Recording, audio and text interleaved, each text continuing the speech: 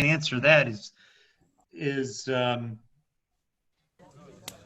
I would imagine that at Southgate, they would want to make sure they would use a test to make sure that they would get as much information as possible.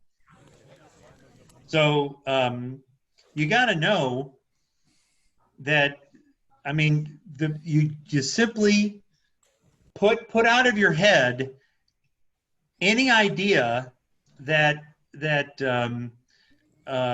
we are not always exposed to coronavirus, because coronavirus is a kind of a catch-all for all kinds of stuff. I mean, you have coronavirus on your hands and all over your body, but as you do for lots of things. But it's when, you know, this particular one, if you're,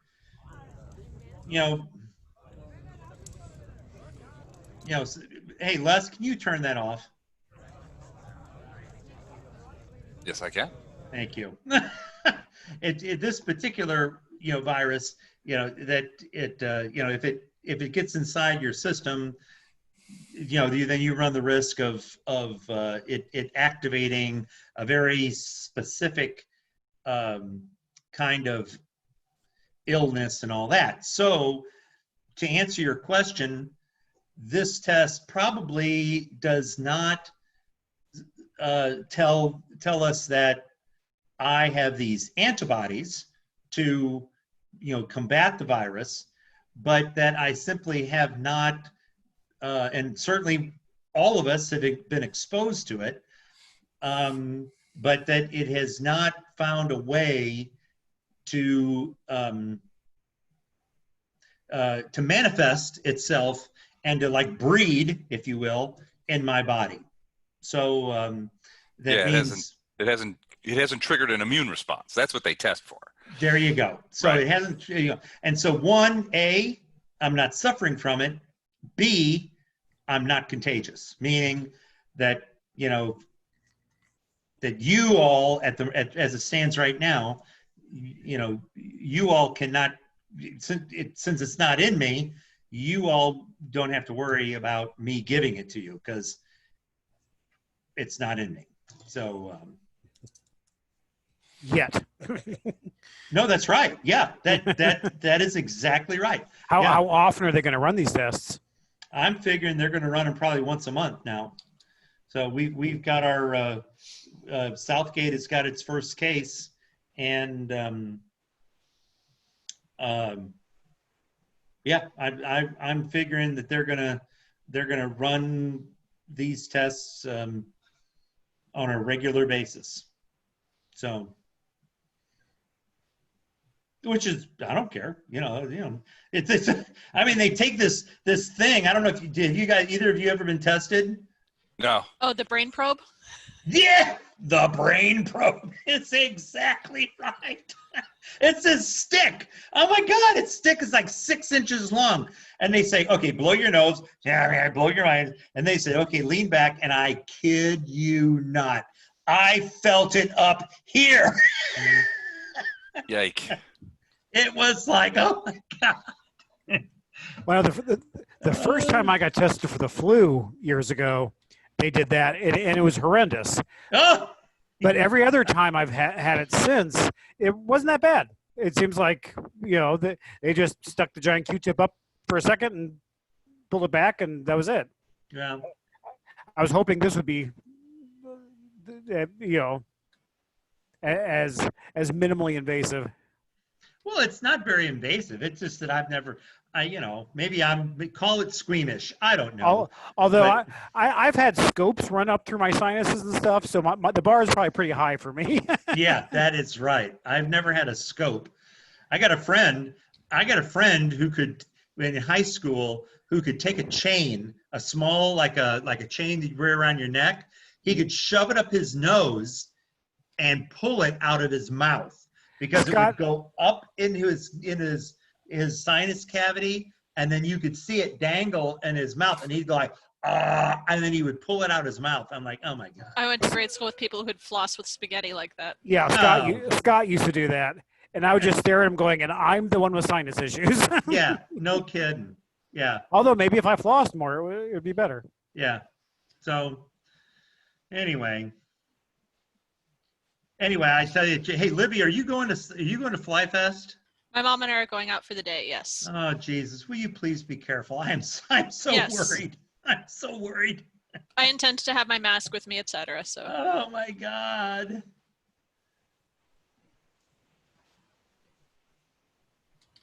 Oh, I just can't tell you how worried I am about all those folks, people that don't even know that. Jesus. Okay. Although on the plus side, the Everclear is probably a fairly powerful antiseptic. That's just it. The Everclear alcohol lowers your immune system. So no, but it kills it before it gets in your immune system. Yeah. You keep telling yourself that. I came in to tell you, I don't even know what we're talking about. So yeah. Fly Fest. At least someone's having fun. Oh, I'm having fun. I am just, Cass has told me to let it go, but I'm like, I'm really, really, really, really worried about all those folks. So. The numbers are with them. All right, we'll view that as it may. Sorry, I just finished up the last few things. As usual, I thought I was prepared, and then as I start looking around and poking around through stuff, I'm like, oh, I didn't do that. That's like me last week when I sat down and realized that I had failed to print out any of the stuff at work that I intended to, and Nope. I had none of it. I was literally making up DCs and challenges and stuff on the fly. Oh, well, yeah, that's what it be. You realize we all do that. Yeah. Cheating is a free action. You bet it is. Yeah. I try to have them documented, but if not, then yeah, I just start pulling numbers that I know are kind of what they should be. So you've got me scared with asking if I have specific spells. One of the benefits to being a Oracle, I have to get my games right, is the fact that you get tons of healing. One of the downsides is you don't have the whole repertoire. And a lot of these modules assume that you've got at least one cleric with you that can do all these things. Yeah. That ain't me.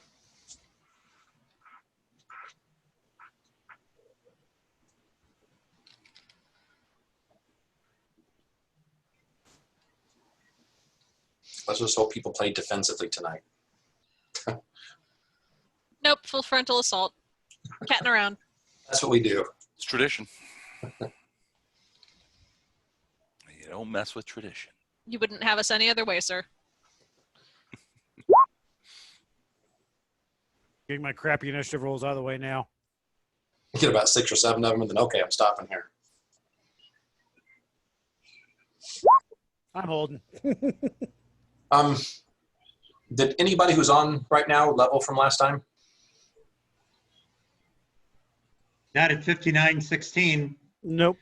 And I think Libby's the only one that's higher experience points than I am. Because I thought a couple people went up, but I couldn't remember which ones they were.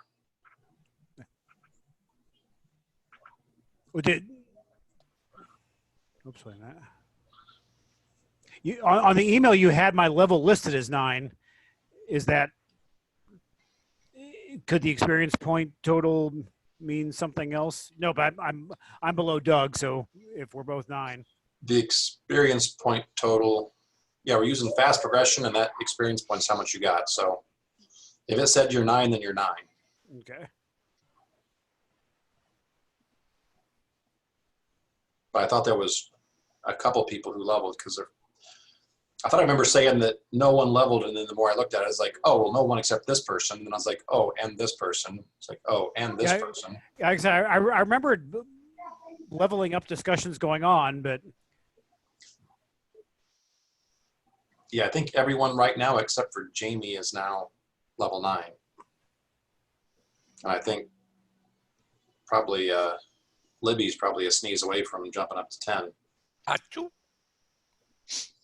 No sneezing though. You get experience points for that? But I know Well, that. Well, if you kill somebody, yeah. Yeah, if it results in someone's death, then yes.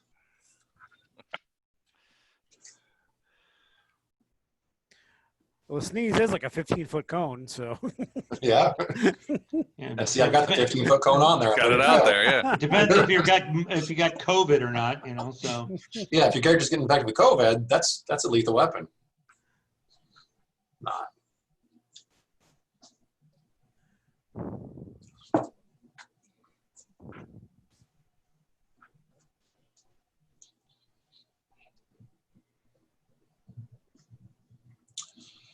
So we're waiting for Kevin. Kevin's not going to be here. What's that? You mean Kevin Leveling? Oh, He'll be at Fly Fest. He'll be at Fly Fest. So. Okay. And we're waiting on Litecoin. What about Heather? Heather was on the email, right? Thought I made sure I put her on the email. Uh-oh. Let's double check that. Double. Yeah, she's on it. She's on the experience point one. Yep, that's the one I responded to. Was she on the first one? Yep. Okay, she's on both of them. All right. The one subject to Don't Tell Heather. Well, not that one, obviously.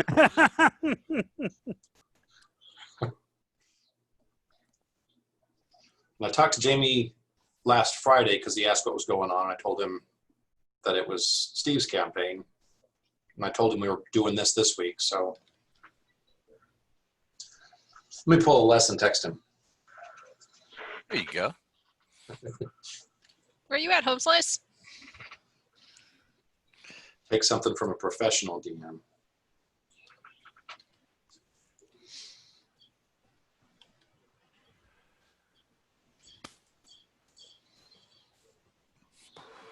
My phone died last weekend.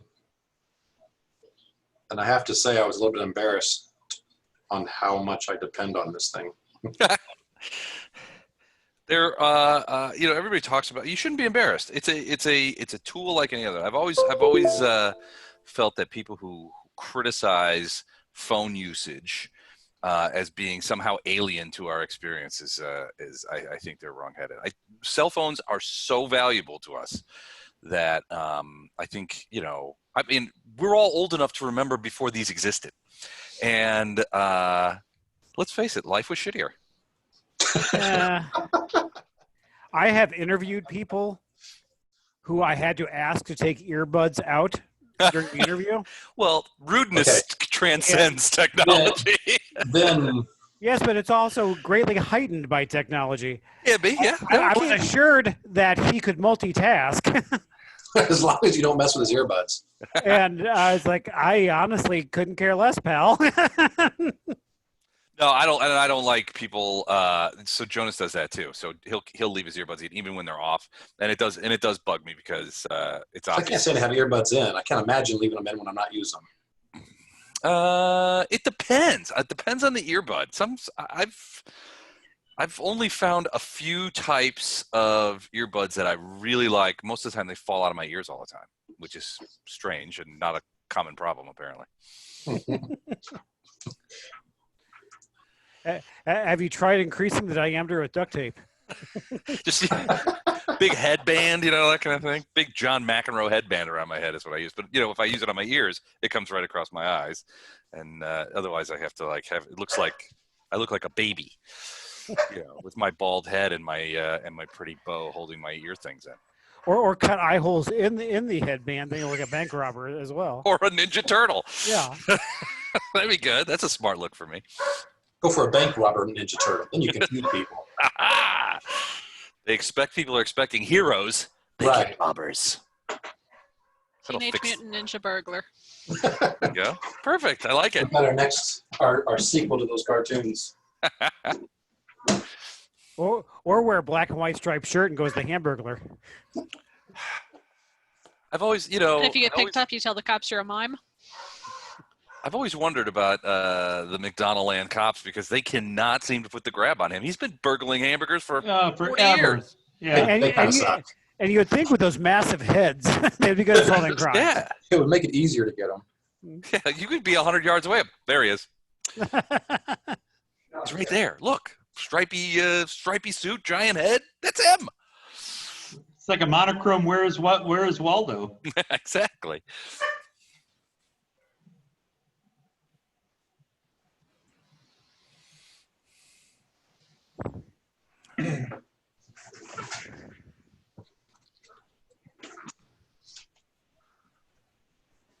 Wait, hey, Les? Yep. Okay, at Gen Con, Yep. the games are $2 a pice. Not all. Yeah, of most them. of them, not all of them. Some of them, but some of them are more expensive. But most Are you buying like a group of passes before the event, or do you are you paying as you go? How does that work? you buy a group of passes before the event. Okay. So they do have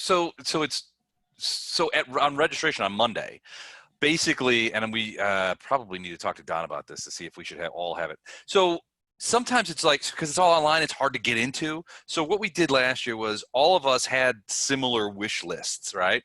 And we all tried to get in at the same time. And sometimes somebody would be successful. Like Doug would say, oh, I got all 4 of us passes for this particular game we wanted. And then the rest of us would stop trying to get that one. But the bill for all 4 of those passes would go to Doug. And the idea was that whoever And would you manage to never get them, paid him back. no, of course not. Well, yeah. Why would I pay him back for being lucky? Yeah. I'm liking the sound of this. But yeah, no, we would settle up and like, when we got there, somebody would buy a beer. Or, I'm picking up this. It all turned out. I don't think we actually exchanged cash I don't think because everybody's like, oh well, you're buying this and I'm buying that. Oh, it's like, oh, the heck with it. And yeah, it was too hard. it was. There was a lot of math involved. Math is hard when beer's involved. Yeah. But for this, since there's hard. going to be no extraneous things, we'll probably still do the thing, and then we'll just settle up afterwards. Like, I owe Steve got that one, so all of us, we owe Steve $2, and that kind of thing. So we'll sort it.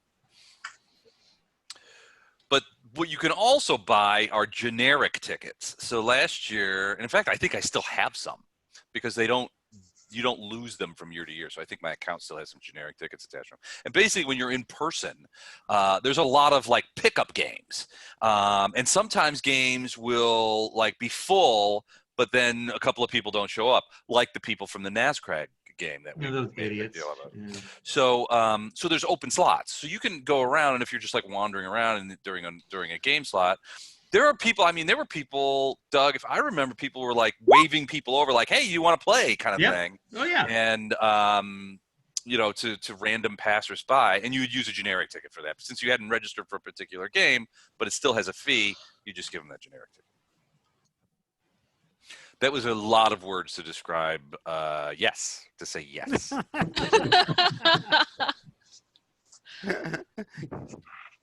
You're a master of word economy, Les. Yes, But it looks like Don's wish list is extensive. Yeah, and I'm like, oh my word, I'm like, wow. That's why I wanted to talk to him about whether or not we should all sort of replicate that wish list so that, because we're not going to be able to probably get on since we didn't get on like a Zoom this week. And I start work on Monday, and it's going to be, it's going to be sort of we're not going to be able to coordinate. I know where he's going to be tomorrow. That's true. Yeah. Now I'm looking at my profile on Gen Con, and I do not see my extra, because I bought like $20 worth of those tickets last year. Maybe they know you never paid back Doug. Yeah, that's it. They're withholding them? They're in Doug's account. Yeah. Yeah. Damn it. Give those back, Doug. I don't have any system credit. says $0. Maybe that's it. Is Or street credit. maybe I used them. I don't know. There he is. Yeah, sorry. So I realized it wasn't on Zoom, but I was dicking around with the spreadsheet. It looks like it's locked. The spreadsheet's locked? Yeah, it keeps telling me, do you want to renew? It's asking if you want to renew? Yeah. Uh-oh. That's trouble. That's really weird. Yeah, I guess maybe I don't have them. Have what? The generic tickets. Do you remember the generic tickets? Were they like physical tickets? I'm sorry, I don't remember. Everything that we did was we completely avoided the will call. So Yeah. I got everything So did I. through the mail. Maybe- So I'm gonna check. Okay. I think this is it for tonight. I've not heard from Heather, but I know it was usually Don that kind of reached out to Heather. Who's yelling?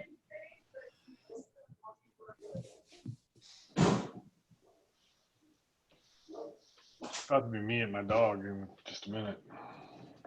I don't see Les, so I assumed he walked away. I think Kev's dog's got on Zoom just to bark at us. yeah, no kidding. Yeah, we start faking Kevin's bark or talk. I mean, I'm like, oh my god. Those dogs are quiet until he tries to say something. No And kidding. then they're like, nope, sorry, nope. No. Don't you talk. You're not allowed to talk. They're on Zoom now going, now it's my turn to talk. That's right. This is my night to shine. You guys making fun of me? No. Yeah. Absolutely. I couldn't find them. So if they were physical tickets, I don't have them anymore. Okay. Like I said, I think Heather is the only potential one we're missing. You send her a text? I don't have her information. Okay. You want me to? Do you want me to grab my phone? Well, I sent the email.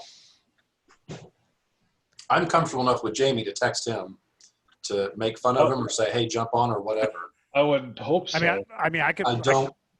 I don't have that same relationship with Heather, so I can shoot her a text if you want me to. go ahead. Okay, let me go grab my phone. I So wonder if it's just the macros that are blocked and it's, let's see. I'm gonna run and potty while we're waiting for other people. Be right back. okay. Thank God. Tweeting You that. were bothering Doug not going to the bathroom. You bet.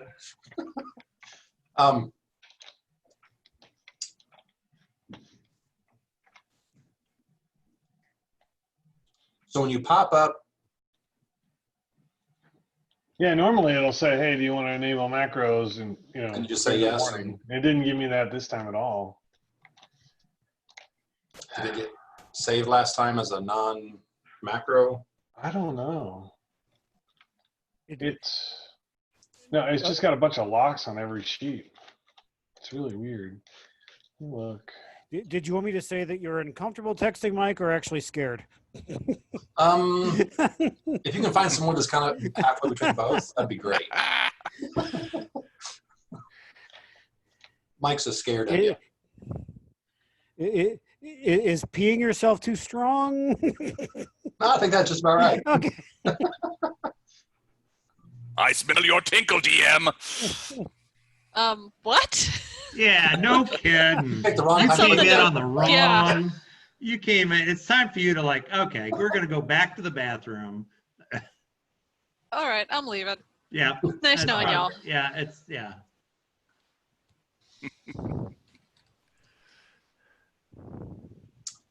And I just redid my computer, so I don't have all those nice little shortcuts. Yeah, I'm looking. I'm just going to pull the old one and see what's going on. I can honestly tell Heather asking for a friend.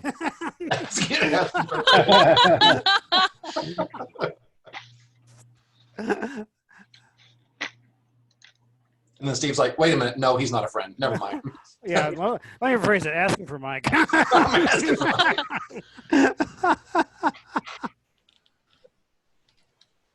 Yeah, I don't have. Yeah, I'll figure it out. Just I'm fine. I didn't have much to do anyway because I only had a little bit of experience left. So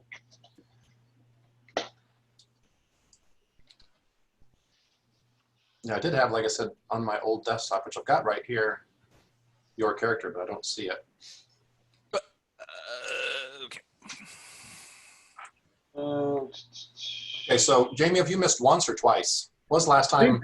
I think I missed twice. So our What happened the last time basement you were playing? flooded, and we've been working to get everything like rebuilt and reoriented and fixed up. So I think I've missed twice, but You were still. Excuses. I know, right?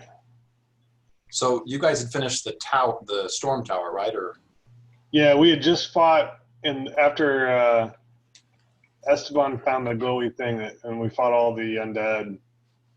That was pretty much it. had you finished the storm tower when you were there? Or? Yeah, we had finished the storm tower, and then Okay, we all left, right. and we were in the caravan, and that's when we got jumped by all the undead fighting out in the fields. Oh, so I think you've only missed once then. I might have. There's been some reschedules and stuff, so Yeah, I there's- might have yeah. thought I missed more. Yeah, I missed a week, and then something got rescheduled. Okay, so you probably only missed the week where when you got ambushed by the undead. After that, you hung out with that undead that you found out kind of made friends, or at least interacted with Esteban. Right. He had some revelations after the fact. You guys stayed there, kind of fixed up, and then you moved on to the next city, which was full of a bunch of very nice people, but very intrusive. Hey, what are you guys doing? Where are you going? Why are you doing that? That kind of stuff. Bunch of nosy Nellies. Yeah. And you guys were only there for a day, basically just enough to buy a few things and then get back out. And you guys think you did pretty good as far as not tipping your hat there. You guys got to the next city, which was a couple days away from there.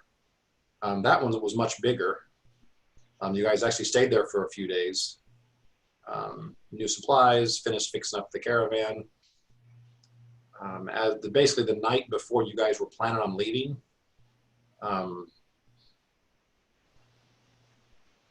it was Kanan discovered that Amiko, who's the person you're trying to get to the other side of the world, was missing. And so you guys kind of frantically went off everywhere trying to find what happened to her. Through a couple lucky rolls and whatever, you got the trail and followed about, probably about a half an hour outside of town, where you fought a pair of super huge spiders, and then fought an ogre mage. But this ogre mage was very martial arty, very much like a ninja. So finally, That's gonna be the name of my next monk character, Martial Arty. martial arty. There you go. He's a kung fu cowboy. So you guys picked up from that, and then took Amiko back to the caravan, or actually probably back to the inn. By the time you guys got back in town, it's probably about midnight. So that's what you missed, and that's kind of what we're picking up tonight. We ended with rescuing Amiko. Yeah. Heather texted me back. She'll be here, but late.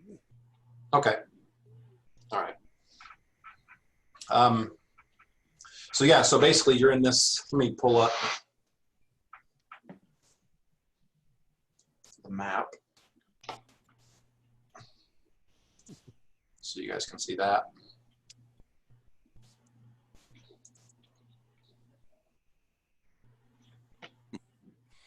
Heather just texted me 3 monkey face emojis. I'm not sure what to make of that.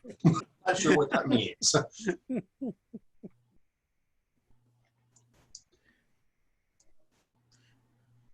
What's wrong, green? It's that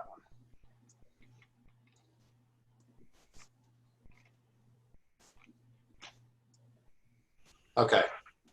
Everybody see that map? Yes. So Jaaqin is where you're at right now.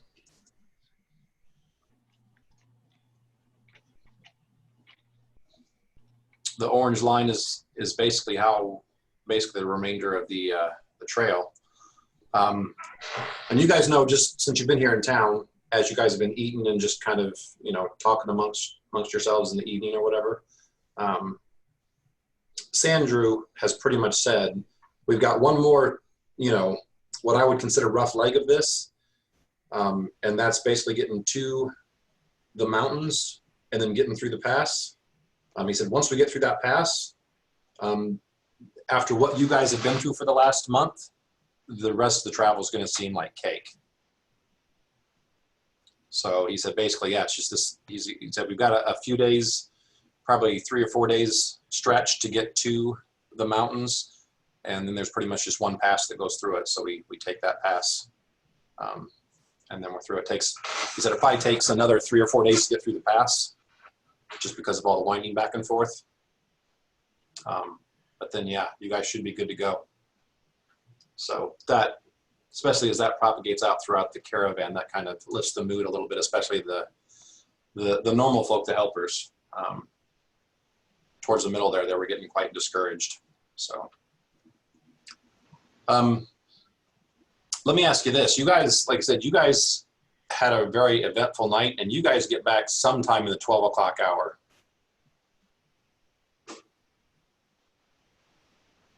Like midnight, you talking about? Yeah, between midnight and 1 is when you guys get back with Amico. And then we go to bed. Now, before you can make plans, Esteban disappears. Figures.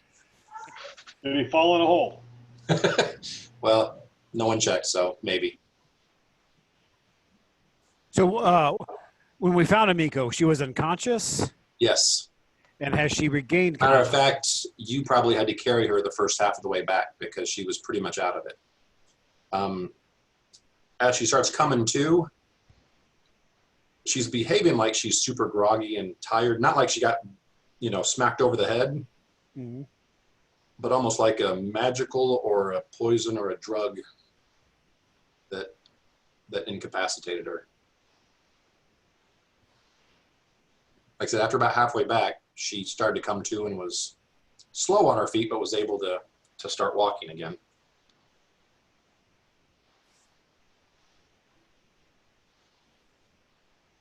Would detect poison have detected poison? Did you do it? I can, and if you had said that she acted groggy like she had been under something, I would have. Okay. It did not detect any poison. Okay.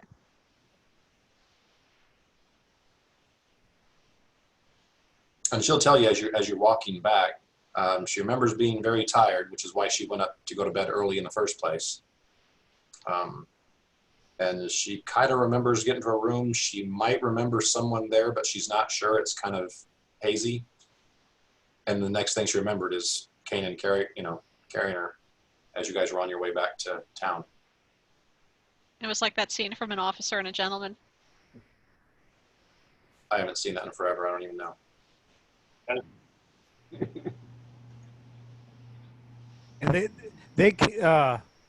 the kidnappers came in and out the window of her room, right? You assume that because it was left open. Okay.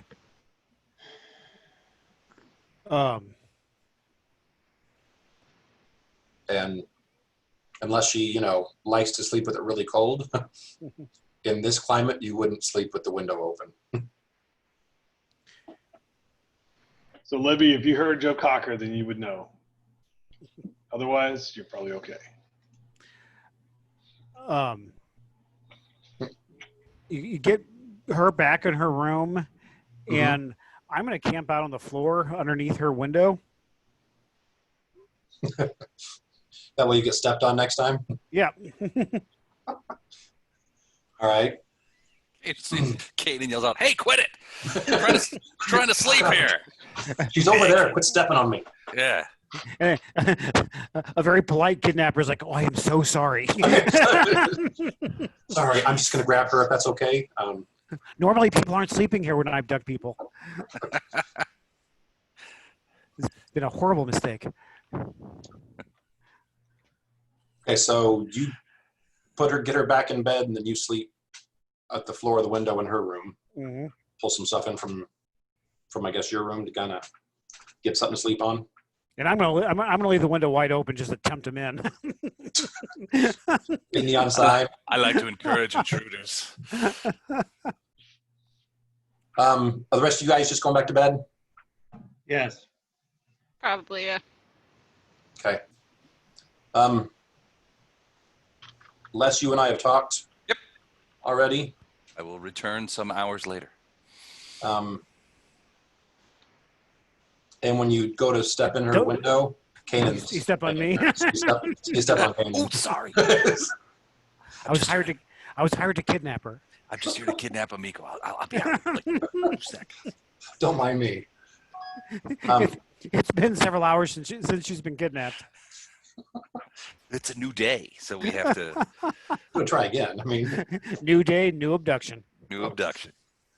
I have to rename her Mary Jane. Yeah. Well, you guys wake up. Some of you are more groggy than others. Everyone's there. So you go down for your last breakfast. And as you're talking, one of the points that's brought up, and it's brought up by Koya, as she's just kind of taking in what happened, and basically as you guys recount your story, Koya will say it's odd that if they know that she's an heir to the throne and this is what they're trying to stop, why haven't they just killed her? Obviously, they had the opportunity last night.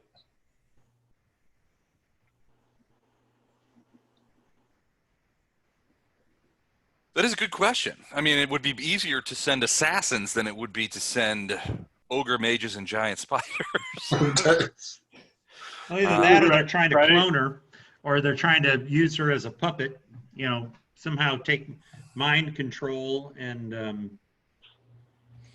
Yeah, do we have any idea what was wrong with her? How she was drugged or there was Nisha will tell you. Yeah, Nisha will tell you there's no poison.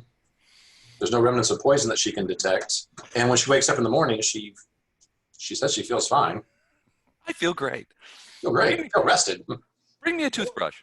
Well, back in Brinewall, there was was it the chest that reacted when she touched it? Mm-hmm. I just wonder if they're in possession of something else that requires someone of her bloodline. Ooh, that's a good idea.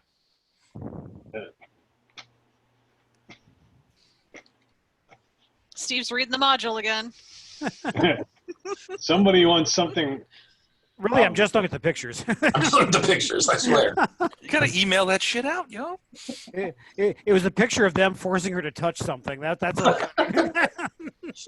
That's not Amico. And that's not the module. Well, I've got the wrong tab open. Oops, my bad. This is why I share my screen. And you don't. That's a good idea, though. If it was so when that she and I don't think I was there for that night, but because she was of the bloodline of the Empress or whatever it is, she was able to open some sort of chest. Basically, there's she's in possession, which they didn't take that, so either they didn't need it or they didn't know about it. She's in possession of, basically it's a magic box that has a permanent scry, like an anti-scrying ability on it. Okay. So you cannot scry or use any magical means to discern its location. Okay. Ever.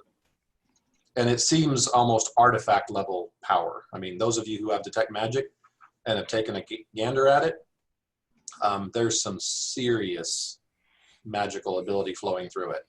Memo to self. I would say Steal probably. Amico's box. I would say probably there's at this party everything they've seen. That box probably has the most magic flowing through it that anyone in this party has ever seen. Okay. But they haven't taken it. Right. They can't do anything with it. Which either, I mean, this is something that, since Koya kind of started this conversation, this is something she'll point out. She'll be like, you know what? So either they didn't need that or they didn't know about it.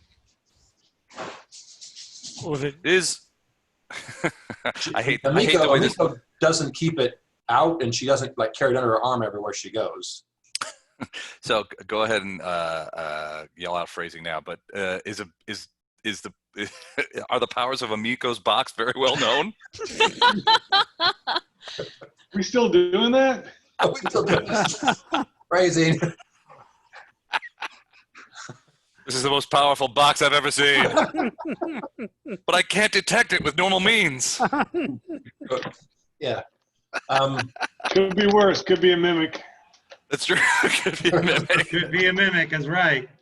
So let's go with chest. I would say. I mean, who knows about?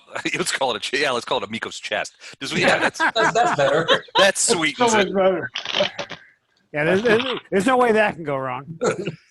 So I mean, so we know that she has this object. Magic chest. Like Magic chest. booty wouldn't work either. Then The booty wouldn't work either. Does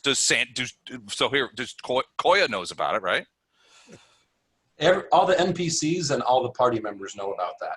Okay. Probably most. Well, you'd say probably there's. Actually, to be honest, there might be a handful of the caravan beside that know, but most of them probably wouldn't know about it. Would know. Would most of them would not know. Would not know. Okay. So I guess it's not. So there's the reason I'm asking is there's no reason to suspect that. So as Libby pointed out, they either don't want it, don't need it, or don't know about it. So I'm trying to eliminate suspects here. So the likelihood is that a fair amount of people know about it. So we should assume that the people who are after her know about it as well, even if they can't find it using scrying technology, right? I mean, do you guys agree? Is that fair to assume? It's fair to assume. Yeah. So it must mean that it must be the opposite, that they don't care about it, or that it's only Amiko that can use it. What does she know about it? Nothing? Now, you do know. It's tied to her bloodline. You do know there's something inside the container. Let's go with that. That. Miko's got something inside her box? that is scryable and is very valuable to them. And you know this because whenever you were in Brianwall, whenever it was opened and you guys learned about not only the container and its contents, you guys were warned that with that thing open, that whoever could be looking for it could find it at that stage. And it makes sense that's what happened because a day or two later, after that was opened, that place was attacked. Really? Do we know what the object is inside? I'd say the party members have seen it. Okay. It's another As a artifact. player, I don't remember. Yeah, It's another artifact level item, and it's a divine item. It's got. You guys haven't looked at it much, other than to know this has got some pretty powerful divine magic on it. But you guys, you have to keep it locked up in there so it doesn't come out hardly at all. It's the seal. If you remember, those who were there, and then later on, each person who's joined the party, so to speak, has been touched by this seal, and then you are basically a scion of An honorary member of the house. exactly. Right. So, for instance, if Amiko were to get killed tomorrow, you know that you guys are basically the next of kin. You're now in her line, you're just below her. Or is that exactly what they're looking for, and they need her alive to basically confer that onto them? They can't scry and find the location of the container, and they need her. So they need that knowledge from her, and they need her to open it and confer it onto them. You're the brainiac, dude. He's got the module in front of him. Okay. So, just a innocent question. It's what I would do if I were an evil overlord. So these 2 artifact level items, are they very well guarded typically? They're usually with Just Nico. asking for a friend. Asking for a friend. I mean Mike. or Mike. Or Mike. They're never too far from a Miko. Okay.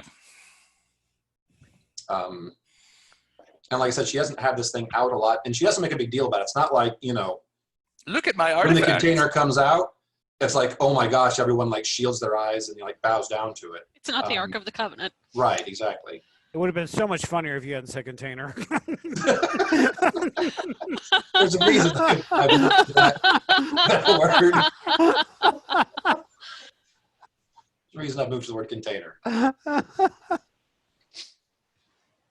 Plus, I still get 10-year-olds or 9-year-olds up for the next 20 minutes. So, So here's my final idiot question. There'll be plenty more than that. No, but those questions will be very smart. My final idiot conversation or question of this conversation. Did Amiko have the container on her when she was kidnapped, or was it still back at the tavern? It was still in her room. It was still in her room. Okay. So either they don't know about it, or they were unable to find it. That's good to know. Or didn't know what they were looking for. Mm-hmm.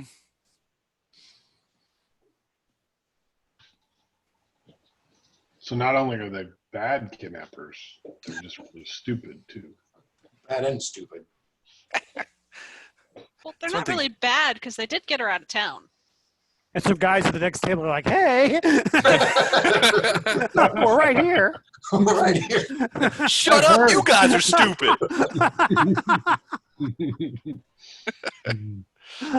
No, you.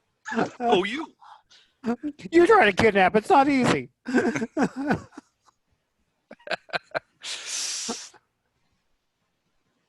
All right. So we heading out. Like I said, all of you guys are feeling kind of groggy, especially you, Les. Okay. I know why. But I earned it. I earned it. It was worth it. I regret nothing. As I fall off my horse. Well, there's that, but other than that, I don't regret anything.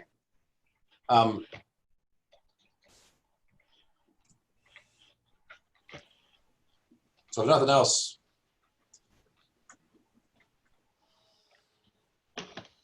I'm not going to impose a penalty on anyone except one person. But like I said, you guys are just tired. I'm always getting penalized for staying out late. Well, So- if you weren't being a second story man. Hey, the first story went over so well, I had to tell the second story. All right, so you guys leaving on schedule? Yes. Yeah. All right. It's amazing being up or down off the high ice. What a difference that makes, temperature and wind wise. Since you've been down here and along through this city, this is just cold up here, and that's it. It's not, brutally frigid like it's been for the last month. Now, this is something that, 2 months ago, you guys would have said, this is way too cold no one should ever live here. But now you're like, I think we could probably go swimming in this lake if we could break through the ice.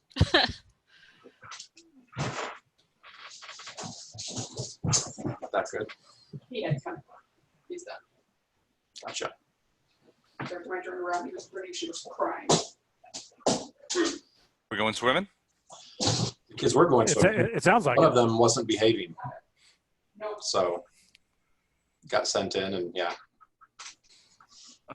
So great. I forgot they were swimming. That means the whole box, chest, whatever conversation was Could have completely happened. missed. So nobody touched Amiko's box for another hour.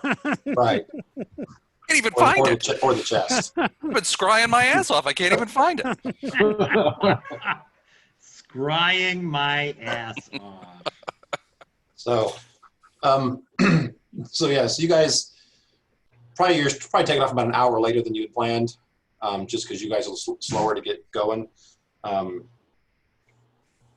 But it's actually since you guys are about an hour later, you're actually taking off when it becomes daylight. So that's kind of a nice plus. Your days are actually longer. They're probably 5 or 6 hours now. So you've actually got a decent amount of daylight each day. It's kind of nice. You guys take off. Oops. Bless you. Bless you. Thank you. And sneeze. Do you need the 15-foot cone? Yes. No, I forgot to take my allergy med this morning because I'm dumb. But now it's the end of the day, so I don't want to take it again.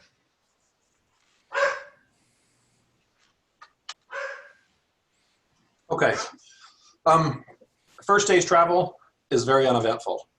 The roads are pretty clear. The road leading to this town was kind of an indentation in the snow and sometimes just tracks through the mud or dirt. Once you're past this town heading further south, this road is much more traveled, better taken care of, more defined. So travel has been a little bit easier on this. You haven't crossed anybody coming up here for this first day, but like I said, the travel's a lot easier. You guys doing standard watches for the night? Yes. Sure. Okay. First night's easy. Nothing goes on. Guys wake up. You guys are a little disappointed you don't have, an inn breakfast. Can't tell someone to come over and bring you something to drink and, can't get more hot Can't cakes. get an elaborate Munpo breakfast. does his own thing. You people. But you've got new trail rations, so those, aren't tasting like the stale, month-old stuff you've had for the last month. So that's kind of good. I think we're still eating dragon jerky, man. Yeah, that's right. I'm sure you would have offloaded that the first chance you got. It wasn't bad when we started. Now we're kind of done. Dragon jerky and lembas bread. That's all we got. And you guys are hanging on to the dragon stuff, right? Oh, yeah. Okay. All right. All All right. right, he says as he rolls for a dragon to attack us for carrying the remains of their brethren. Right. Well, they're like that. They're kind of, they don't care for you killing their kind. They want to kill their kind. But they do like dragon jerky. They do love the jerk of the dragon. You're the jerk of the dragon. Yeah, the jerk of the dragon. It's more like Dragon Pops up here. Yeah, that'd be more accurate. Okay. Next morning you take off. You take off about an hour before it gets light, so you guys are on the road already as the sun starts to come up. This is probably your third clear day in a row, so it's really nice, especially after a month of mostly clouds and storms. But everything's really bright, and you guys squinted all day long yesterday, and so this is starting to get old. But it's that bright light that allows you to see some things approaching the caravan. We tell him we already got some. Yeah. It's like, we already found Jesus. Okay, I'm only seeing 3 people on Roll20 now. Yeah, I'm in. me too. Oh, I have to join the game. Derp. Derp. Yeah. Oh, no, I was in, but mine closed apparently. I lost Libby and Jamie. I still don't know why I wonder this if they've stupid thing's locked. got inactivity timeout or something. There we go. Jamie. Yeah, I've been dinking around with mine. Ooh. So Looks I like saw Heather Heather showed up. join. That's what the monkey emojis mean. uh It means I'm joining at 7:47. Getting ready to throw some poop. Poop. Nasty. Who threw that Um, uncle at me? So this is going to be a caravan fight. Woohoo! Now, Donna's not here, so I've got with Libby, and she's graciously accepted the job of Caravan fight coordinator, the CFC. yes. Yeah, Just and that. I don't know how to do that. So to make her job easier, if all of you pay attention, whenever I splash up a new round number in the thing, if you've got the macros, which most, if not all of you should have, go ahead and hit your macro and get it done. That way she can just start documenting stuff and she doesn't have to ask for someone to keep, rolling. But basically you'll see, like when I start up, let me go ahead and put it so you see what I'm talking about. Well, you're assuming this is going to be a fight. I We am can talk kind of our way assuming out. that, so that might be, where'd it go? Yep, I think I got it. It was here somewhere.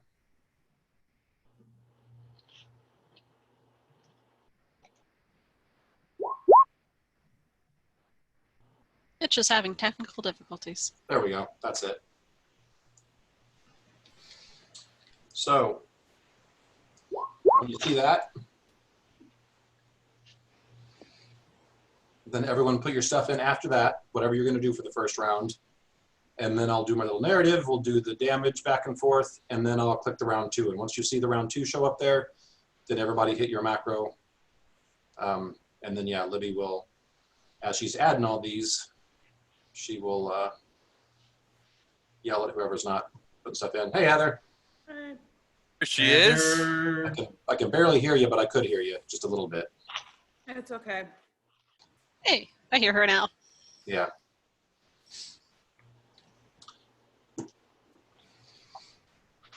Okay. So basically these reptilian multi-armed creatures close in. These things look actually very familiar. These are the same things that you guys fought at the base of the storm tower. Yeah, that's what I heard. And you remember these things being very nasty. How many of them are there? A group. Now we know why Esteban disappeared. He pissed him off. He stole from them. You still Didn't he go running into No. them? Not that you can prove. Yeah, there He had is a name on zero it. evidence of that. Made sure of that. So He's got a big stack of T-shirts with 4 sleeves. I like to refer to them as trade goods. I acquired some trade God, she goods. is innocent of this crime. I acquired some additional trade goods for trading purposes. It's my new clothing line. Shirts with spare sleeves in case some break. okay, some break. That's it.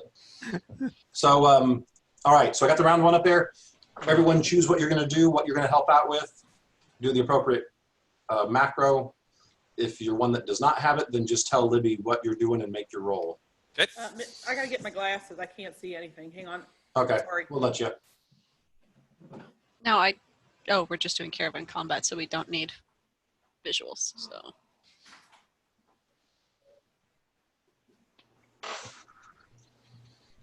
Okay. That's much better. Esteban. Heather, were you one of the ones that had did you have the macro set up for the caravan combat? I don't think so.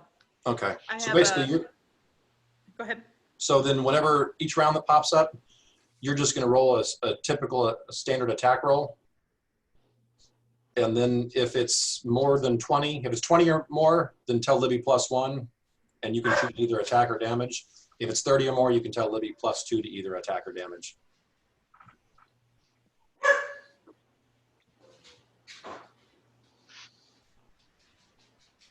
And I would do a standard attack. I wouldn't do all the anything that's got power attack or anything in it.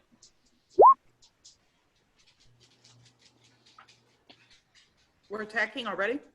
Did I miss? We're being attacked by a bunch of 4-armed jackasses who are not looking for shirts. Awesome. You are not at Despite their all. obvious lack of them. It's just feeling a little rough, you know. Oh God, if you guys heard, Blana is out on some me time. She's having a spa day. Okay, so 22. So That's you're a plus plus one to- one. Yeah. Do you want to either attack or damage? Just let her know which one. Damage. Okay. So I'm just going to go down my list. I'm going to have Esteban do the first caravan attack. All It's a right. plus 18. Can do. Then Mike, the sheet doesn't say what the Oh, fuck. dice are for the It's 3d6. 3d6. Okay, and then it's 3d6. We No, also- it's not. Okay. We all simultaneously drop our weapons. So this first round, you guys were just so caught off guard after seeing these things again. You guys remember how horrible these things were that you just failed to react. Yeah, no That's kidding. what I was looking for. What does circling the wagon do? 'Cause that's Um, not on the sheet either. It ups our that armor adds, class. adds 40 your AC, but that's what you do for a round. Gotcha. So, but it makes the rest of combat probably very much worth it. We should Okay. probably circle the wagon then Mm-hmm. All right. next round. Can we do it retroactively and say we were doing it this round? No, we were doing it this round. We would have rolled much higher for attack otherwise. Well, Don would have made us do it right away. It's just we don't have his caravan experience right now. So that was my attack roll, which I'm It sure hit. it is. Okay. It wouldn't have hit if we had circled the wagons. Right. Now we know. And then for a damage roll, Oh, those were good numbers. Damn. Nice. you're not allowed to do that anymore. So like I said, these things kind of came up when by the time you guys realized what they were, there was a collective, groan or sigh, and these things just fell upon you and started tearing up you guys, tearing up the caravan. The melee fighters who were there are trying their best to kind of hold the line until everybody gets situated. But yeah, this first round didn't go well. And if we choose to circle the wagons round 2, nobody can do anything, correct? Correct. Because Basically, everyone's spending this round to circle the wagons, getting them ready to go. and that gives us a 4 AC this round. Yes. I vote we do that. I vote we do it too. Yep, that's what we do too. Okay, so no one does anything. So your AC just went up by 4.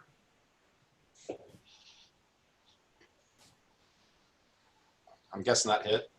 Yeah, The natural 20, yeah. And then 19 points. I don't like you right now. Does anyone? Do either. I was going to say, yeah, just really anyone here. Bob or something? Okay. Round 3. Everybody chime in, do your macro.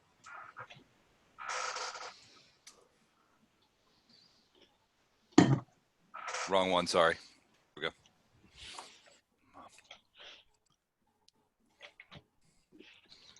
Esteban, Monpo,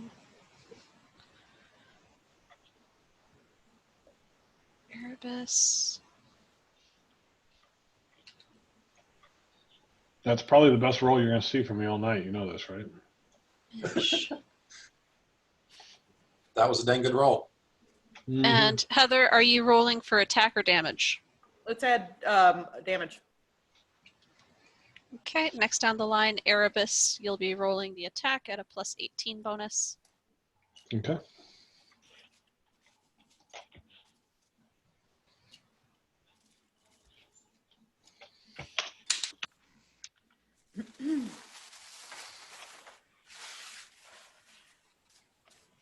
Really, it's going to make me go all the way up. Okay.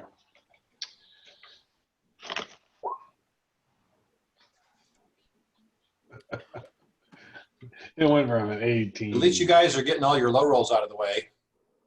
But guess what? That still barely hits. Okay, Good. 3d6 plus 12 damage.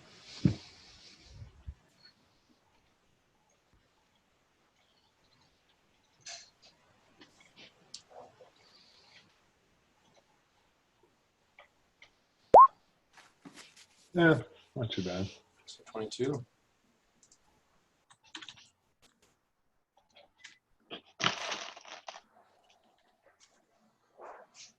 All right. So I'm going to attack. Another natural 20. It's 2 in a row. Damn. Seriously. We're going to lose this caravan because of your 20s. Because of your Yeah. 20s. He's just uploading JPEGs of the same thing over and over. It's the same thing. Well, it's easier that way. Imagine running a JPEG for every number.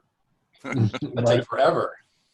So, Mike, this is not adding the heal into the next round on this sheet. Do I need to add negative damage for the heal portion? I thought if you added at the top, it added the numbers. It is not. It's summing them. Okay. Then yeah, just add -8 or whatever the heal was. Add that damage for right now. So I'll have to look at that. So second round, you guys got the wagon circled. Esteban jumped up on a wagon, started shooting, got a few. Erebus really shined. He pretty much jumped through an opening in 2 wagons, knocked 3 of them back, and then started hacking and slashing at them. So you guys feel that you're actually on equal ground now, and you guys can go toe-to-toe with these guys. One thing you're noticing, these guys are doing a lot of damage to both the wagons and the people around them, but they don't seem to have the staying power of some of the other foes that you have fought. Good, because So- they're wrecking us. Yeah. So, all right, round 4.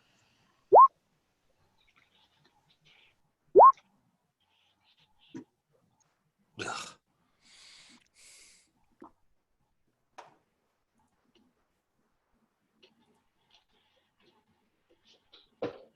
There you go. Which way are you Maybe that going, helps. Heather? Attack or damage? Damage. And Bunpo does the hit points.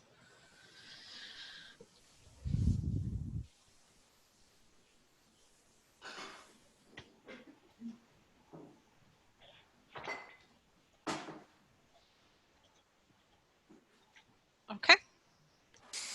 Next down the list is Kanan, attacking at a +18. Okay.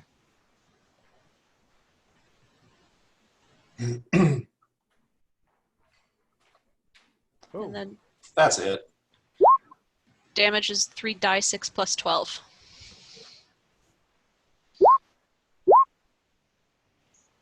Whoops. First one's 28. Does that hit you?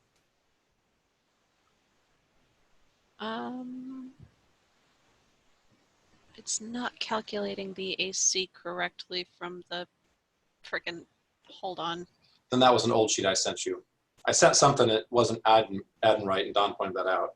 Yeah, it's not adding in the circle the wagons bonus, and it's not carrying it forward.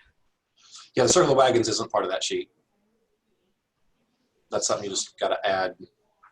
Know that from now on it's 4 higher than what it says. So 26. So yeah, Wow, 28 that was does a good hit. roll, Steve. could have been better. He could have been, 1 point. And then 21 damage. If you guys lose, it's all your fault for not getting that 1 point better. for not humble bragging better. I could have done better. I could have done So, that. how's the other side looking? Because we're not doing well. Yeah. There are lots of these chadras. There's lots of those bodies on the ground.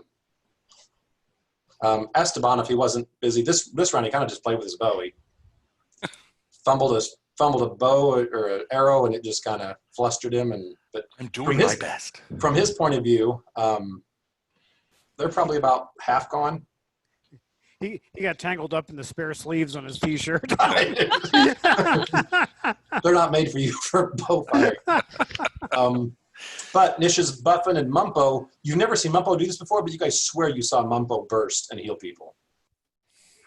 It's not an ability he had, but man, he's doing some major healing during this combat. And yeah, Erebus is still taking it to him. And Caden's right by his side. And actually, this time, Mitch decided to get in there, and he's coming from around the opposite direction and taking people out the other side. So you guys, there's definitely a lot of bodies on the ground. And most of them aren't your guys', so bonus. I like that. Yeah, really. That's always a plus. Mm-hmm. Okay, round 5. All right, I'm really going to kill it this time. Oh, made it.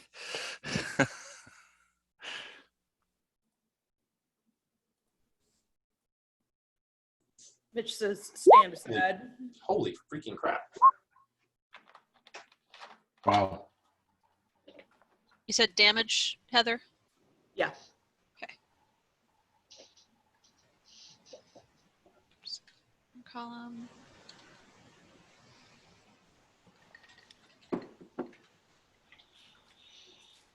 All right, next down the line, Mitch rolling with a d20 plus plus 20.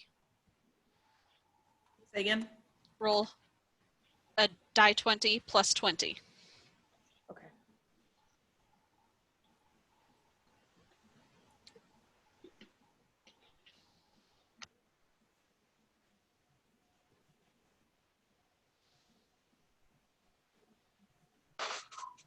$37. Yeah, I'd say that hits. And That then is. a 3 die 6 plus 12 for damage.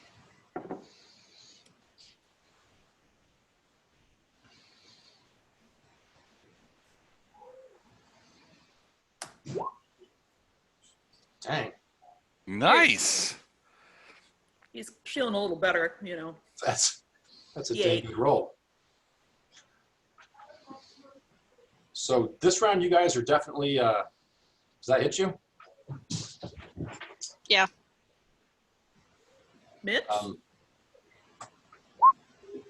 3 points. You go to bed. Oh, no. Okay. Hi, Libby.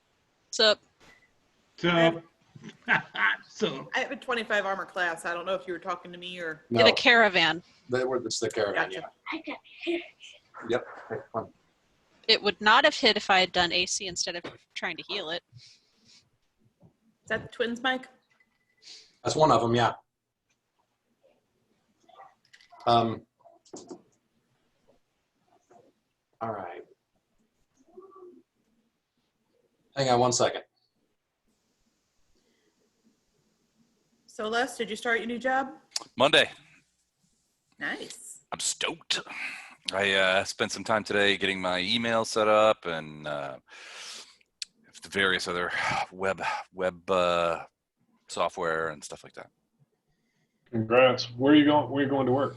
Going to a company called MMI. They're a media auditing firm here in St. Louis, and so I'm going to develop for them a digital offering, specifically starting with search and then moving out to other biddable channels if everything works out right. In other happy news, I hit 90 days at my current employer, so you know I'm like might be able to take out a small loan now. There you go. Good job.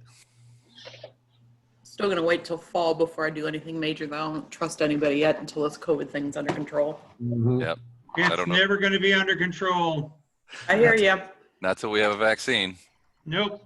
You know, I see what my high school up here wants to do with returning this fall, and I gotta tell you, I'm not impressed. But Marla's been getting email after email, and you saw what happened in Arizona. The 3 team teachers that were teaching summer school, they took every precaution. All of them got it. One of them died. Mm. It seems to me that the people that we call heroes really are the ones that we are ready to sacrifice. Yep. That's That's what we do with heroes. That's what we do with heroes. Yep. I consider Trust me, everybody a that's military biblical, hero. buddy. That's pretty much what we do with them. So That's biblical. I literally lived in my basement all week long because my daughter works at Home Goods. Woman there came in with her mask. Behind the fiberglass, she steps to the side, takes off her mask to cough like this. Not like this, not like this, like this. Coughed all over. On purpose? We think it's accidental, but the way, it's like, think about what you're doing. And so she's been self-contained. Tony, my wife, her asthma has been kicking up because of the big dust storm. Mm-hmm. So she's been like having asthmatic issues. So they told her, hey, you're going to have to start your steroids. Your immune system's going down. You lock yourself away in the other room. So they're at each end of the house. And they come out occasionally to the common area, and I've just been downstairs the whole time. So yeah, it's been fun. Oh, I can't imagine. That sucks. back. All right. Humans, by and large, We're suck. dirty. Les, did they trace that back to the school that they got infected? Yep. Shit. My niece gets to do digital learning this next coming year. What? Mm-hmm. Well, we did digital last spring, and it did not go too well for us. It wasn't great, yeah. It didn't go too well for us. So, I think they would do better if they were there in person, but I got to tell you, I'm not real comfortable with what they're doing. But, I don't really get a choice. And alternatively, they stay home and they continue having remote learning, which Isn't working for most of them from what I Yeah. hear. yeah, it just didn't work out too well. And they Our even teacher was condensed, they're not ecstatic. even offering all the classes, and they're not even offering all the same classes for remote. They should have been working on this since April, and I think everybody they- just I think they well, have them. not in Marla's district. They Oh, basically, really? oh yeah, they had their thumbs up their asses all summer. Now they're starting to think about, well, what do we do? Well, I mean, very, very, very few districts were set up for remote learning to begin with. Right. And they had literally like a few days to figure out how they're going to do this last school year. Yep. Mostly it was on a teacher by teacher basis. It was Yeah. basically, That's true. if you had a teacher who was competent with internet technologies and knew what to get, your kids had learning. And if the kids had access to internet as well. I Right. know like in my sister's district, a lot of kids don't have access. Yep. I know my mom was ticked off that my niece's teachers told them on like day 2 that, oh, well, it's going to be hold harmless, so we can't hold this against you. So all the students just like, well, if our grades can't get any worse, we're not even going to try. Yeah, I had a talk. You with the don't teacher tell the about students that. that. Yeah, I jumped his case halfway through the semester. I was like, no, I don't care if it doesn't count or not. You still got to do it. Have you heard anything? Is it Freud that's going? Les. Yep. Is the university opening back up? I Yep. can't remember. Everything, so far as I know, everything's opening it back up. They're opening up District 90, so Marla has to go to work. SLU High School has already sent out an email that says they're going to open up with, people taking people's temperatures and stuff like that. Yeah. And then Thias College, they're basically, stopgap measures. They're putting they're making sure people wear masks, and they have, hand sanitizer strategically placed throughout campus, but I don't know that that's going to make a bit of difference. Yeah. It's not. It's not going to work out I think college is going to have the snot beat out of them within a few weeks. I think we're going to see exactly what happened in places like Arizona and Florida and Texas. They open things up. There's a big spike in cases, and then they have to sort of slam the lid back down. In this case, though, it's not a couple of bars and restaurants in Dallas. It's the entire education system. So the spike is going to be enormous. And I figured, honestly, by October 1st, I think it's going to be all shut down again. I'm seeing a risk of shutdown again too. That's I think they need to concentrate on hospitalizations, not cases. Cases going up is actually a good thing because a lot of these cases are not going for the up people who die from it. Yeah, but the cases going up means that's not many more people who aren't in the pool anymore of infecting people or getting infected. There's no proof of that, though. There's no proof of that, and as long as they know the cases, then they know how bad the situation is. The idea of not testing is like embracing ignorance. No. Yeah. We need to test. Yeah, it's like There's no proof that it's like chicken pox where you get it once and then you don't get it again. No, There's you're just right. it hasn't been around long enough to know whether it's recurring or not. Well, if you can't ever get immune to it, then we've got to lock down permanently, which I don't think that's going to work. But anyway, I'm not getting into that. Sorry. Let's jump back into combat. Okay. What Round 6. is that where we're starting? Yes. Okay, there's round 6.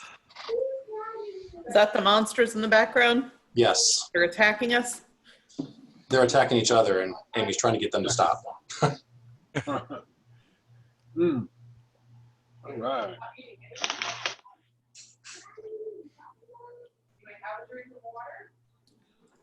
Heather, are you doing damage again? Damage, yeah. Keep it on damage for now.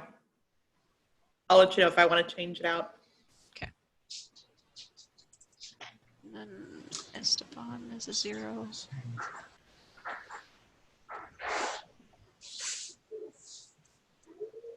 All right. Doug gets to roll this time at a plus 18.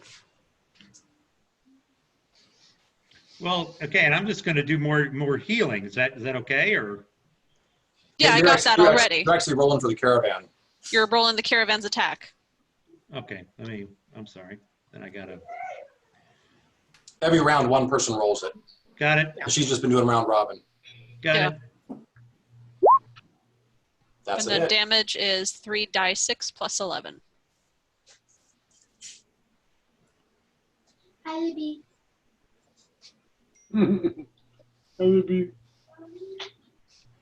It's not too bad. There we go.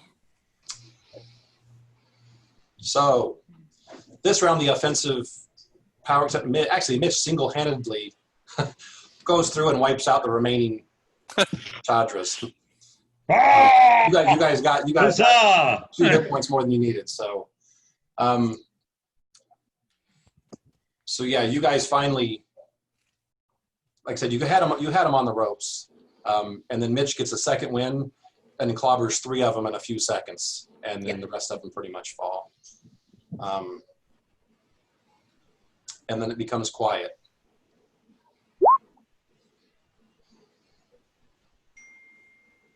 Yeah, that was actually pretty awesome. You guys had twice the hit points, but they were almost mathematically doing almost twice the damage you guys were doing. Yike. That's not cool. So they were more glass cannons, They still but they hurt. But yeah, it really helped. I think it really helped you guys. Yeah, Mumpo and Nisha were casting spells like non-stop to heal and to protect people. So I'm sure that helped you guys quite a bit. So that happens in the middle of the day. Your caravan is roughly 75%. So probably within 30 minutes, you guys have everything at least travel worthy. You probably still got some people who are bandaged up, and you got some, wagons who probably still have some dents in it and some, wheels that aren't quite round and all that kind of stuff. But it's at least travel worthy.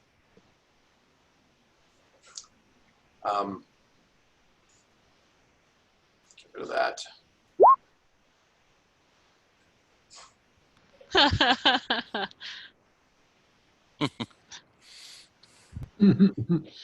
Natural 1. It's one of them's a natural one. He did 8d6. So that's one heck of a Wayne. That's some nasty Wayne writing. Well, I took improved Wayne writing, so Improved nasty Wayne writing. Mhm. All right. Is that a feat or a skill? Both. Both, yeah. All right. You guys get It's a the calling. remainder of that day. As the sun's starting to go down, you guys do see some clouds starting to roll in. So with any luck, you guys won't be blinded the next day. But like again, temperatures are still pretty mild compared to what you're used to. So nothing bad there. Standard watch, I assume. Yeah. Okay. The night goes pretty much uneventful. I would say since you guys are camped here for a good 12 hours, 8 to 12 hours, you guys were able to fix up whatever other kind of minor issues was going on with the caravan. So the caravan still has that damage that Libby has, but you guys are fully functional now. Thanks to my wainwriting. Thanks to that nasty. In spite of. In spite of. I saw that roll. That was some terrible wainwriting. I could wainwrite better than that. Horrible wainwriting. You wainwrite like those guys back in town kidnap.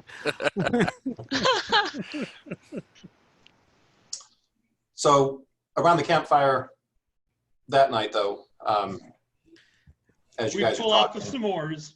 You pull out s'mores. Yeah, you can't find them. You drop them in the snow and you can't find them. Aww.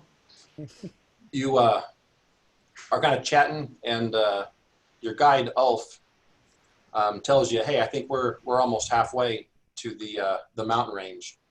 So he actually looks a little excited, and he's talking about, you know what, I really can't wait to get through that pass. It'll be nice to see some greenery on the other side. As you guys get up and start moving, give me a knowledge nature,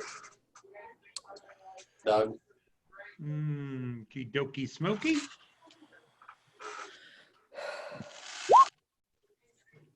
$18. Let me double check. I want to make sure that that's a plus 14. That doesn't look right on my. Make sure that I've increased my.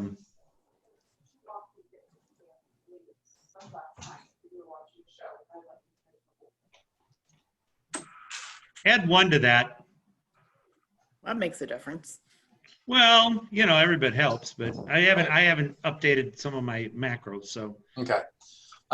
It's still dark when you guys take off. That's pretty standard operating procedure for you guys. So you can't see anything, but just you looking around and paying attention, you can tell that the barometric pressure is dropping and you don't see any stars. So you can't see the clouds because it's dark, but you're pretty sure you're under thicker cloud cover. As the sun starts to come up, this turns into a very gray day. It never really gets super bright. And yeah, it's definitely a pretty thick cloud cover coming over. Can I just say this part of the world sucks? You guys want to build a summer home here? Come on, nature is nature. We're getting back to nature. All right. Okay, you travel through the day. Good night, guys. Good night. You can tell everybody good night real quick. Good night. Good night. Good Sleep night. tight. Don't let the bed bugs bite. There you go. Oh. Night. Say night. Oh my gosh. Pray for Don't look pray under for your our bed. souls. Amy wants Don't to look under your bed. Don't look under your bed. I got a haircut. You got them. Handcuffs? Oh, look like you got them all cut. Me too. Haircut. He had his ears lowered. You know, I think it's there. Handcuffs, haircut, you know. You know who loves haircuts? Monsters. Monsters.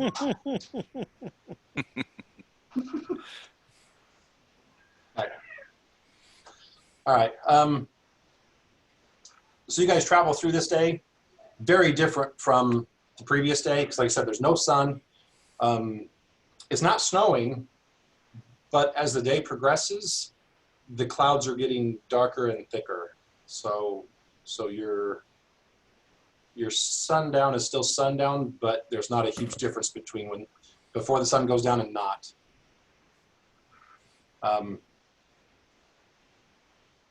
Doug, give me another knowledge nature.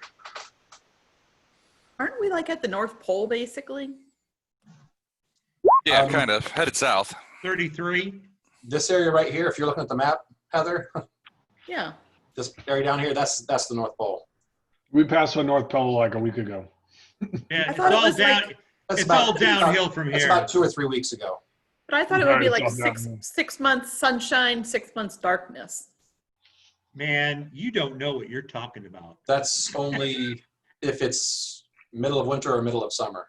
And actually, if it's middle of summer, it's just all light. It's all like, Yeah. It's all light. So yeah, you guys were down to an hour or so of daylight when you were basically going across the North Pole. So you guys were doing most of your travel at night. By the time you're here and you're getting close to the mountain range, you're up to about 6 hours of light a day. So still by no means like around here, but it's much better than it was. So yeah, 32. 33. 33. God damn it. I haven't Okay. updated the thing yet. so- Okay. Be back. Okay. Doug Mumpo's starting to feel that this isn't a natural phenomenon. What do you mean, a cloud cover? Yeah. Oh, man. Okay. Do I need to take do a spell check? No, I gave that to you from the 32 knowledge nature check. Oh, okay. Isn't this how the freaking obelisk thing started on the other side of the North Pole? Are we going to have to go around kicking obelisk ass again? I hate obelisks. I hate them all. All right. Well, I let the people know. yeah, I was going to ask the same question. What does he feel is unnatural about it? How it came on and how drastically it's changing. It's not global warming. We can't blame it on that. Right. No.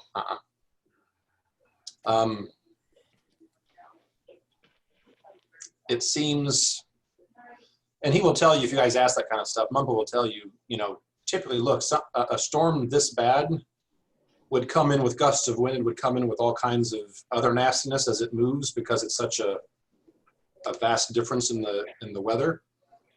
This one's not doing that, but this one's as strong as something like that, but it's just kind of forming in place. And it's actually forming from, his best guess is it's forming from in front of you. Yeah, so we're heading It's towards it. just spreading out towards you, so to speak. Can I tell if this is like a defensive thing? Like somebody is casting a storm to protect itself for us to go around it or something? Until you dealt with the storm tower and what was going on there, you've never seen, you've heard of magic that can adjust storms. As a matter of fact, in your line of work, you aspire to be able to do that on a much smaller scale. Sure. You've never heard of anything or anyone being able to change weather on a scale that either this is doing in front of you or that you saw back with the storm tower. Okay. Well, that Do we suspect that there's another storm tower over here, or do we suspect the influence of that flamingo creature that we have so much trouble killing? Flamingo creature. I like that. Obviously, you've read the module, because that's exactly what they call it. Yes, I did. I mean, no, I didn't. I mean, no, not at all. there's lots of things called flamingo creatures. It's purely coincidence. Every module has one. You should read more of them, Mike. I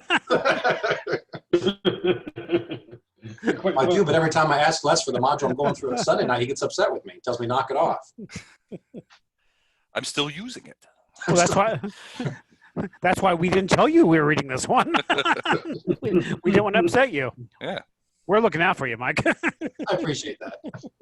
Got you back.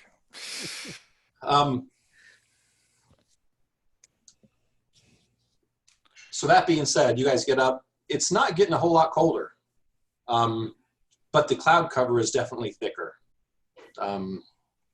These are storm level clouds, but they're just not producing any precipitation. And with your 32 knowledge nature check, you think it's just not producing precipitation yet. All right. You guys travel through the daylight part of the day, and towards the end of the day, as you guys are stopping,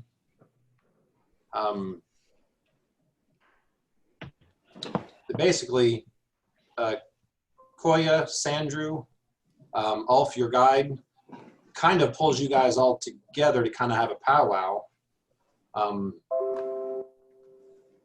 And especially probably Sandrew's been getting with Mumpo a lot, just asking, you know, he's actually been getting with Ulf and Mumpo a lot to learn about what's supposed to happen here and what this weather phenomenon is. But as you guys are kind of just gathered at the front while they're starting to, you know, the rest of the people are starting to, you know, circle the wagons and get the camping stuff out. You guys can kind of see in the distance, there are some serious storms directly in your path. And it almost looks... Like Morosco level storms, or? Not quite that level, but it's still building. And I mean, they're pretty much between asking Ulf, asking Mumpo, and then what you guys are actually seeing with your eyes. You've got one path through this mountain range. You're heading right for it, and you're pretty close to it, and this storm seems to be centered on that pass.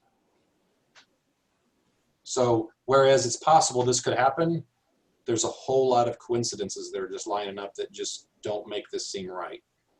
So is it too late to turn around? We're tired of it. We're going back home. Yeah, screw this. I'm going home. The storm that we see in front of us, I mean, we can't see any way around it.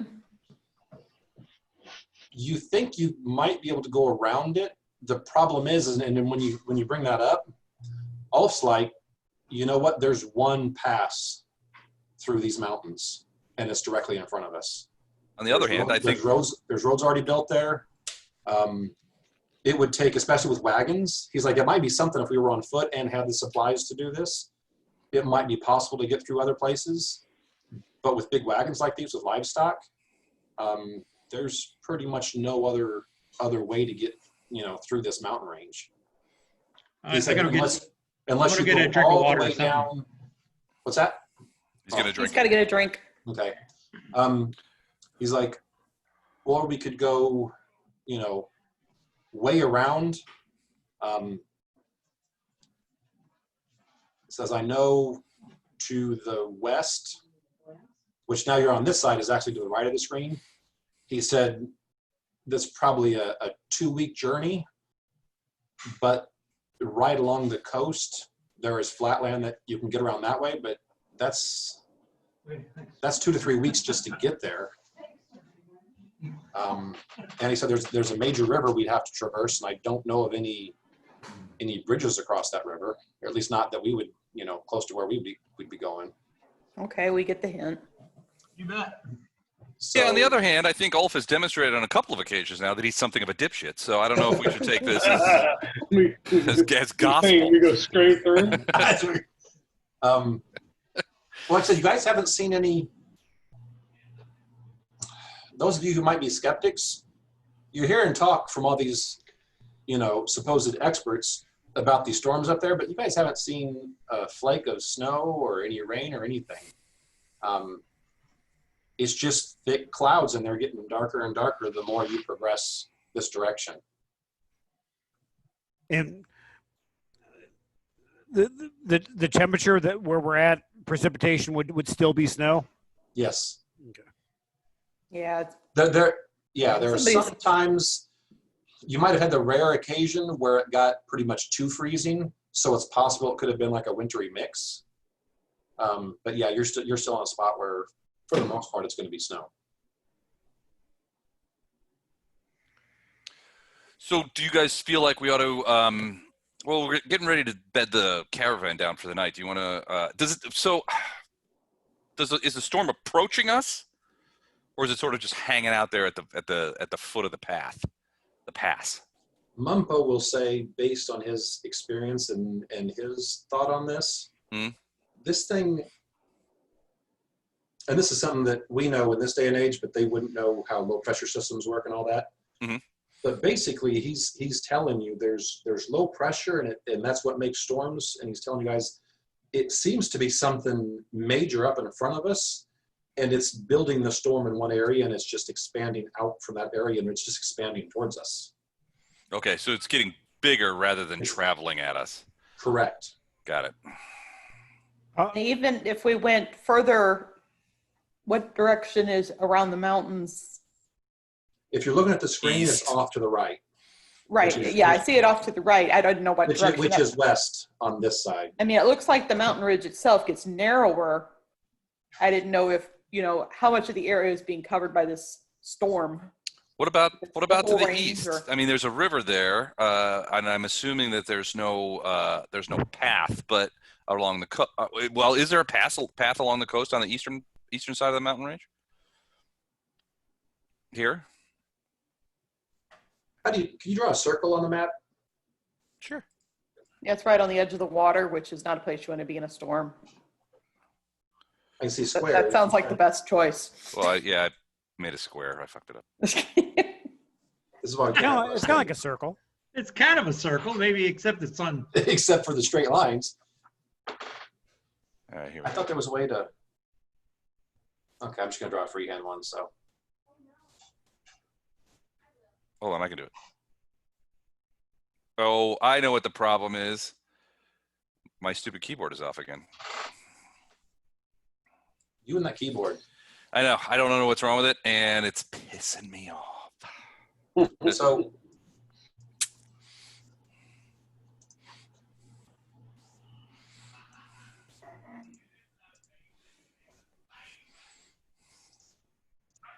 Those little blue dots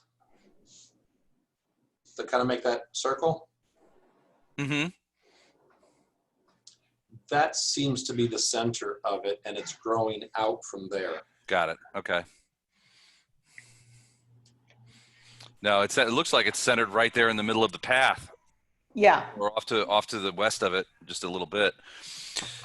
So, I guess the safest thing would be to park the money and ride off in there and see if we can discover another tower-like fortress for weather control, and see if we can pull the pins out of it. Or one of those black I'm obelisks. kind of with you. I feel like this is just more of the same, right? You guys have seen multiple towers. Yep. Well, one tower, but you've seen multiple buildings, right, along the way. Mm-hmm. But we haven't seen any of the sort of accentuator obelisks like we saw on the opposite side of the pole. Yeah. On this side. Well, if you look at the size of this and then you scroll down, you can still see the gray area over towards the North Pole. Mm-hmm. So you can see the size of the Moroscos that you guys dealt with. And then you see the size of this one. It's bigger? There's a pretty big size difference. No, it's Yeah, smaller. Probably, Much it's probably a smaller tower, yeah. Maybe just a little tent, but How? Not counting the storm, how long would it take us to get through the pass? He says about 5-6 days, maybe a week.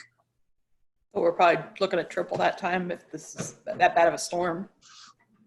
Well, the Do we thing have a that, wind walk or something that we can kind of just blow through this? Not a whole caravan.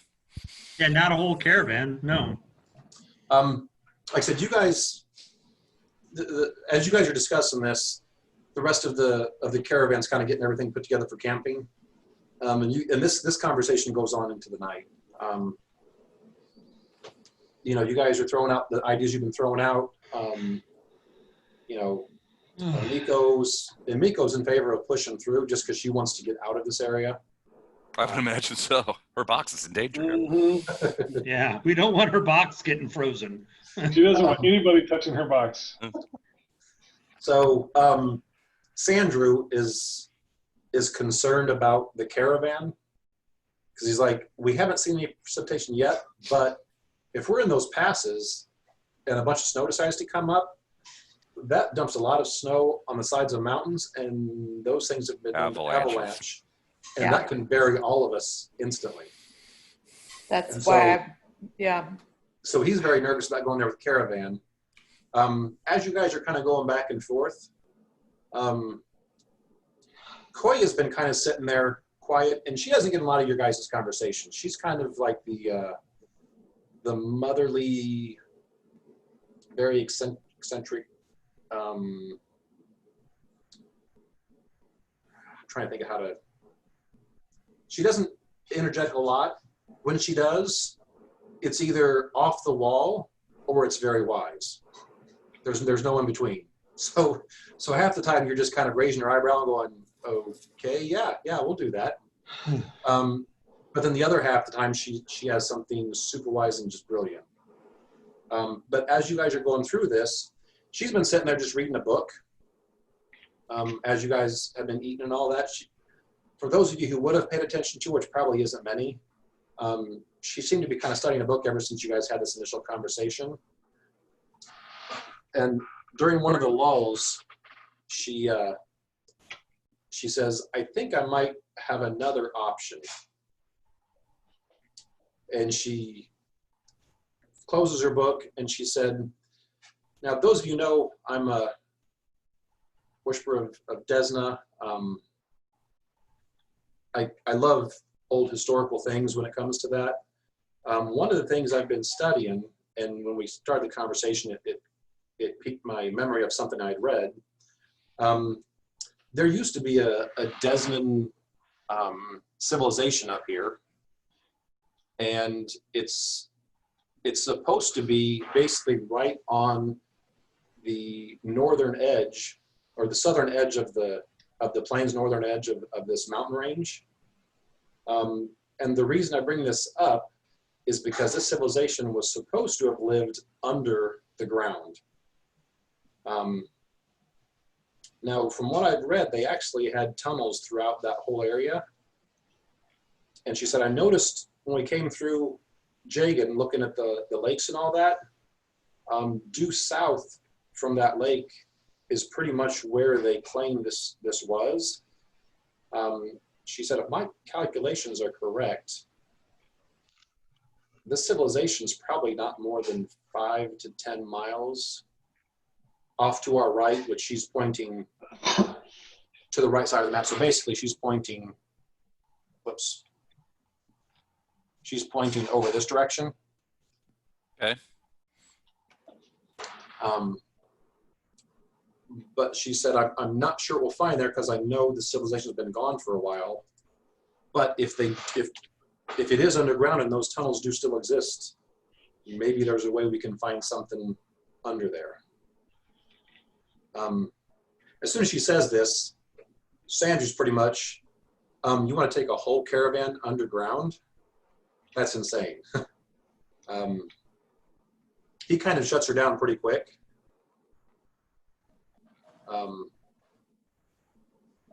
Well, Mumpo would ask her, okay, tell us about this, when you say that they lived underground, taking a caravan underground is a very good point.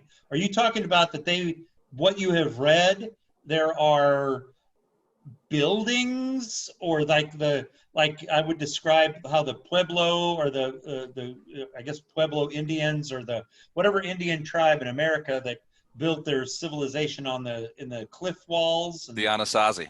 Okay, so I mean, are we talking about? I mean, what have you read that would make you think that we can, as a caravan? If you're the one that opens your mouth, she will pull you aside because, like I said, Sandra shut her down pretty hard. And then Amiko and Ulf and all that kind of go back into planning about, finding ways around this. And so she quickly gets drowned out. So if you ask that, she will kind of come to you. and anyone who wants to gather around you. Yeah, pretty much, I highly respect her from Mhm. my knowledge of her, so I would definitely go to her. Okay. She basically goes and says, I don't have a lot of detailed information other than, and she'll show you passages in the book, and she says, they actually have the entrance, and it's marked by 2 statues of Desna. This was supposed to be close to 1,000 years ago, so I don't know the condition of this, but I can't imagine 2 large statues of Desna, even in a potentially ruined state, would be hard to find. Okay, so I take a look at this, and there's basically I want to take her drawings or her publication here, and I want to study it, because if this is something that we can do, I'll shape change into an animal. She said it's only 5 miles away. She's guessing 5 to 10. I can get into a bird. She doesn't know. Yeah, She's never been here. This is just something that, and she'll tell you. It just, as soon as we passed Jaaqin, I saw, she'll talk about a rock formation out in the middle of the lake. She'll say, when I saw that basically clicked something in my memory that, hey, I read something about that. And so when you guys started this conversation tonight, she just went and grabbed the book and started reading back to find that, and then started reading around that area. And she'll show you the area that she was reading, but this book is probably 60 to 80 pages. So it's not a quick, it's not a comic strip, something you can just, okay, just go from here, go up 10 steps, and that's the end. No, yeah, I know. Yeah. There's Stumble, research, crawl. Yeah, there's flipping back and forth. So she'll even say, there's probably more stuff I could glean from this if I could look at it. But she's like, Sandra might be right. I don't know what's under there. These might be, it might not be workstone caves. They might just be, natural caves, which, the chances of finding a natural cave that has a flat ground that's always at least, 7 foot or 8 foot wide, that's probably going to be kind of hard to come by. But she's like, I just don't know yet. I'm still looking through this, trying to figure this out. And were these Desnans that lived in this area 1,000 years ago, or were these like nomads from Varizia that traveled all this way and then settled here? Does she know? She said the civilization was here. It was a good-sized civilization, but she knows that something invaded or something happened. It's not clear what happened, but I know they're in ruins now. I know they're not inhabited by the people of Desna now. I know they're gone.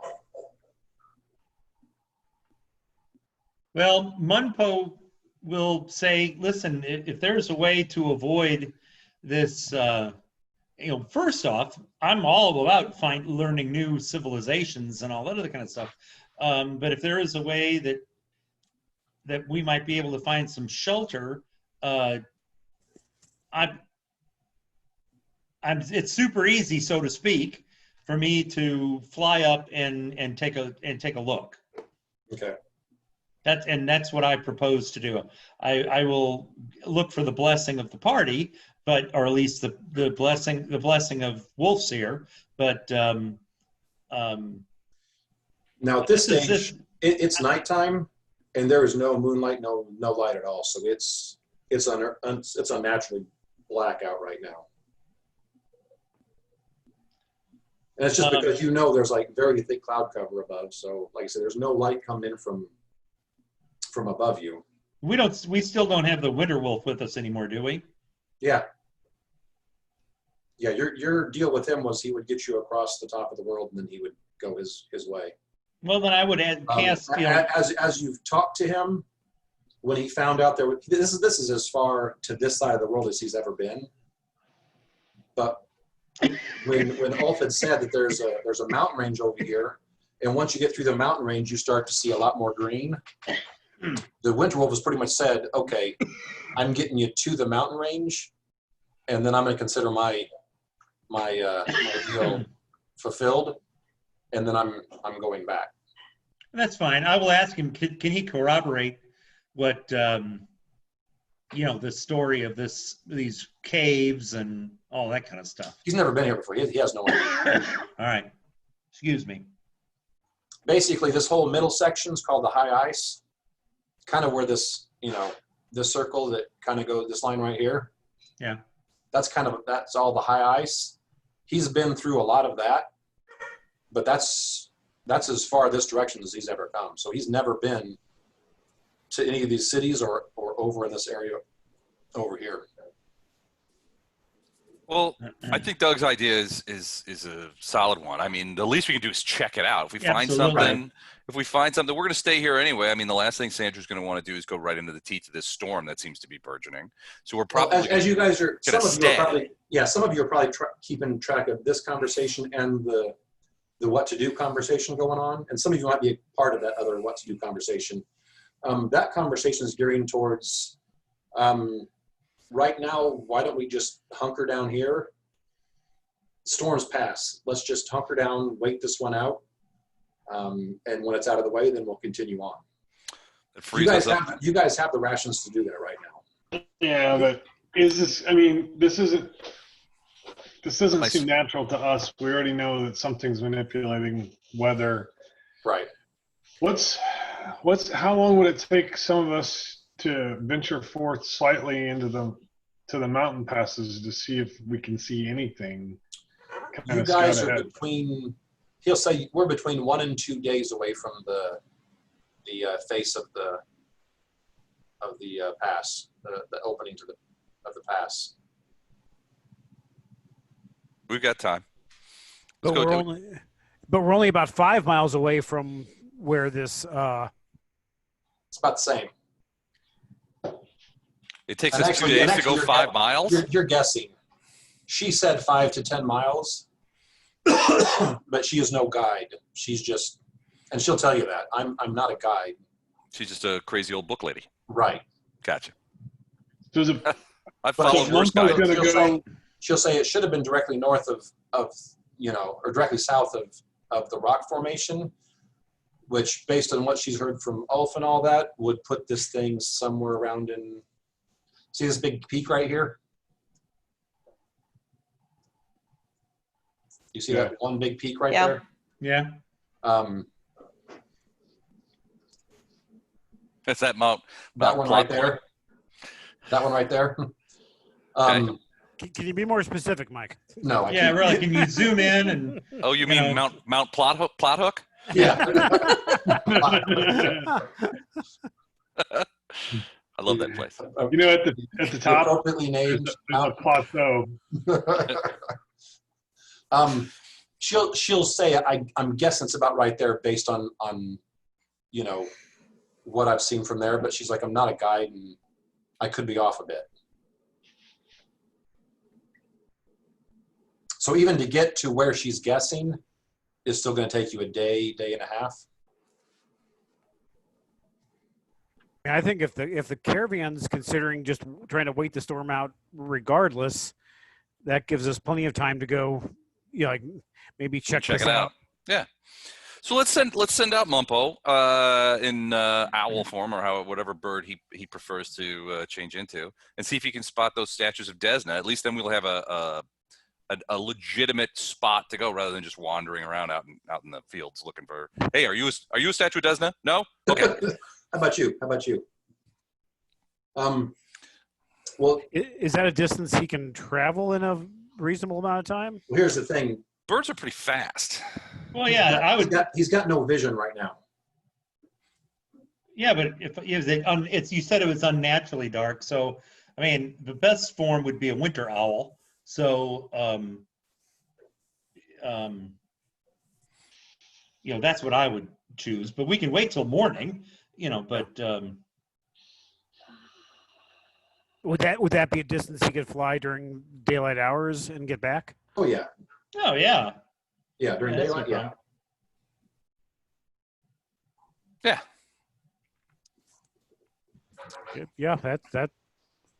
All right, Birdman, it is your turn. So next morning, you guys get up. It has chilled a few degrees, but not too much. you guys are getting ready, you know, an hour or two before it turns light. That's typically what you guys do. As the sun's starting to come up, it's barely noticeable. But it's noticeable enough to see that you guys, all of you guys, as you look south, there's something on the horizon that wasn't there yesterday. This storm cloud is getting bigger, but there's also something underneath it now. Okay. Mumpo, give me a knowledge nature.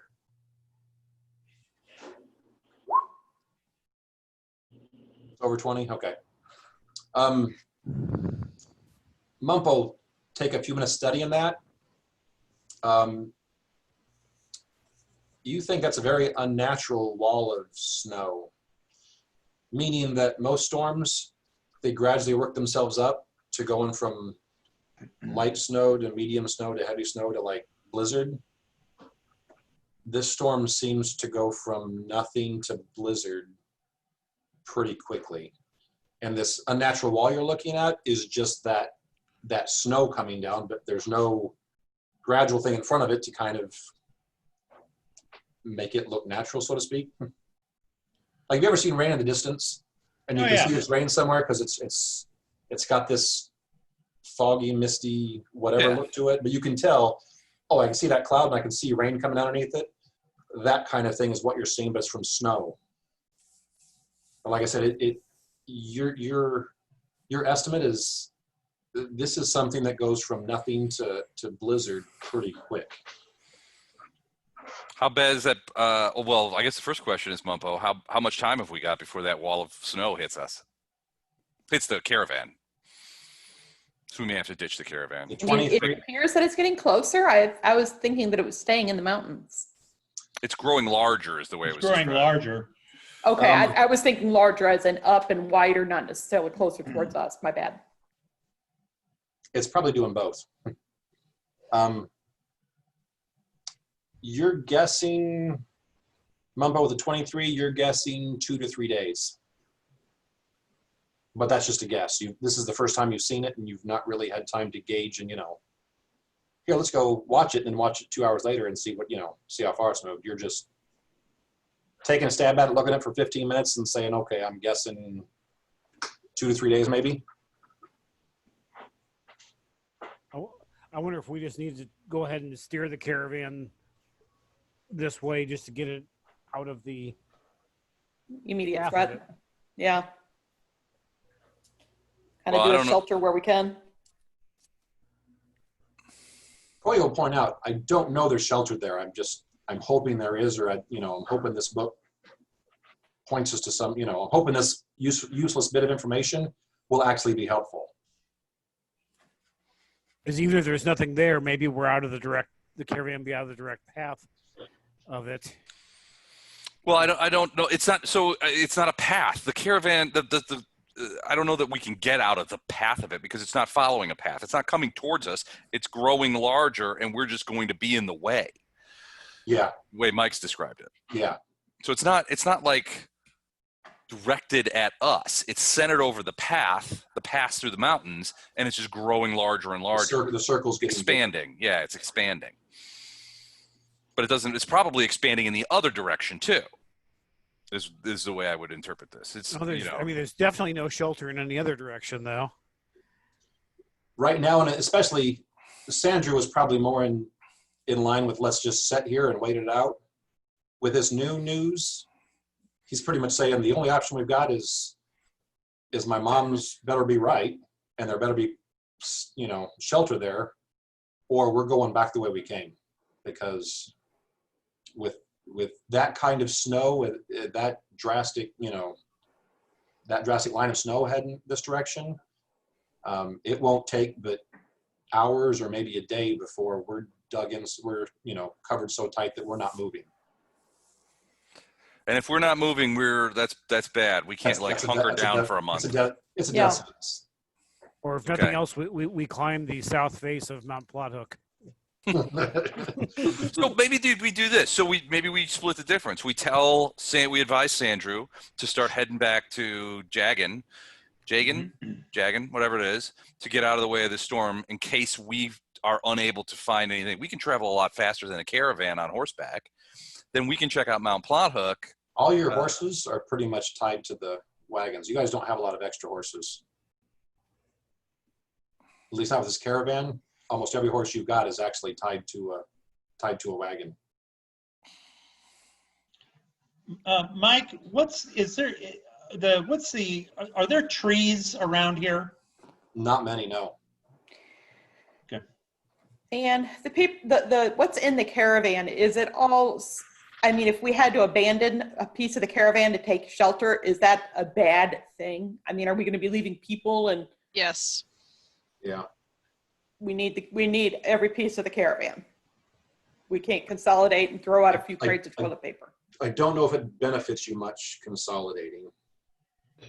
You won't move any faster. It would almost be more merciful if we killed them all and took the money and then just moved. Yeah, it really would. kill 'em All of a sudden, my tummy is getting grumbly. I'm okay with that. Yeah. Okay. I'm telling you, the best thing for us to do is for me to find out if there's some shelter in these caves. Agreed. That's what I'm doing. Okay. I'm waking up in the morning and I'm gonna cast a couple of variety of spells to protect myself. And Ulf cast a spell on himself and he says, while you do that, I'm going to go take a closer look at the storm. Who says that? Ulf, Our guide. your guide. Oh, he's gonna take a look at the storm. Okay. He's going to keep heading down the path the way you guys were going. He says, I'll be back in a few hours. That's kind of what I wanted to do, was send a couple people up to check it out. So I could go with. You want me to go with Ulf? I was going to say there's a couple of us could go kind of as a scouting party while everybody else. Ulf says, I can go faster on my own. All right. Said, You why do don't that you guys next stay month. here and be Aren't ready to you the guy we had to rescue? Spent like half a book rescuing. Yeah. He's a named character. So he said, you know what? I know you guys can do it. So if I get trapped again, I know you guys can rescue me again. So And wasn't he blind? he was for a day. Oh, he's okay now? It was Yeah, the hypnotoads. He got better? Yeah, I got better. yeah, I can cast airwalk on a number of people. You go in one direction, I can go in another. You don't have wind walk, do you? Airwalk. Oh. That's just Not the obviously same. No, it's not. Ulf is a guide. He knows storms. Let him check it out. Let's stick together. Let's not. We're working really hard to split the party. Let's not do that. What could happen? It always pays off, though. Oh, For the monsters. the monsters, yeah. Doug, go check out these things and see what's Doug, see give what's me what. give me a series of perception rolls. Give me 3 of them.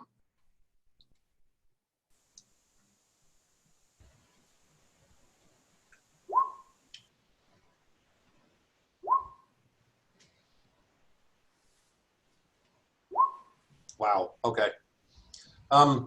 Doug, you're gone for about 2 hours, but after, let me see, how fast do you travel? You're going to make me look it up. Probably 60 with an owl form.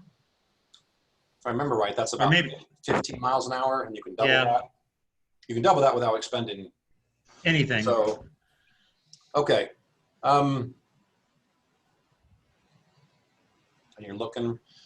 And if I have to, You're flying I've for got- about an hour, hour and a half, and you're pretty much, you're on a time crunch, so you're not just casually drifting. You're going as fast as you can without exhausting yourself. and if I have to, if I come to a point where then if I kind of catch something, I will cast Aspect of the Falcon on myself, which gives me another +3 on perception. With those rolls, you don't need it. All right. So hour, hour and a half, you're flying. Yeah. And you're starting to zigzag back and forth, just trying to, increase your pattern as far as where you're looking. And as you're about to turn around to head back, something catches your eye. You look down, and you do see a little entryway into the mountain range. And as you take a foray up and look at it, you can almost see how that might have used to be a path. It does seem kind of flat. And when you get to the end of it, it ends in a wall. And you do see one pile of stone sticking up, not quite in a natural way. Well, As you get down closer and look at it, investigate it. you see pieces of worked stone around this pile of stone. And as you go to the other side, there's still some snow on the ground here. You can change to human form and then back to bird, right? Oh yeah, Okay. I think 4 times a day. Okay, so you change to human form as you're looking around. You look at the one side and it's just a pile, but you do see worked stone pieces around it, so you really can't tell what that was or if it was a statue. But as you're looking around the area, you're like, okay, she told me there was 2 of them. So as you are looking around, you go off to the other side. You see a bunch of snow sitting packed on the ground, and as you walk, you hit something solid. You start peeling the snow back, and you do see a female face that is kind of half there. It's broke, you know. It's the piece of the female face that's just facing up, and as you spread more of the snow, you know, push it out of the way, you do see what was left over of a female figure. Okay, if I have to, I've got some ranks in engineering. So the point is, I'm looking for an entrance for shelter. And if I have to, I'll expend another shape change and change into an earth elemental and do earth glide to find out what's going on. You flip to earth elemental and start earth gliding around the area. Right. You do find right between these 2 statues, back into the wall. Right now it's covered in snow and looks just like ground. Yeah. But you see it's some loose vegetation on top with snow on top of it. But then the loose gravel, and then it opens up down into the earth. So it's large enough we could use this for the caravan. Oh yeah, between the statues, this area is probably about 15 foot wide. Okay, so I probably, how far away am I from the caravan? An hour and a half at double movement flight. I'm trying to think if I could make that same by doing earth glide. No, not even close. Okay. How long would it, in a similar question, how long would it take for the caravan itself to reach this place? That's what was going to be my next. Did I see a path that we could take? You're guessing a day, day and a half? Probably a day. Okay. All right. I want to, what is there could I cast some kind of like a fire spell in order to melt away and clear out this spot so that people can actually see where we're going? Can you cast a fire spell? Oh yeah. I mean, I got the spells, but I don't want to, I mean, if it's. What spells do you have? What do I have here? Not call lightning. Do much good. No. Although you don't have to worry about clouds being in the air. You got that covered. I mean, I can cast Wall of Fire if it. Okay. I mean, but then again, I don't want to waste the spell if I'm like looking at it and it's just like, oh, I want to clear this out, but you know, an earth elemental. You think your Wall of Fire placed right along where you think this thing goes down to the ground? Yeah. You think it would melt for the duration of the spell, it would melt all the snow around off of the vegetation of whatever pieces are on above it, and then you might be able to see in the ground. If not, you would at least see the loose gravel and stuff below it. That shouldn't be hard for you guys to dig away and open up. Okay, then that's what I do. So you clean it now, or you just heading back? I'm going to cast this Wall of Fire. Okay. Take care of that, and then I have transmute mud to rock or rock to mud. We'll figure a way to get the caravan in here. Right. You can't do it by yourself. It would just take way too long. But once I make the opening, you know, opening and it's visible, I see you wanted to say the word box. Don't do it. Yeah. No, I wasn't going to say anything of the sort. then I head back, change back into bird form, and head back to the caravan. Okay. So you're gone between 3 and 4 hours. Yeah. So when you get back, there's only probably 2 hours of daylight left. Okay. You get back, and as you're flying in, you see a group gathered talking in some hushed tones. As you get closer, you realize it's the people who have been kind of in charge, basically the party and the few NPCs that you guys have here. You fly down, change into yourself. They all look to you. And Sandra looks at you and says, please tell us you found something. I did. And I tell them everything I found and how long it's going to get there, and there's a path. Okay. As you fill them in, you find out Ulf's there talking to the guys, to everyone. You find out he arrived about a half an hour before you did and basically said, this is much worse than anticipated. Within a day or so, this will be here. And this is such a night and day difference between the not storm and the storm part that this whole caravan will be covered within 3 to 4 hours of being in this. Does he use the term Snowmageddon?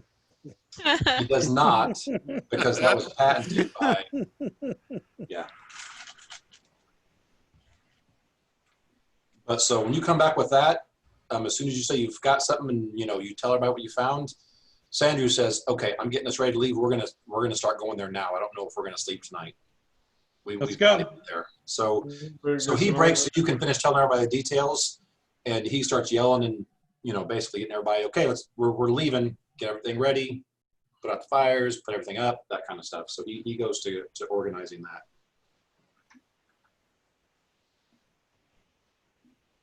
Okay. You guys do anything else before you head out?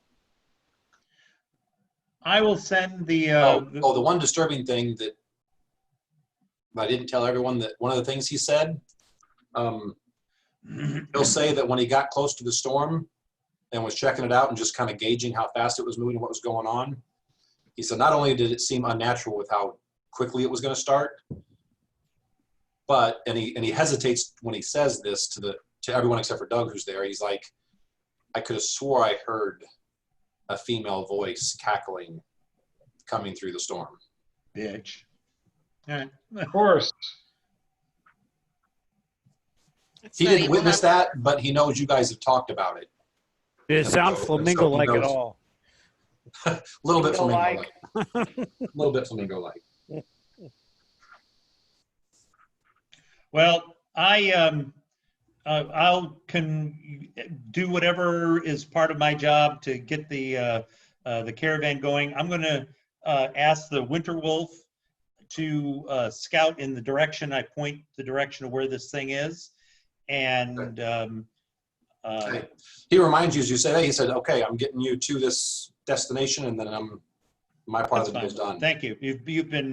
You have certainly honored our agreement. So No, Winter Wolf, you are our slave now. All right. And I But I gently heard say Snowmageddon. and I gently shoot an arrow into his flank as a reminder of who's boss. Gently, though. Gently. All right, you guys take off. You guys have a couple hours. And you guys do see, in those couple hours, noticeably the storm getting closer. Now, as you guys turn to go this direction, you're kind of, it's now only moving at you half as fast because the direction you're going, you're not going away from it, but you're not going toward, you're kind of going a little bit away from it. So it's not reaching you as fast, but it's still unnerving.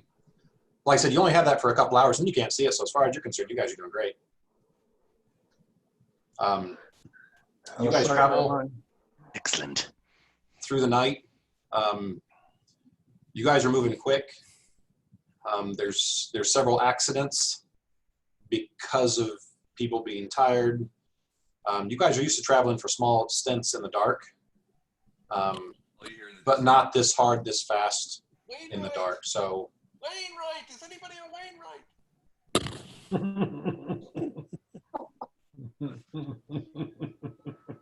Sorry.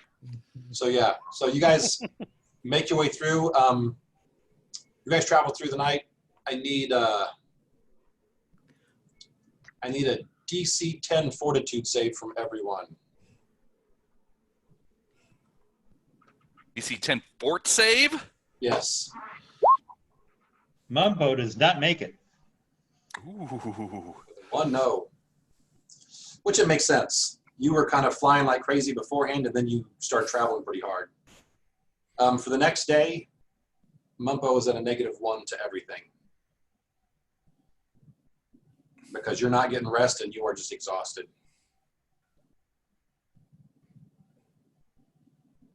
Okay. Is that everybody else? 1, 2, 3, 4, 5. I think it's it, right? Yeah, I just rolled. I'm good. 4, 5. I'm missing one. Who didn't? Erebus, Esteban. Oh, yeah, Erebus. Yeah, you got it. So 1, 2, 3, 4, 6. Okay, everybody's in there. Okay. So Mumpo, you got a -1. Okay. But you guys travel through the night. About halfway through the night, the winds actually start picking up off to your guys' left, which you know that's the direction the storm's coming from. As the sun starts to peak up, like I said, you guys don't see the sun, but you actually just start seeing gray through the clouds. You're shocked at how close this wall of snow is to you. It seems like it's only a half a mile away. And it looks just dark and menacing inside there. Even those of you who don't know weather know this isn't natural.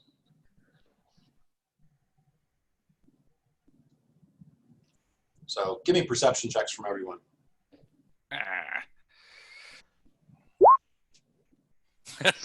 There's a lot of Oh, natural wow. ones there. God bless. Wow. You guys are just all exhausted.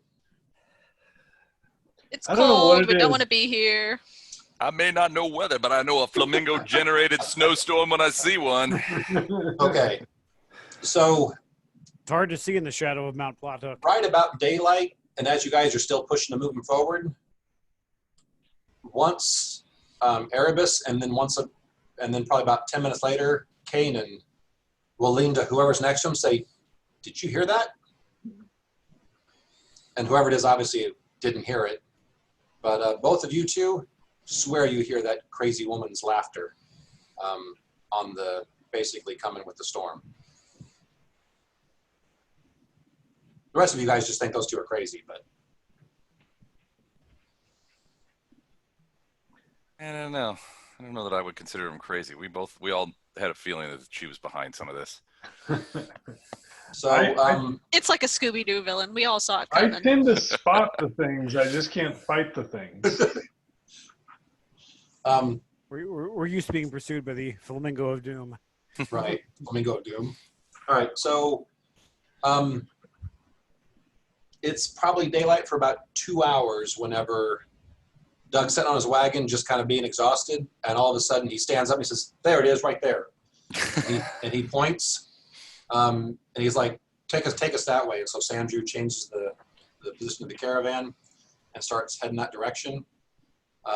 Within 15 minutes, you guys are entering that little. It looks just like a mini little valley. It's probably about 30 feet, 40 feet wide. Very flat, a pretty flat entrance.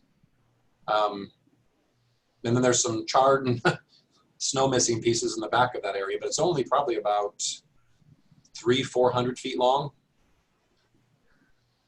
But then at the end, as you guys pull the caravan in there, everybody sees what Doug had been talking about. You see the one pile sticking up that doesn't really look like a statue, but you can see pieces around it.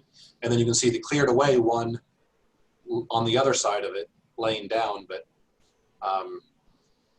definitely You never see Koya move too fast, but when you get here, she's one of the first people off the wagons, and she's coming up and kneeling down at the pieces of the statues and the two statues there. All right, you guys are there. There's no way to get underground right now. And you've got a storm really, really close. Disbelieve. It's an illusion. I'm disbelieving. So what are you doing? Circling the wagons. Would probably be a good idea. So, okay. Two statues at one point stood here. How far from the side of the mountain were the statues?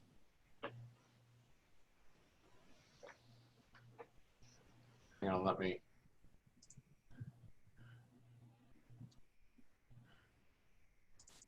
Okay, I'm going to go over to this.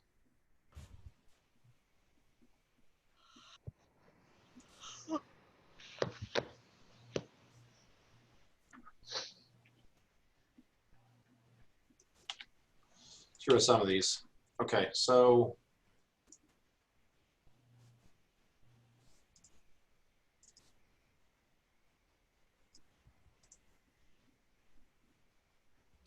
if each one of these squares, we'll say each one of these squares is 10 feet.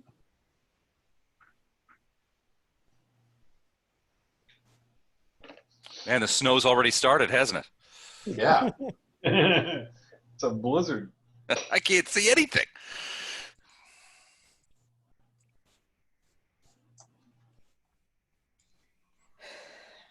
So there's your opening. Let's go a little bit further.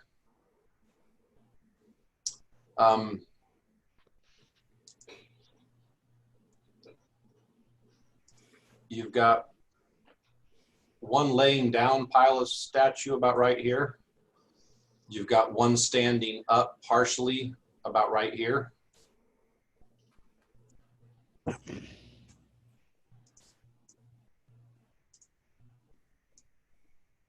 That is kind of like a cliff face right there, the top of that. Now the area between these two statues and up to the face of it have all been, there's no snow anywhere near that. There's a few little places of mud, but all the snow's been cleared away. As you look closely, you can see two little lines in the dirt that are more straight than my lines are, that are about right there.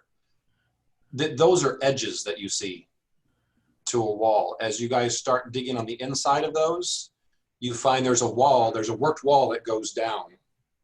And it starts about right here, and you think there's probably about a 20% grade that goes down from there and goes down into the mountain. Right here, there's a sinkhole and a hole that goes down. You can't see it. It's dark down there. But you think all this area through here, and Mumpo will tell you, this is all just loose sediment, loose gravel. There's probably ice and stuff mixed in there. But that needs to be removed. And once that's removed, this is a ramp that goes down into the mountain. Does that make sense? It You said this is ice, loose rock, both? Yeah. Inside these walls. Mumpo, do you have another flame spell that might melt the ice?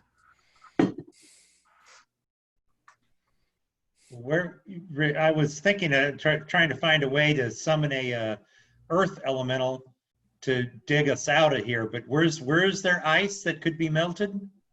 There's ice and loose stuff melted all throughout this area. So basically you're thinking the difference between right here and right here are the same height. Once you get to here, this height right here, as opposed to this right here, there's probably a 15-foot drop there on the other side of that wall. So this is ground level leading down to possibly 15 and then, feet below, but it's currently filled with. But it's currently filled with loose stuff, so it's not going to be hard to move, but you guys do have to move it. Do we have things like shovels and stuff in the caravan? Oh yeah. But But if you have any magical means, it'll go a lot faster. But if not, you guys are digging out a spot that's about 10 foot wide. And at one side, it's not deep at all. The other side is probably about 15 foot deep. We'll never get it dug out in time. Fireball. We can't fireball through that. Yeah, fireball. It won't get through it, but it will help. And I'll actually let Drennick's not playing, but I will, since he's still there, yeah, I'll say he'll conjure a few fireballs if you guys need him to. Or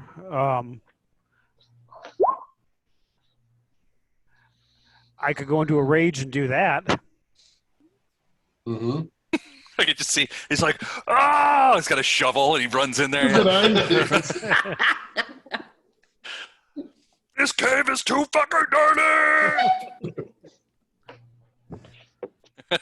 See, that's a good use of rage. You guys thought I was funny cleaning the temple. Mm-hmm. So what means, do you have any magical means, or are you guys just going to start digging through it? Like I said, I can use a breath weapon to do 28 points of damage, Mm-hmm. and a cone if it would appear that would do some good. Okay. When you breathe down into the loose stuff, Mm-hmm. Some of it starts caving in and falling down because you think you're melting pieces of the ice that are below some of this other stuff. But it will take some muscle. Mitch is ready and able. I'll jump in. I could swing a shovel. I will definitely start shoveling too. I tell you what, just to And I've got evasion, so fireball away while I shovel. it's not going to be an exact science, but everyone just give me your best melee attack and damage. That'll be a rough guess of how. Like a full attack? No, just your best single attack. Oh, sorry. I hit the button too fast. Well, there's a nat 20 for you. How's that for good? Melee attack. Oh, shit. Yeah, I don't have a macro for that. Yeah. I just rolled a 1 and I'm at -1. So I rolled a 0. Mungo just falls over. He grabs a shovel, puts it in the rock, and the rock moves him, and he flips over the shovel and lands. Dude.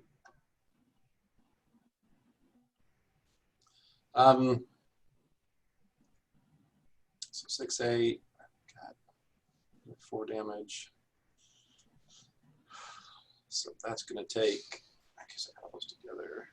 Oh, this is an old character sheet again. God damn it.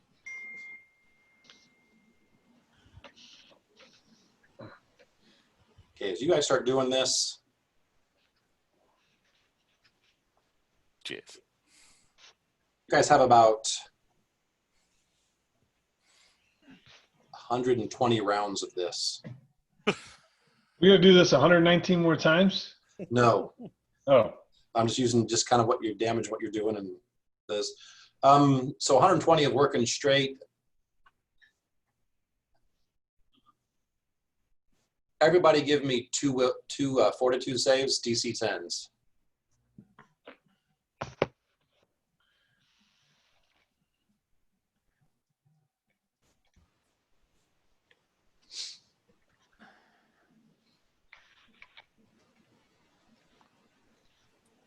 Okay, Mitch, give me another one. Actually, Yeah, I got to redo that.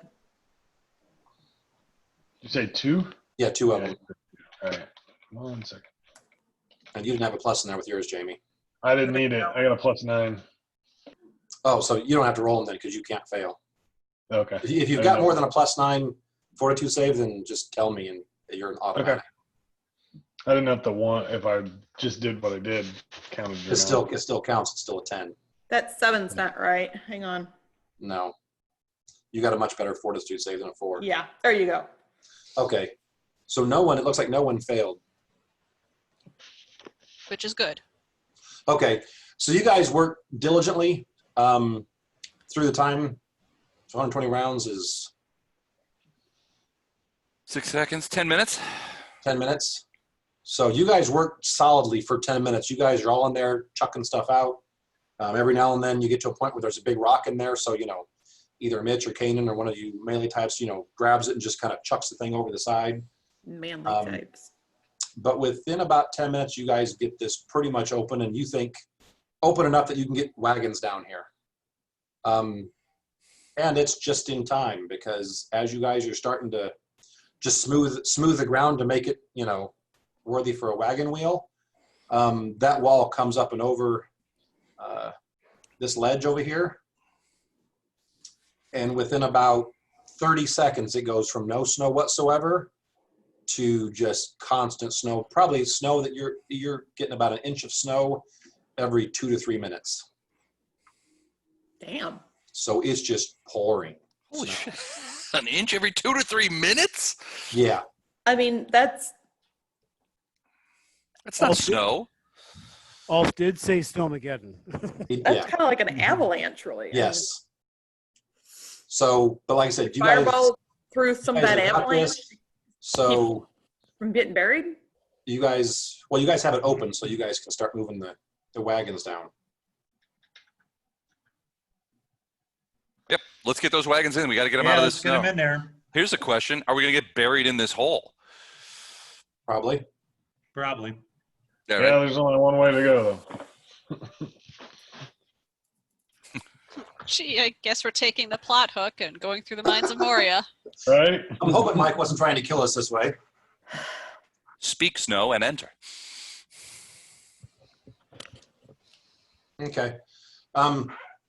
It takes you probably 10 minutes, but you guys get all the wagons in there. You guys get torches lit. You guys are used to doing this because you guys are used to traveling in the dark. So, you know, you guys already have things on the wagons, so they, you know, there's light around them. I'm sure those of you who have magic means probably have continual lights and some things like that go on the wagons or go on devices you have. But after about 10 minutes, you guys get yourself completely out of the snow. You guys are in work stone, but as you guys come in here, there's a nice ½ inch of dirt, dust, and sediment on top of this work stone. Been unused for a long So time. no one's been in this area for a long time. Okay. Well, that's good. We don't necessarily want to run into a bunch of people who are like hanging out here at Mount Plothook. So Trying to avoid the cave trolls, thanks. They've got a cave troll. Well, all right. So do we want to bunker down the Caravanners general, and then do we want to investigate the rest of this cave, or is there a cave to investigate, or is it just basically a hole in the ground? Because Kojo, or whatever her name was, said that there might be tunnels. but you found one. How deep does it go? It doesn't really go a whole lot deeper. It goes down a little bit. There's a slight grade. But it kind of, you can see it as far as your. There's an end. Oh, no, Okay. there's no. Okay, so it goes into here. Gotcha. Okay, first off, I want to go through the supplies of the caravan. We need to cover this this entrance way, and then we need to make sure that we have a tube or some kind of way to go up through the snow. Because if it's pouring down, we're gonna get smothered here. If we're not careful, this place is gonna turn. Well, we have continual light, but we have to light fires for to stay warm. This first cave you're in is about 15 to 20 feet wide. The walls are not worked, but the floor is. So the floor is very level. But the walls still have these natural, you see boulders and stuff sticking out and stuff. So it's been worked, but it's not, it's not like dwarven work where it's, straight up and down walls and nice straight ceiling, that kind of stuff. Okay. Um, Well, Any markings or carvings or anything on not that you the can walls see, or the right? floor? Not that you can see in the entranceway, no. okay. But before we allow the snow, because you said like every couple of minutes there's another inch of snow. This whatever entrance we've gotten this caravan in, it's going to be sealed Yeah. off.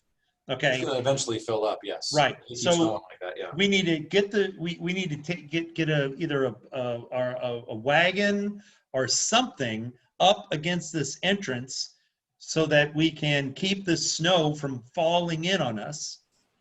It won't fall more than about a 45-degree angle. Once that fills up, it's no more is going to come in. Well, then the question is, and how are we going to breathe? I mean, is there? Because I We're don't have hoping- any. I don't We're have any hoping more. this tunnel's big enough. Okay. All right.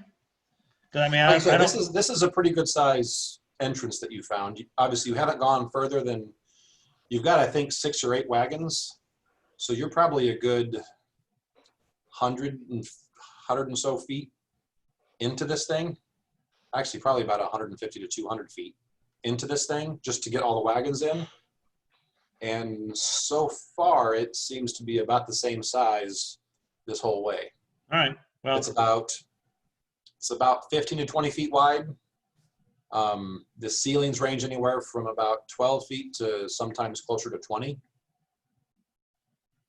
Big place.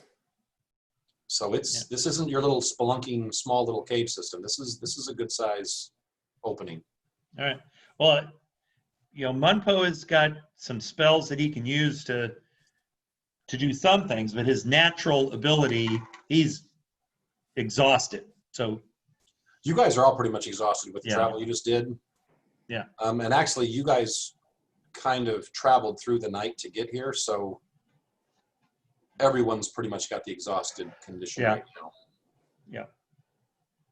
all right, I got to go bathroom. I'll be back. But you guys are in here, so Okay. you scout out. You're gonna just stay where you're at for the night and sleep and just put up guards, or what are you going to do? We got to get some rest. I don't know that we should do any much scouting other than post a guard at the south end of the caravan, so that anything in here doesn't come crawling up here. Although it doesn't sound like that happens. I mean, there's no tracks or anything in here, right? Has anybody got tracking? You got Survival. survival? I got some. I got plus Yeah. 0. You guys wanna give me Mumpo some might be survival better than rolls? me. Or actually, in this case, probably perception would work too, because you're not following the tracks. You're just looking to see if there are tracks. I'll roll again for possession. There we go. Yeah, much better perception. So,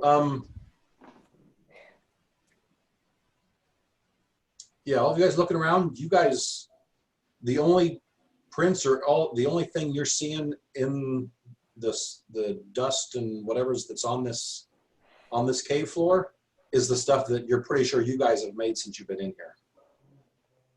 It looks like a caravan's been through here. Okay, Kira, that's it. They beat us to it. Now there's 2 caravans. Get ready for a fight. There's somebody else here.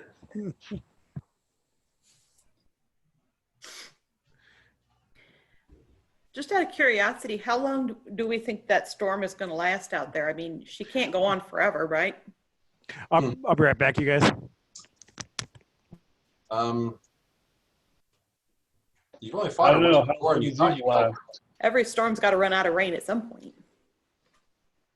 natural Unless ones. it's magical, yeah. Yeah. Yeah, but even this- magic runs out after a certain period. Not I for mean, evil and dead. I'm looking to the spellcasters. Do they have any idea of, the magnitude of what this? Although I suppose Mitch isn't smart enough to ask those kinds of questions. He's probably getting excited about being in a cave. He's probably. Or he's just excited to be out of the snow, and you guys have probably had your fill of snow for your pretty much this whole lifetime. So I'm roasted. Can we open up the windows or something? I don't know. Is it cooler outside than it is in the house? So are you guys going to just sit and rest for the night, or are you guys scouting out at all? I think we could do a little bit of scouting and make sure the immediate area is safe for the Yeah, rest but of I the don't want to go caravan. too deep in because we don't want to Yeah, no. stir up things while we're all Yeah, we're exhausted sitting AF. ducks. We don't You want to have- be. We don't want to awaken the long dormant evil Yeah, wait and do that on a fresh. after a That's long like- rest. No, I guess that you're right. So I'll go down to the southernmost end, past the caravans, and see what I can see. Torch up, sword out. Even Flame from the on. front of the caravan, I mean, you can take, go out 20, 30 feet away and hold the torch up. Mhm. The cave disappears into the darkness in front of you. You don't see anything. No giant spiders hanging off the ceiling or anything. Not yet. You guys haven't messed with their web enough before they, Can't see anything down there, huh? Were you going No. further into the cave, Les? Yeah, I was going to the about 20, 30 feet past the last wagon, the deepest wagon. Does the smoke from his torch seem to be going in a particular direction? Right in my eyes, apparently, because I can't see anything. It goes up. That's where smoke always goes. But once it goes up, does it seem to drift in any particular? It's so dark in here that it's hard to see. You know what would help it? A torch. A torch, yeah. I mean, if you really wanted to study this, you'd have to have multiple torches there and have light to see where the smoke from the one's going. And yeah, it's going up and it goes to the ceiling as far as you can tell. Okay. That'll help. Thank you. We'll check that out after we rest. It does not seem to be going through anything in the ceiling. It's just going up to the ceiling. How high is the ceiling in here? Like I said, just in the 150, 200 feet that you guys have gone in, and that's how big the caravan is. Mhm. There's some sections that are as low as about 12 feet. There's some that are as high as 20. The walls and the ceiling do not seem to be finished. They seem to be carved out a way to make a nice big semi-straight entrance. Okay. But even down But where I the- am, But that's the only worked stone and like smooth stone is the surface that you guys are moving on. the road. The road That- is worked. The that walls has and been ceiling are worked, not. and it's been worked to where it's fairly flat. It's just making hand puppets on the walls based off of the flame. That sounds about right. So I can't see anything with a torch, so I'm gonna go ahead and take a single arrow out and shoot it into the darkness as far as I Really, can. Les? Like boom, just to see what's down. And then I'm gonna listen to see if I hear it hit anything, like a wall or something like that. We all are all rested up, right? No. So, No. I could cast light on your arrow. Yeah, let's do that first. yeah, let's do that. I'll get a second arrow. No, I'm kidding. No, yeah. So if I ask Mumpo to cast light on my arrow and then I shoot it down into there, do I see how far? I'm mostly interested. I don't think there's anything down there, but I'm mostly interested in how far back it goes. So you're shooting fairly straight, or are you arching it at all, or Arching it a little bit. I mean, arching it as much as I can to try and get maximum distance without hitting a ceiling. well, sometimes the ceiling is as low as 12 feet. You've seen it before. Okay. So I will. So straight then. So fairly straight. Yep. Okay. You cast light on there. As far as you can tell, that arrow seems to go probably 150, 200 feet before it hits the ground. And then once it hits the ground and it starts going along with all that dust and stuff, it starts kicking up stuff. Mhm. And it gets a lot harder. You can still see the arrow itself, but you can't see much around it. Okay. But it goes fairly straight for 150, 200 feet. So another distance, another length of the caravan in front of you. And then a few Not- seconds later, it comes flying back. Right, yeah. Backwards. It's kind of Then I hear the entire cavern go, ouch. Okay, but not much to see. I don't see anything. I mean, it's just like cavern all the way down, yeah. right? Okay. All right, I'm going to bed. Okay, so you got the other people. I guess you got the nobodies on guard. on watch. The NPCs, yes. All right. Bring out the cannon fodder. Hey, some of us Bring out the were red shirts. time, so be nice. Bring out the red shirts. Well, given that Mike doesn't have a prepared map, we're perfectly safe. Yeah, we're gonna be safe. You think I don't? It's just carving his name in the wall now. Okay. Yeah, I guess it's once guards are set up, probably most of us should try and get some rest, especially you spellcasting types. It's just carving his name, like Balana's name, drawing a heart around it. Right. That's what I say.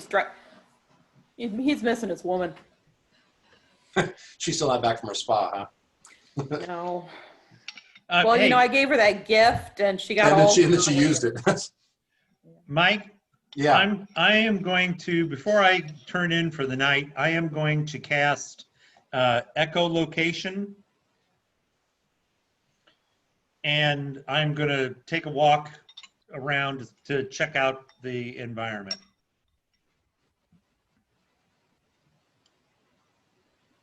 Okay.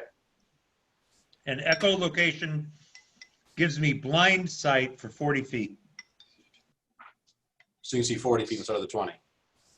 I'm just But imagining Mumpo sort of blind wandering sight, around though. down by the other end of the caravan, sort of clicking his teeth together and Yep. he's been shushing people. Shut up! I'm trying to hear the damn echoes. Assholes. Stupid red shirts. So anyway, I should be able to, at the very minimum, get a pretty good idea of what's in here. I mean, at least for boulders or structure-wise and that kind of thing. Right. How far are you going down? I'm going to go at least as far as the arrow was shot.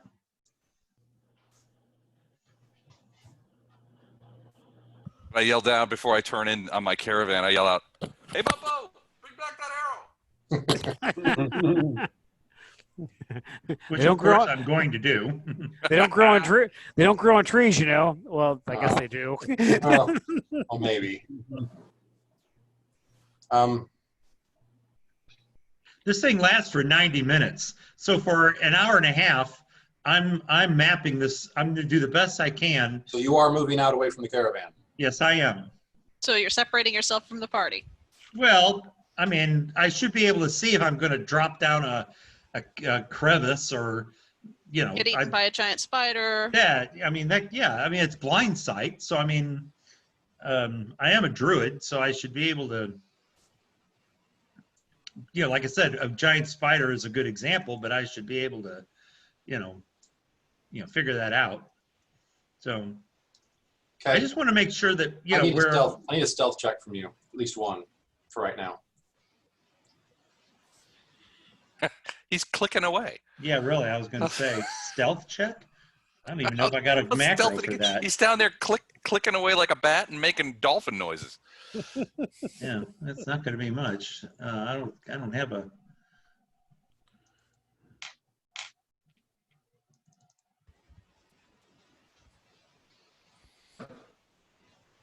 Mike's getting a prepared map ready. Well, Big screen. So why echolocation Oh, a when you natural have 20. dark vision? So 21.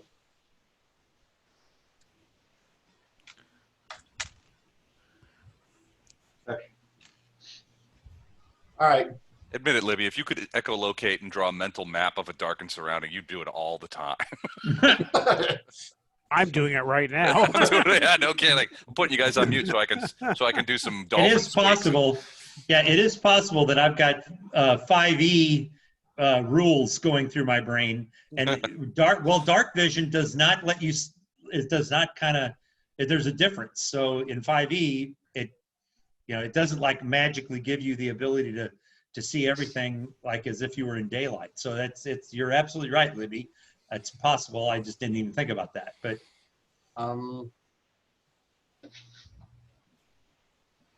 Hang on.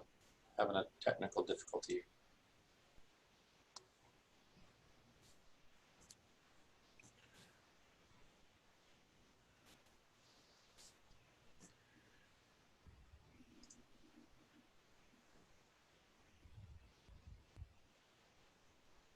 Okay, where is it? I don't know. You're supposed to know, Doug. You've got echolocation. Yeah. No, I want my. I'm not seeing MTV. I want my MTV. any of my dynamic lighting stuff. Dun, dun, dun. I want my. Oh my gosh! If you guys even knew the size of this map and knew how big of a deal this was.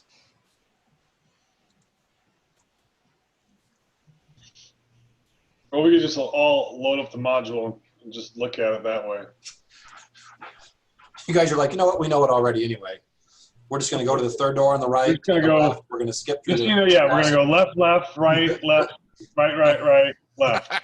Skip through the secret passage and then get the treasure and then leave. Yeah, we're all calling ourselves Yellowbeards. You've got to be kidding me. Did you lose all your dynamic lighting? I can't see any of it from this map. Like none of it. Oh, that's bad. Like I've Speaking got as a- ports, I'm moving around. It's just behaving like a map with no dynamic light whatsoever. It's checked. I'm not even seeing the lines though. Hey, Usually you got see the Fog of lines. War on? Turn He's off got fog, everything on. Yeah, turn off Fog of War. turn off That might Fog of War, man. If you check it. I do not have Fog of War going. Do you have advanced Fog of War going? Well, yeah, I got that. No, I don't have either one of them.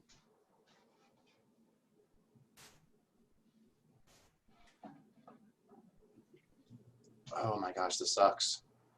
You want This to sucks really you want bad. to take it? You want to take a 10-minute break and do a little? Block off a chunk that you know that we're not going to get to, and then quickly Oh, draw some up. gosh. I might have to. Talk amongst yourselves for a few minutes. Okay. You guys want me to play that song? You know that song. Yeah, here they got the baseball Cardinals schedule set up for next year already. 2021? Yeah. Nice. Hopefully we'll be able to see something. Yeah, no kidding. I think spring. I'm being optimistic, but I think sometime in the spring a viable vaccine will be distributed. Well, I'm telling you, it really will depend on, how reasonable people are in their, in how they treat this whole thing. They were saying, I was talking to somebody that is, that goes down to Arnold down in Jefferson County, Missouri. Mm-hmm. And she's like, if you go into a store and you're wearing a mask, you're like one of the few. And It's I hate to say it, it's going to harm a pretty significant portion of that population. oh yeah. Well, it's not. It really isn't gonna. For those folks. It's for those folks that you can go to the grocery store and all like it's about being reasonable. Yeah. And so many of the folks that they go to where there are thousands and thousands of people, and I don't know. I just The thing that gets me is we all pretty much came to the agreement that seatbelts save lives. Why is this so hard? I don't know. Still taking off our shoes at the airport for all of you about for all the civil liberties crew. Right? yeah. That was one guy who didn't set off a bomb. Yeah. Yeah. I have to wear a mask all day at work. I imagine you do too, Doug? My routine, yes, I do, but I have to wash my hands and or use hand sanitizer Yeah. every time I touch a surface or another person. Yep. And I kid you not. I thank God the soap that they have has got some kind of moisturizer in it. And I must wash when I sit down at my desk, I wipe all my computer off, the mouse, the phone. Yeah, we have spray bottles, sanitize. You have to. Yeah. If you use a conference room, you have to log into the conference room and you have to sanitize the whole room. Yep. I mean, it's just, yeah. And, a week ago, a friend of mine that I had been in contact with, she had given me a ride back and to Auto Tire because my car had a flat. Her daughter was in the car. Her daughter got tested for COVID like the next day. And I went and told my boss, and I was immediately sent home until that test came back. That's the level of integrity when it comes to trying to protect we had coworkers. We had it's like we don't want to risk it. Yeah. And I don't understand why people are just unfortunately stupid. Well, the thing is that it depends on.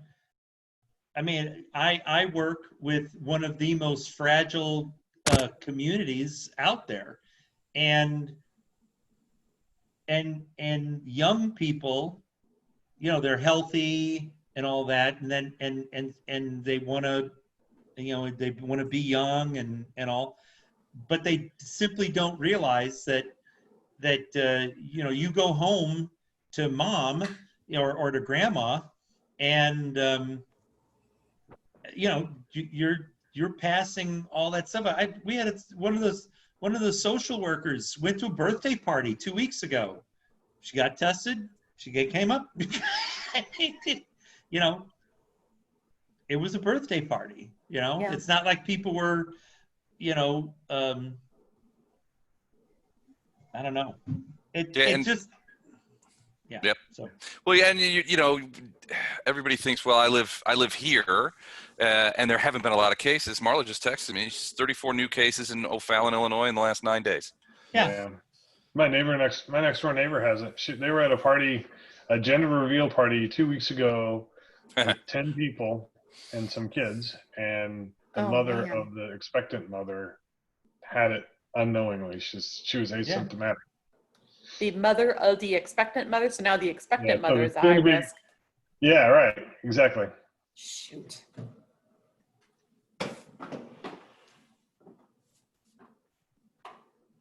Yeah, I don't know. It's not fun. And we knew Americans in general weren't going to be able to sit home for 6 months that it takes because they're all too into their own thing, I guess. There's more than a little selfishness in the American culture, and then there's also a fair amount of greed, and that's what's driving it. People don't care enough about other people to do some very small things to help try and keep them healthy and keep this thing from spreading. The reason that that a lot of other countries are able to open school on time and are making preferences is they've already knocked this thing down. Because everybody sort of chipped in April and May and said, okay, we're going to take one for the team. We're going to knock it down as much as we can. We're all going to do it together. And they did. And so, they have new cases in the single digits. They're dealing with them on a thing. And they're in a position where they can open stores and restaurants and stuff because they've shrunk it. Ours is still going up.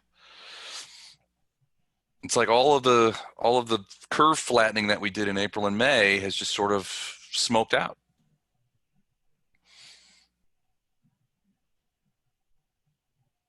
So anyway, we're just holding our own, doing what we can. Yep. Has it gotten better where you're at, Doug? Like at work? I thought you said the last time your cases were, you guys had some. No, in fact, at Southgate, and I think even generally at Bethesda, we haven't hardly had. In fact, it was only our first case just last week. and we're in week 17. And you know, it's just about taking precautions. And I honestly, Yeah. I don't see how they've said a couple of nursing homes in Belleville were had large cases, and there's one out in Festus, Missouri, and one out in St. Charles where they've had to completely shut down because they're like 75 to 80% of everybody there. You know, it's like, you know. So no, we had a good run, meaning that we got to 16 weeks without a single case, and anyway, I got tested this week and I'm negative, but so are a bunch of other people. There's no employees, but How quickly did your test come back? Because like they swabbed my wife earlier this week, just as a precaution. She still hasn't got the results back yet. And the same thing happened to my daughter back in end of March when it first hit. She had, it was like the flu or something. So they wanted to make sure, and it took almost like 8 days to get her results back. Yeah, it took about 3 days, and the only thing the only thing that I can surmise is that it depends on the environment in which you work. I mean, that they're prioritizing certain ones, yeah. Well, all I can say is that, you know, if I mean, you know, someone says if someone comes to a meeting at Southgate and they say, oh, we've got a case of the flu, or we've got a case of C. diff, or any kind of those diseases or, you know, infections that are very, very highly contagious, you know, right. I mean, the expressions on the nurses' faces, you know, their eyes get real wide, like, holy crap, and they start shutting things down, you know. And that's because it, like a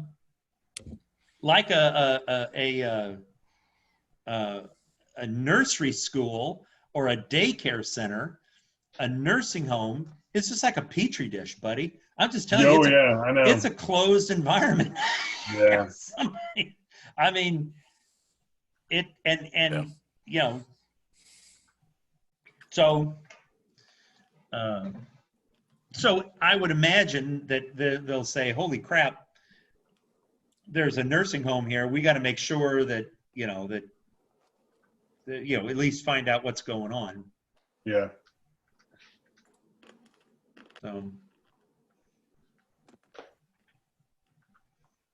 Anybody gonna have any happy news? I got a niece that's going to have twins in the next probably 48 hours. Well, I fixed my, you guys can't swim in it, but I fixed my pool salt machine. So it's converting salt into chlorine again. Yay. nice. And Justin closes on his new house on the 27th. Happy? Where is he going? He's going to be in Swansea.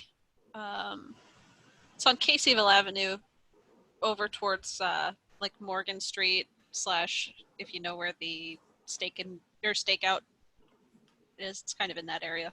Sure. It's like the only one in the whole state, I think. Libby, are you still in your house? Yeah, I'll be keeping the house and inheriting taking on the entirety of the mortgage and windows and everything else, and we'll be splitting the pups. You get Captain or Crunch? Captain's my boy. Crunch is definitely a daddy's boy. When does he close? The 27th. And then he'll be moving the weekend after.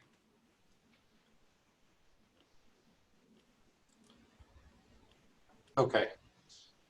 I think I finally got enough to at least get us through the next little bit. Make sure to block off the unparted places with like a big box or something, because that way, otherwise we'll see right into it. Just put a piece of paper over. We won't see it. Please white out on my screen. That way you guys can't see it. There you go. That won't work, Mike. Post-it notes. Oh, dang it. I'm fresh out of Post-it notes.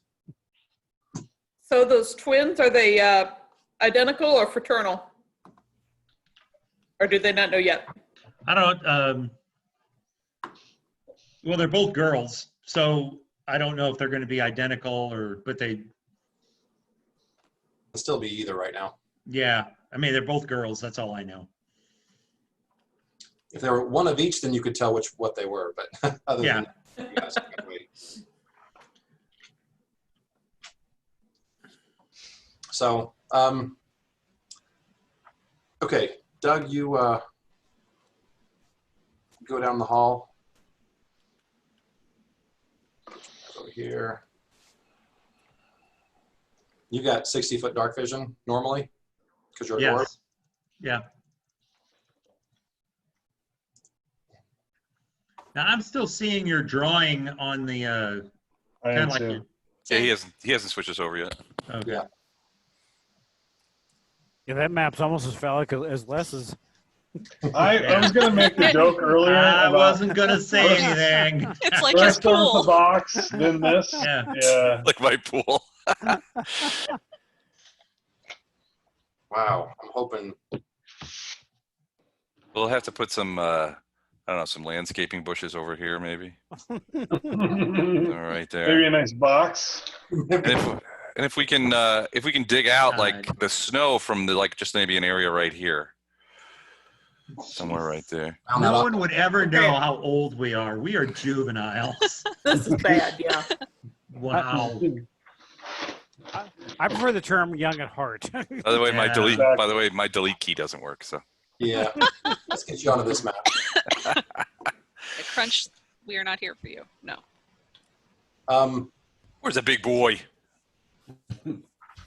Back at the baseball diamond. Here, bud. Come on. There he is. Hey, There's the Cap. cat. This is Crunch. There's Cruncher boy. Hey, buddy. Crunch. He's like, no, I want mom. No, he's trying to figure out now how to get towards everything that's on my desk to see if there's any scraps that he can steal. Yeah, Chip crumbs. that's what dogs do. Are you going to finish this pup? So Doug, you go down.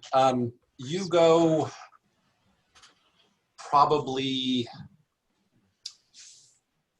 500 or 600 feet, Damn. Scappers. and it's pretty unremarkable. When you get to about 600 feet or so, you start to see pillars, very thin pillars. You think they're more, well, if you've been a dwarf, you're at least semi-well versed in rock and stone and all that kind of stuff. And Yeah, I got some things in engineering, so I mean, Yeah. So these seem more decorative than functional okay. because they're very thin ones and they're all the way off to the side. So, but they're starting to be about every 20 feet, a pillar on each side. Occasionally you'll see one that is kind of cracked and is damaged, but most of them are intact, but you're starting to see those as you continue. Okay. I assume you continue? Well, 600 feet's a long way, so I mean, Are you going any further than that? Yeah, keep going. have I picked up Les's arrow? Oh yeah, that was only about 150, 200 feet away. Well, I mean, I'm gonna, Still has Take light it. on it. yeah, and I'm gonna, without having to cast it again, I'm gonna throw that, maybe 20 feet at a time or something. I mean, And I yell out from behind, "That's the wrong direction! Give me that back!" but it doesn't really matter. I got this echolocation, so Well, you got dark vision to 60 Thank feet. you. So yeah. you can see 60 feet without any light. All right, I'll go a little bit further. I'm tired, so I'm just making sure that what How much further do you go? Oh, Beep, beep, beep.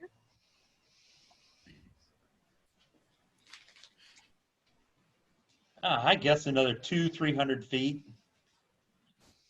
Okay, it starts to slowly turn to the left. Okay. All right. All of it, there's no signs of any kind of, I'd take a survival check on tracks.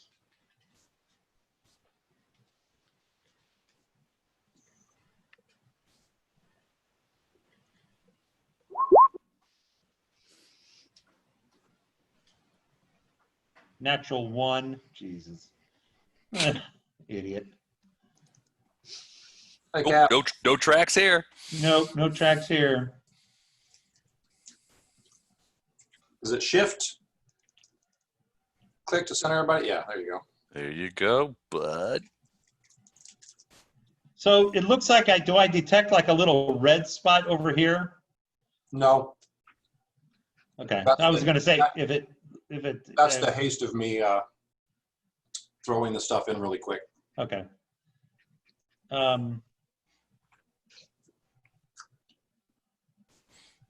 Okay. You do detect it kind of opens up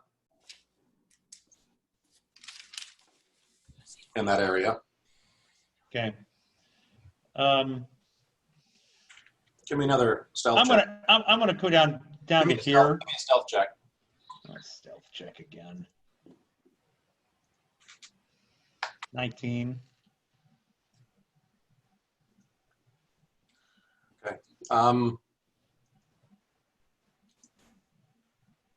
Now give me a perception.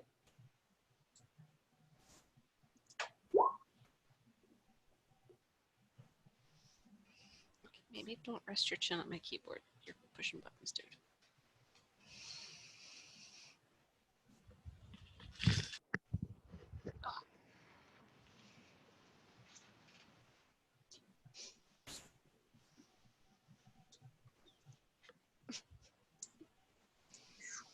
There. Where are you going to? Well, I figured that I was gonna go a little bit further down to. Looks like where You have these to use these squares are 10-foot squares, which is why your icons are so small. But because of that, you have to use the Alt key to put you in whatever quarter of that square you want to be in. right about there. Okay.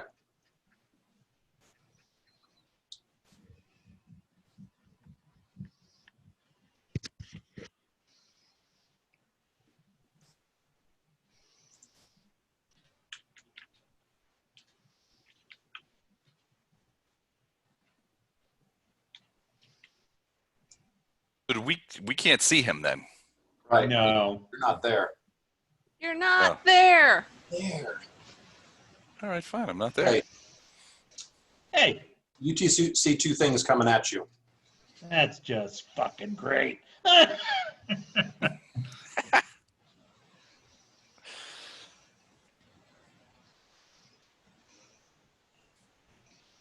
Do we roll for initiative, or do I just? Yeah.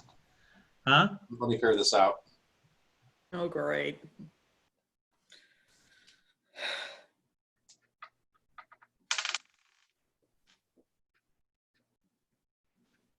Okay, go ahead and do your macro and roll.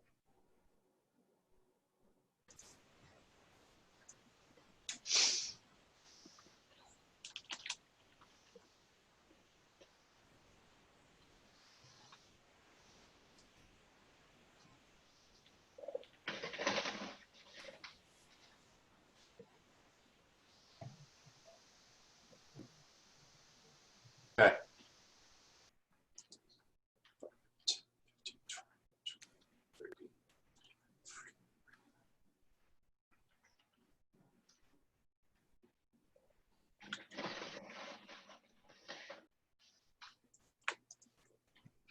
Okay.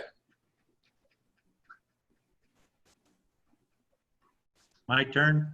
Yep. Okay. Full speed retreat.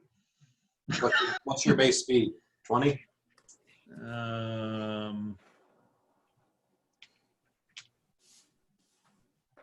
Yeah, I'm pretty sure.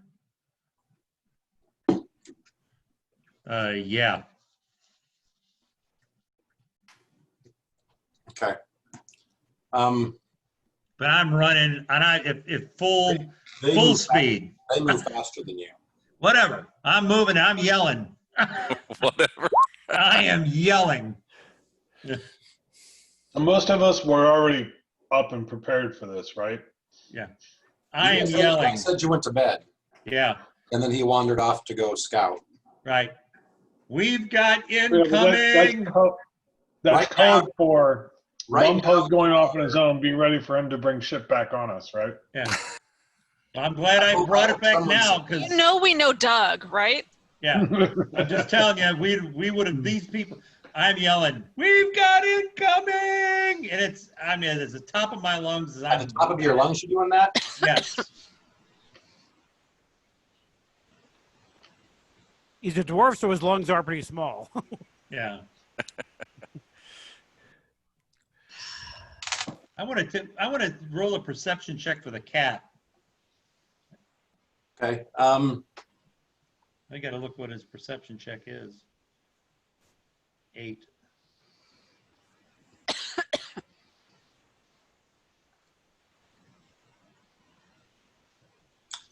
Okay. Yeah. Let me see. You went.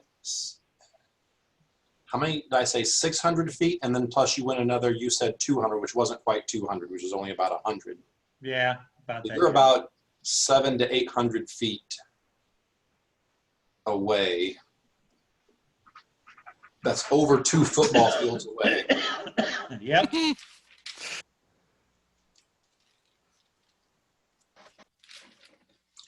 I'm going to be generous and say every third round, they get a swing as you run away. Okay.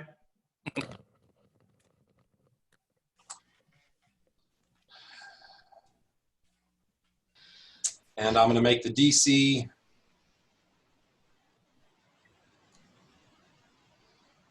Oh my gosh. Hang on. Sorry, I didn't anticipate this. I do that a lot. You do. So 700. Man, if only I had said something along the lines of, hey, let's not go too far in so that we don't bring back anything while we're all exhausted. Yeah, that's really all. This is all on you, Libby. Yeah, it's all on you. Oh, wait, Libby. I did say that. Yeah, it's all on you. Mumpo heard "go far in." Mitch is peeing his name on the wall now.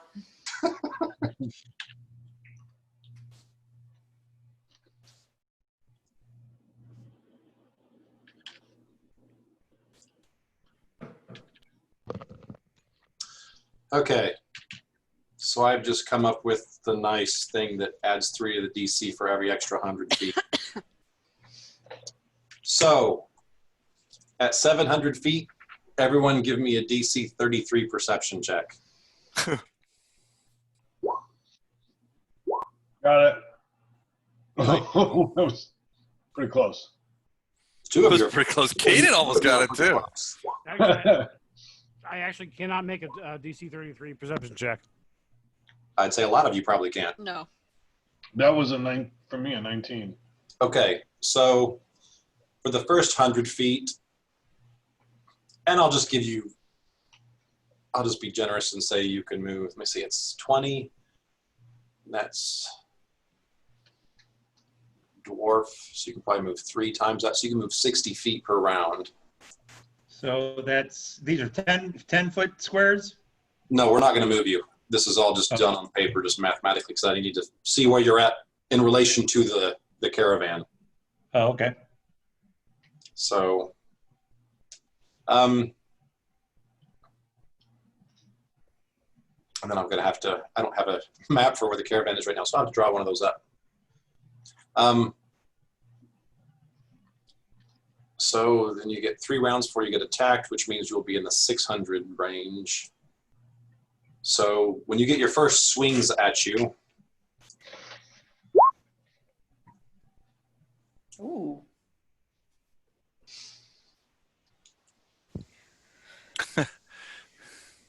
How tough can he be? He doesn't have a head.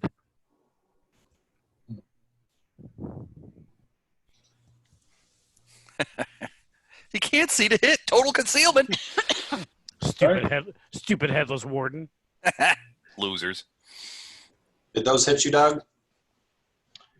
27 does, yes. Okay. The 24 does as well. Okay, so 35 damage. And I need 2 fort saves. Hold on a minute.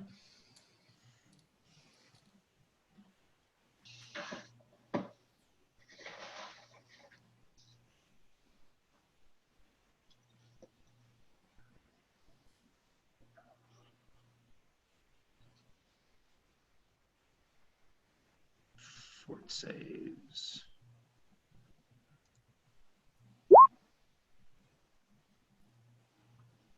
How many fort saves? 2. 2. Yeah. You missed the first one, so you can take the extra damage from the first one. Ouch. Take the extra damage for the second one, too. So that's 7 con damage? What? Yep. And 10 charisma? Yeah. Fuck. Okay, hold on a minute. Man, we're going to miss you. Yep. Speak for yourself. Yeah. 10 con damage. If his character dies, can we eat Savior? Yeah. Oh, It's hilarious. Cat turkey. and 7 charisma? No, it's 7 con and 10 charisma. Because I only have 6 charisma.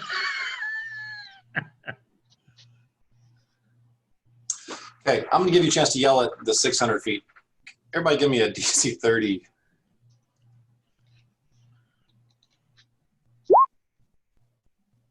Oh, so close. Oh, hey. Yeah, there you go. Okay. So Esteban, you're still, you know he went out there and you're waiting for your arrow back, so you're just sitting there Mm-hmm. wondering where it is. Mhm. You swear you hear a dwarf yelling frantically in the distance. In the far distance. Do I know any other dwarves that have gone down there? No, I'm just kidding. I will let out a yell. I think, hey, everybody, I think Bumpo's in trouble. Hurry up, get up. We got to help him. And then I will run down there to go get my arrow. I'm going to run down there and help him. I'm going to get as close as I can. Yeah, there you go. And do I see light? What are you using for a light source? Blind fight feet. You're fighting the blindness? I'm clicking and hooting like a dolphin, trying to figure out where I am.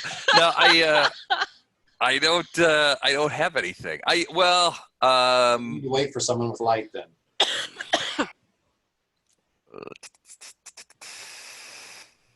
Wait, hold on. I might have a torch, but then I'm going to have to not fight with my bow.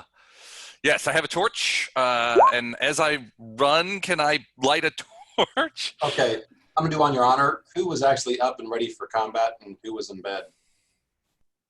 I was in bed. Apparently the cat was too. I guess it depends on who technically was on watch.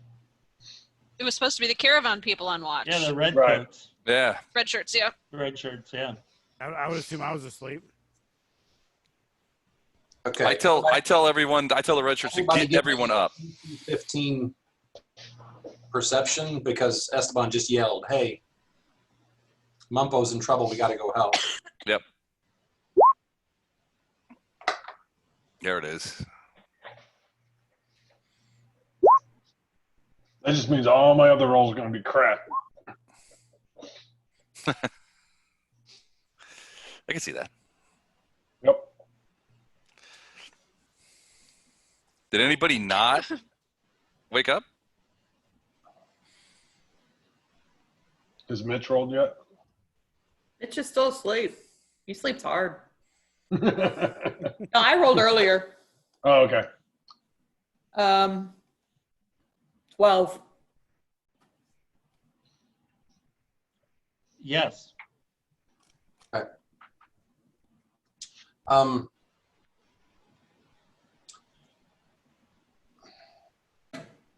Actually, Les, you heard something yelling. You heard him yelling. Mm-hmm. It was only once, and then it's silent. Oh, okay. I'm going to light a torch, and I'm going to start moving down there as quick as I You hear can. people stirring behind you, probably cursing too. Now remember, everyone for this fight's -1 to everything because of the exhaustion. Okay. Are you waiting for anybody else, or are you going? I'm going. Doesn't sound like you can wait. Are you yelling? You're quiet? Are you doing normal? What are you doing? Normal. I'm just running down there. I'm not trying to. I want him to know. Honestly, I would probably be yelling, Mumpo, I'm coming. That kind of thing, to let him know that help is on the way. Okay. Plus, these guys are headless, so they probably can't hear me. It's funny that way.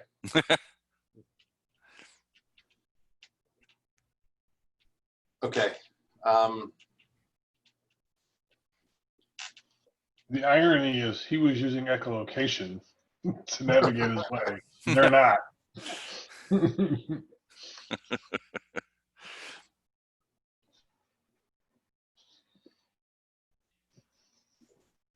Hey, the other rules lawyers here, which actually it's usually Don. Libby Libby knows the rules. Libby, when you go down to a negative stat, does that mean you automatically die? It depends on the stat.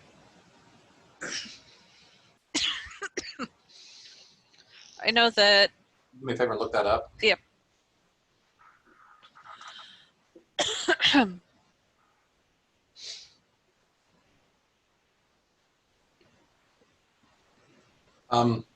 Okay, so you yell, "We're coming." You keep yelling because you don't get a response. Okay. Yeah, I do keep yelling. I got torch in one hand, rapier in the other, and I'm just trying to go down there. He's still got my arrow, so I should be able to see at least when I get closer to see some sort of light where he is, right? Kind of. It's kind of around the corner. So if you Okay. fall to 0 or lower charisma, you are unconscious. You're unable to express yourself in any way. And you're undateable. All right. That's kind He of was a 6 initially, so he was undateable right out the gate. right. Depends on how many beers you had. Straight out the gate. It's dateable. Yep. We're talking now. full peg here. A beer-induced charisma bonus. All right. Potion of charisma. All right.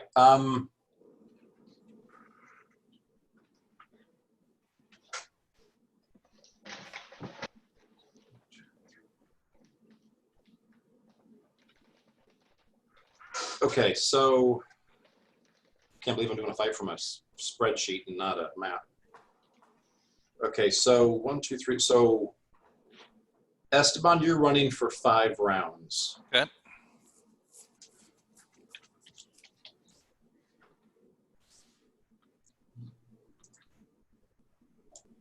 All right, I need an initiative roll from you. From me? Yeah. I don't want to. Okay. Hold on just a second. I gotta move something. Don't let Mike push you around like that.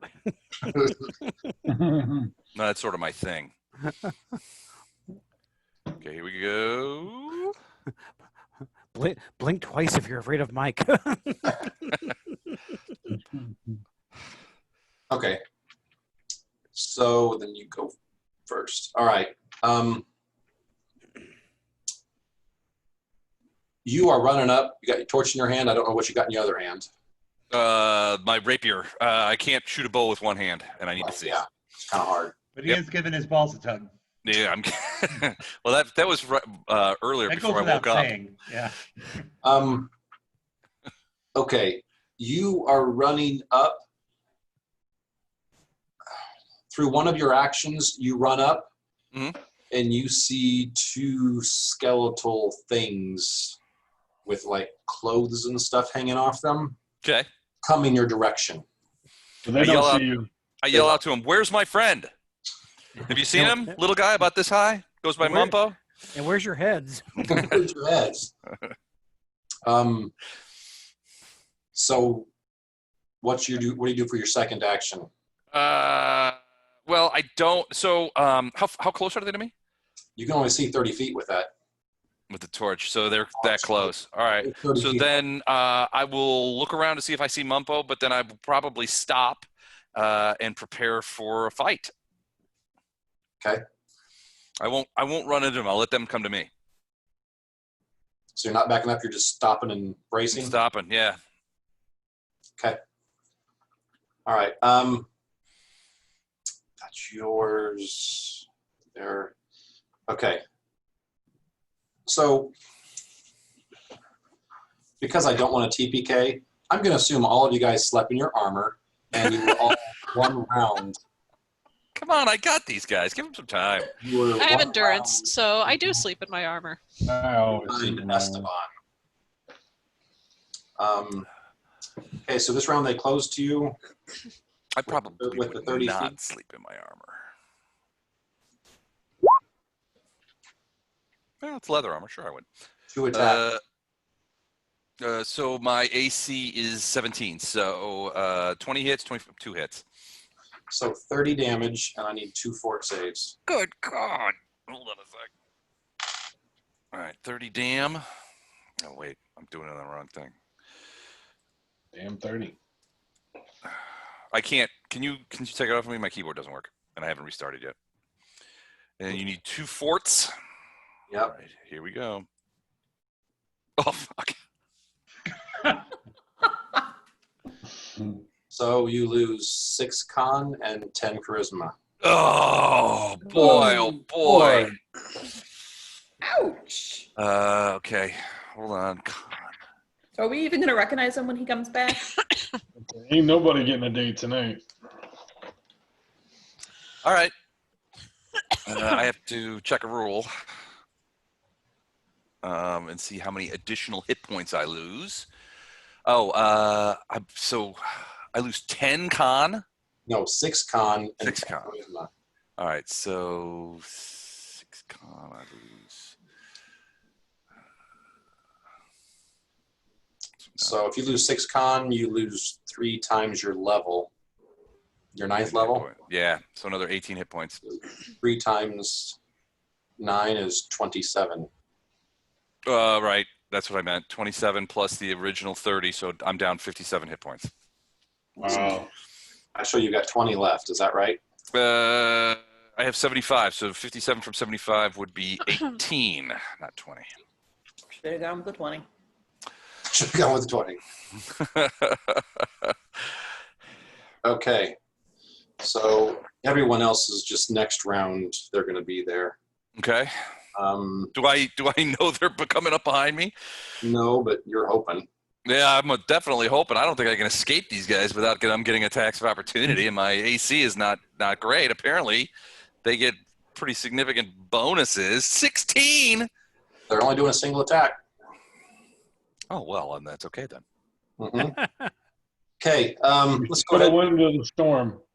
Let's go ahead and have everyone else who hasn't rolled initiative go ahead and roll initiative.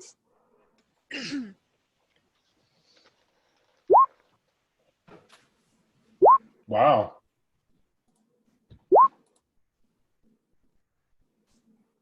Sorry. I forgot. Yeah, I did not choose my name when I did it. Okay, I'll just I manually. choose my name. Did it show up? Because on mine it's showing twice. Did you have to have your icon selected before you run that? Yeah. I'll- I can't see anything though. That's Oh, you can't see your icon on the map? no. I rolled a 7. Oh, there we are. Okay. Right there. I'll try again. Oh God. Can I use the first one? I rolled a 17 the first time. I'll put the first one in there.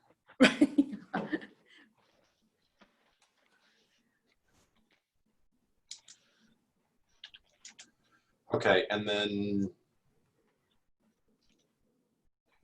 Jamie, highlight your icon and roll that again, and then I'll just put the 19 in there. Okay.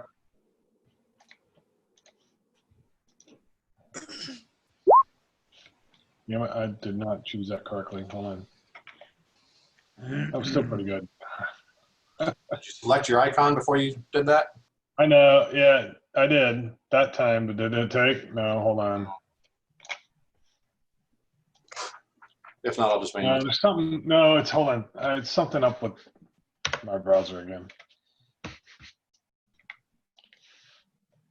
Hey, March. I gotta show you something. Tell you what, I'm just going to manually type this in. Yeah, it's fine.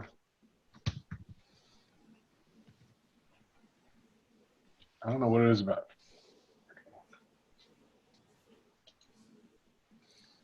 Okay.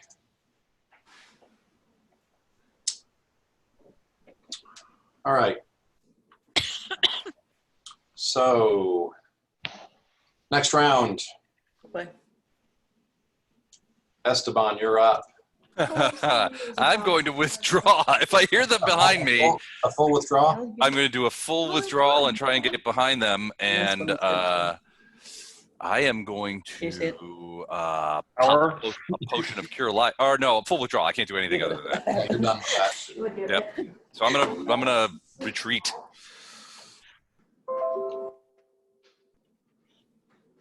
You know what? Let me.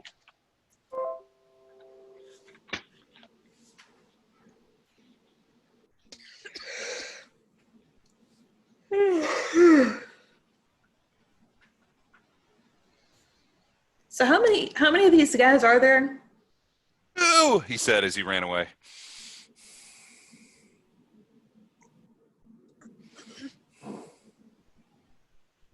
Okay, so I've got. Moving you over to there.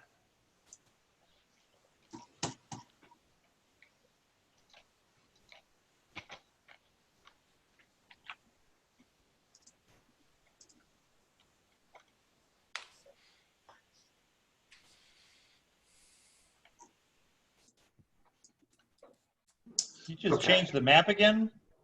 Yeah, you guys see the blank map? Well, we see the phallic symbol. Yeah, you can delete those if you want. I can't delete anything because my keyboard doesn't work. Oh, sorry. I meant this is the map I wanted to send you to. Oh, here we go. Okay. Just out of curiosity, Doug, old people still laugh at that kind of stuff too? What kind of stuff? Well, you know, the penis shapes and all that kind of stuff. Dick drawings, that kind of thing. No. Something to look forward to as we grow up, huh? Well, it's what happens is that 9 times out of 10, you get these old men. It was funny. This happened about a year or so ago. This old guy comes walking out of his room without any pants on. I mean, he was nude from the waist down, and so the lady who lives across the hallway just looked up and saw him standing there without any pants on, and he was just. I mean, it's not like he was flashing or anything. He was just, and she just shook her head. She goes, "This is not going to be my day." You guys are 1 turn behind, which means 60 feet. 60. Okay. So you guys are right there. Esteban's right there. We're starting the turn. Okay. So Esteban, you're up. I am doing the full withdrawal I mentioned earlier. 2 movement actions directly away from them. 2, 3, 4, 5. 5 squares? Yeah, these are 5-foot squares. 6, 7, 8, 9, 10, 11, 12. And I go just around these guys and I'm there. And I'm yelling out, there's 2 creatures down there. They have no heads and they just knock the shit out of me. So do I know why I lost so much con and charisma? Was it because of the strength of the blows, like smash bones in my torso and face? Or no, there was magic. There was some negative energy undead crap that. They're undead! Clobbered you as hard as it did. Well, they're headless, so yeah, they're probably undead. Okay, so, okay, Erebus, you're up.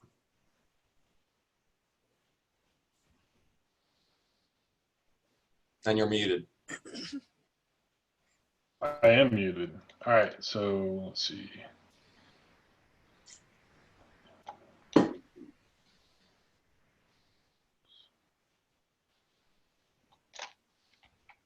And I guess I sit tight. And wait. Yeah, I'm gonna go. What is it? The combat expertise? Is that what gives me the Gives bonuses? you extra. Yeah, it Yeah. takes 2 or 3 away from your attack and adds that amount to your AC. Yep, that's what I'm doing. Okay. All right. Mostly because my sheet's locked and protected, and I can't change it. I can't change anything. That's what I wanted to do anyway. So they move up. 2 swings. Either one of those hit? I know the 24 didn't. I'm pretty sure the 29 didn't either. Yeah, no. Okay. I I laugh in the face. Oh, wait. scoff at you. Okay, Savior. That's you, Doug. I know.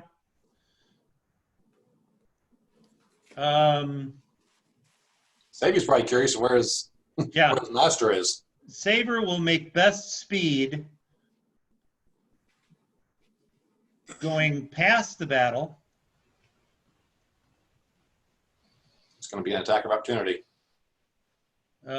Gee whiz, right in the middle? Games Workshop is not.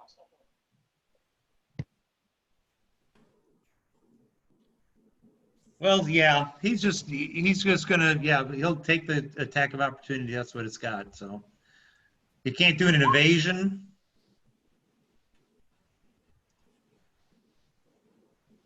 I don't think so. Does he have an acrobatic skill that he could use? Otherwise, I'm pretty sure that's going to hit. If he's got an acrobatics, he can roll and try and beat their CMD. Yeah, he's got an acrobatics. Give me an acrobatics roll from. All right.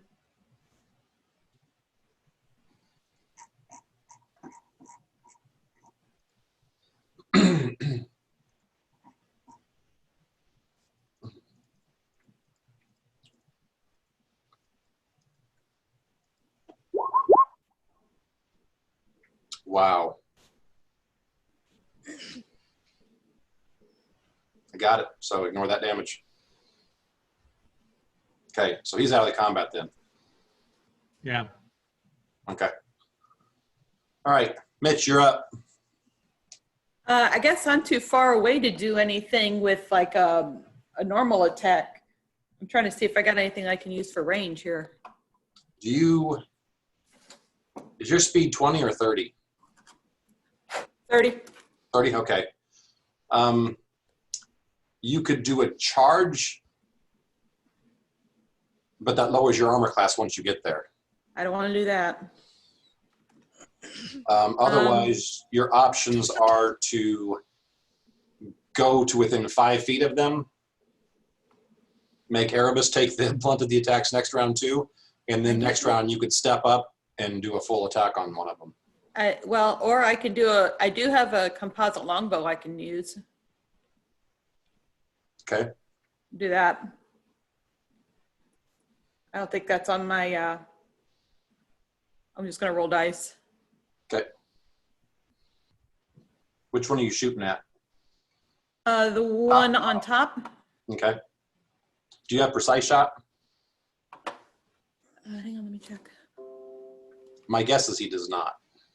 I doubt it because he's primarily built for close combat. Where's my mouse not working? You take an extra negative 40 or attack.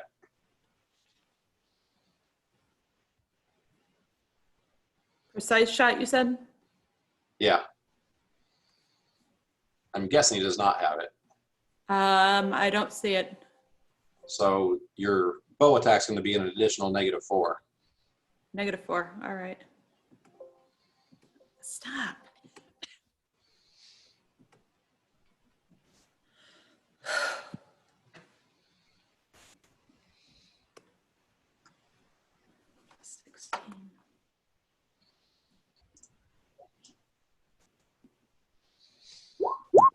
first attack. That's with a -4? Oh, shit. Sorry. That would be a 21 to hit then. Okay, that misses. All right. Second one. -4. This is with the negative. Okay. Both of those miss. Okay. They don't miss by too much, but they both miss. Thank you. Okay. Those down there. Kanan, you're up. Okay. Whoops. Okay, swift action. I enter a rage. Give me that shovel. I'm going to move 30 feet and cast Bull Strength. Okay. And that would be it for me. Okay, Nisha, you're up. Yep. I'm going to move forward and then cast Bless. You said these squares are 10? No, these are 5. Okay. So everybody except for... So basically, everyone now can ignore the -1 you had from being exhausted. Well, I plan to anyway. I plan to anyway. Okay. Esteban, you're up. All right. Gonna holster my rapier and as a move action, draw my bow and arrow. That's 2 move actions though, so that's gonna be it for me. I'm basically switching weapons. I do not have quick draw. Okay.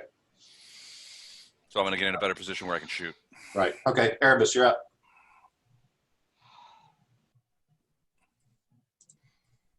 And you're still muted. Yeah, that's because I was muted. I'm attacking the one in front. Hey, look at that. Told you.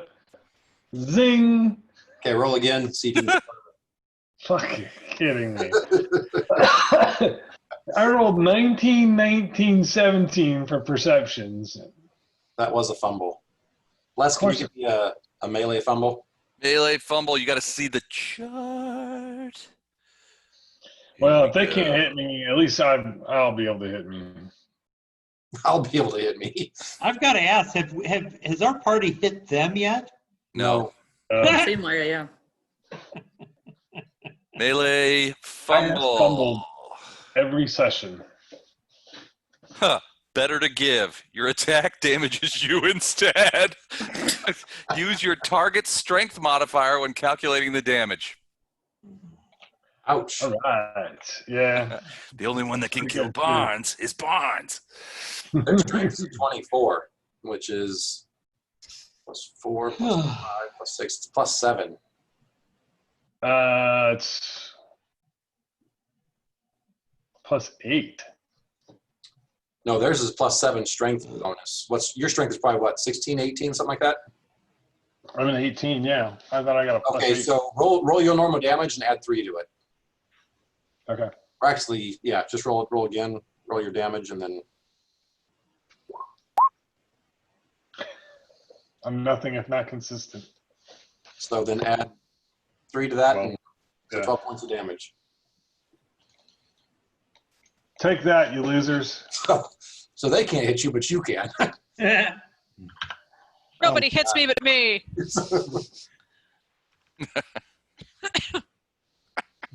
This combat needs to be in a movie somewhere. Just so far how this is. Oh, it's too funny.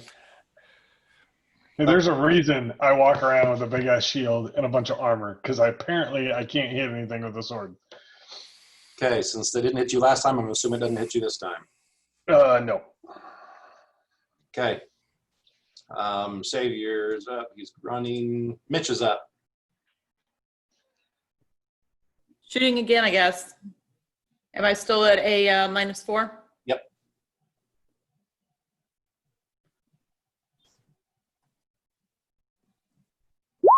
28? That hits? That's with a -4? Wow. Yeah, yeah. That hits. Okay. This is going to be 1d8 plus 7 for damage.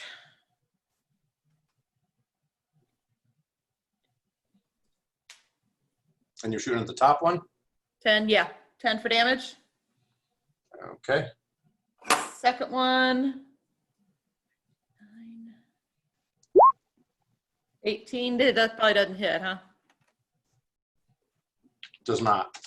Okay. Okay. This guy seemed pretty tough. That arrow hit and stuck. So it did some damage, but you don't think it did what you thought it should have. Stacks. All right, Mumpo, he's down there. Kanan, you're up.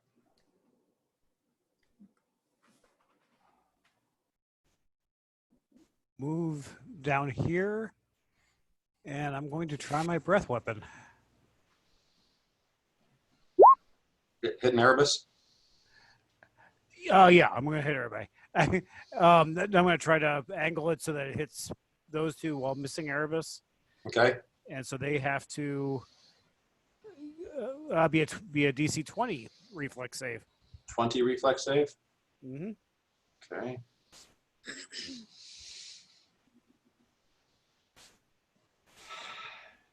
You said reflex? Yep. And they don't have heads, so that should factor into it. Yeah, it's at least another negative 10. So the top one made it, the bottom one did not. Okay, the top one takes half damage. So it'd be, what, 14 points of damage? And the other one takes 29. It's fire damage, if that has any bearing.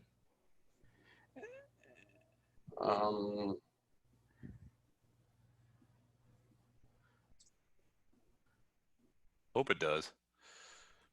And then that'll be it for me.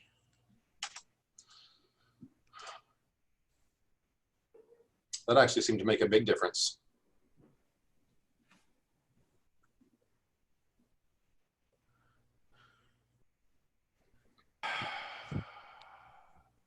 Okay, Nisha, you're up. I'm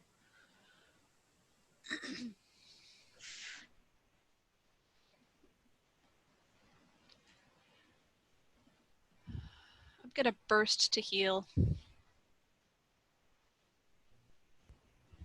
Where is it at? There it is. Yikes. Okay, Erebus and Esteban both get 23 points back. Woohoo! Well, Erebus only gets 12 points back. Don't worry, I get another attack in a few minutes. Can you put those on? Can you put those 23 onto my guy? Yes. Because I can't.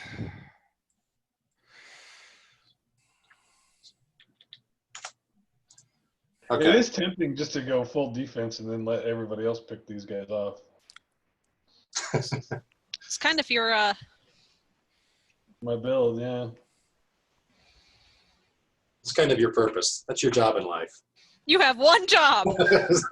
It's stupid, but I'm going to do it. Okay, Esteban, you feel much better. Yes. You feel somewhat better. Somewhat better. I am going to, my first action, I am going to pull out my Wand of Flame Arrow and cast it on my quiver to ensorcel 50 arrows with Flame Arrow. Okay. And I know I need to use magic device. The DC is 20. Ooh, Wow. I got it to work. Barely. That was close. That was close. And then I'm going to shoot one arrow at this guy right here. The bottom one? Yeah, the bottom one. Okay. So single attack. 21 to hit, 6 damage plus D6 if it hits fire damage. It's really close, but it misses. I missed. Okay. All right. A flaming arrow goes flying past you. That's it for me. Okay. All right, Erebus. Here we go. Oh! Oh! Holy crap. High highs and low lows. So roll that again to see if you confirm either or both of those.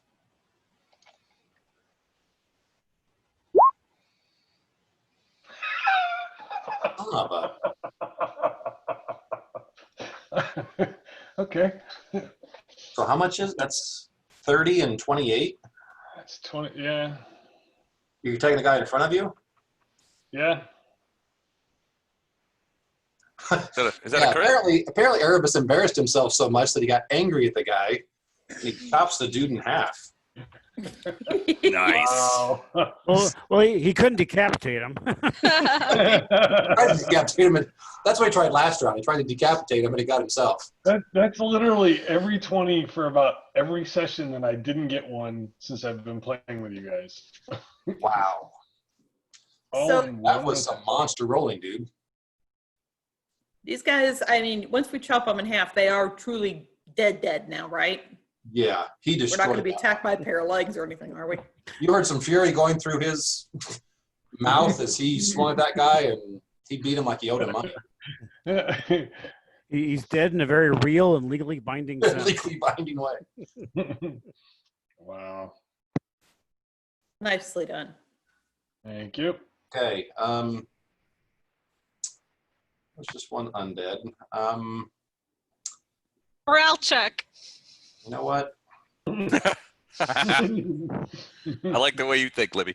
Well, I didn't see it, You got so killed him with that one thing, so he's coming over and is going to attack you. 20 hit you, Steve? No. Okay.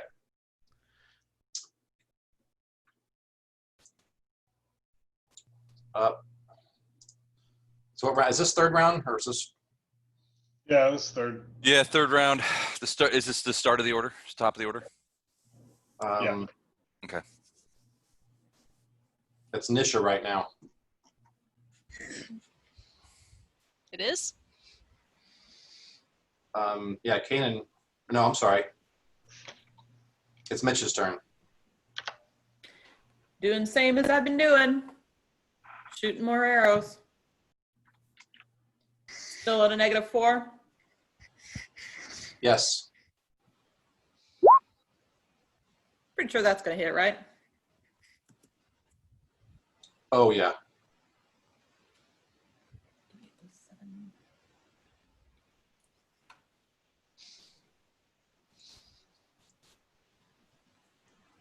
Damage on the one that's standing is 12.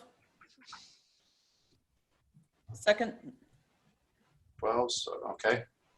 Same thing. You're hitting and doing damage, but it's not quite as much as you think it should be. 18 probably doesn't hit, right? Does not.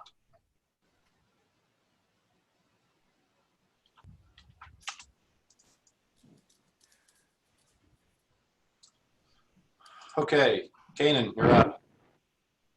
Okay, the one in front of me, Your hair almost is silver. everything's two higher because of the bull strength. So it'd be a 39 and a 37 to hit. Oh, those both miss, obviously. My gosh, dude. And then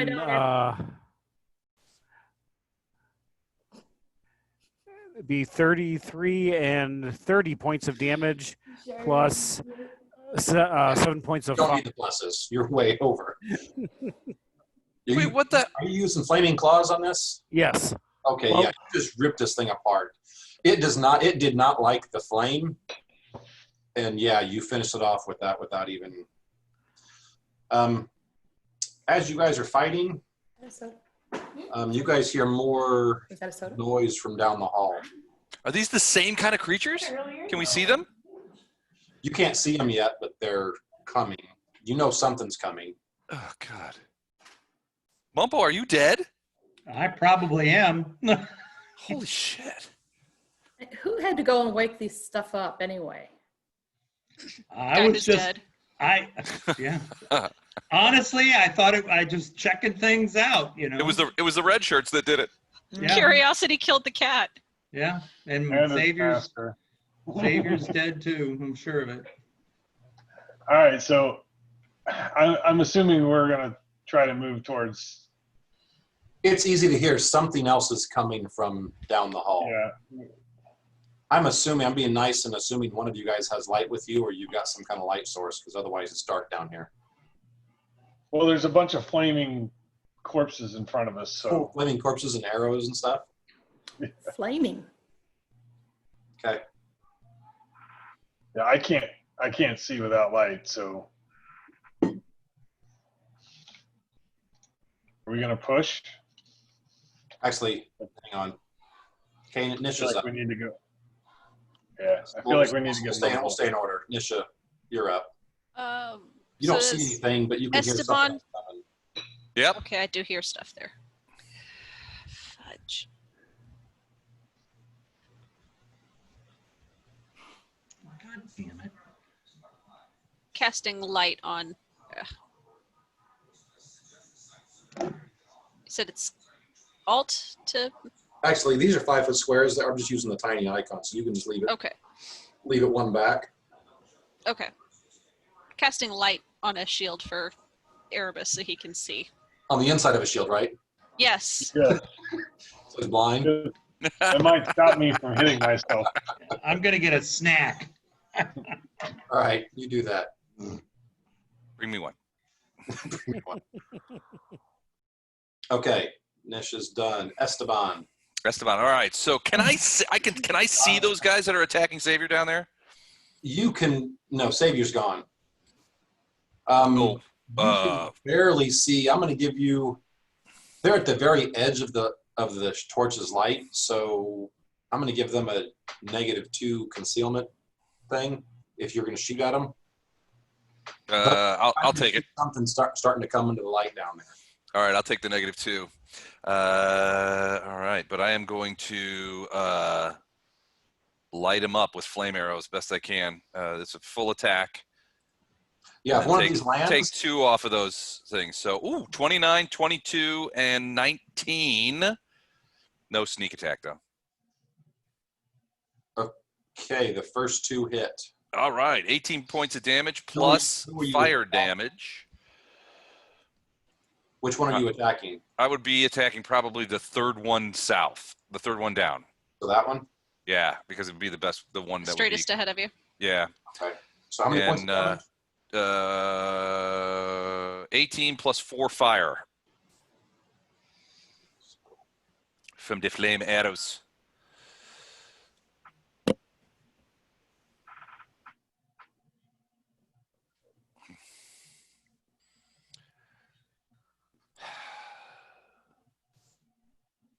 Look at you, big farts. Same thing. You're hitting these? Mm-hmm. But yeah, there's damage reduction in there. Yeah. Okay. You're doing damage, but it's not as much as you think you should be doing. Every little bit helps.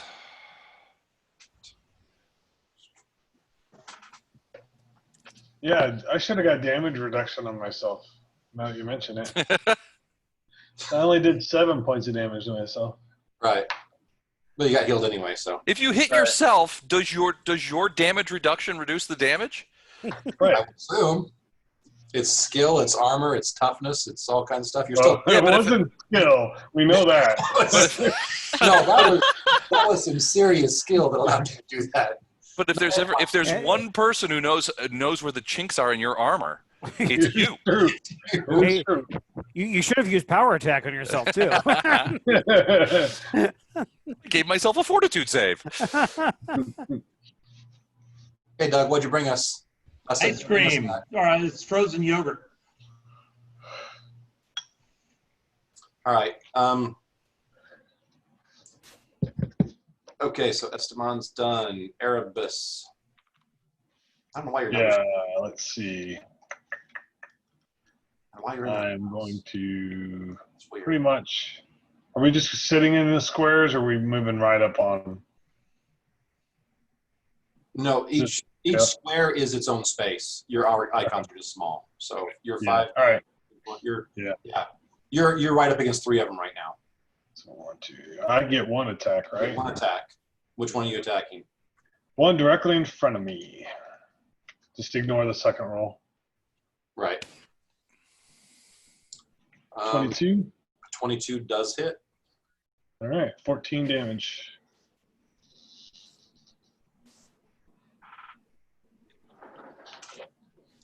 Okay. It's always a dicey thing when I go charging him.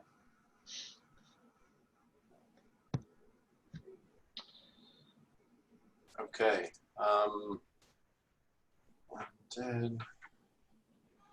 Oh, I didn't put them on here. Hang on.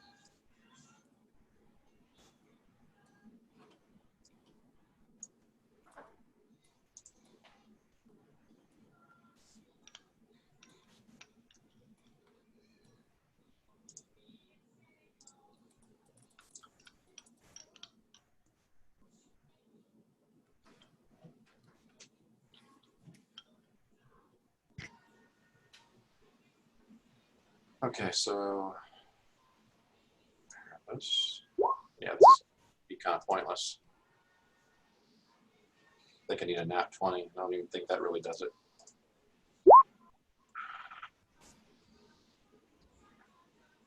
Oh, first one fumbled. Yes, he did. Suck Hey, let me it. finish I doing empathize. Suck it, Skeletor. this right here because these guys aren't the most intelligent. Let me do the other two attacks and I then think that's a quote, Les. Suck it, Skeletor. Yep. like I said, I can always roll a natural 20. So Actually, I think that was a quote from the He-Man movie. All right. okay, That was the Snyder. That was the Snyder cut.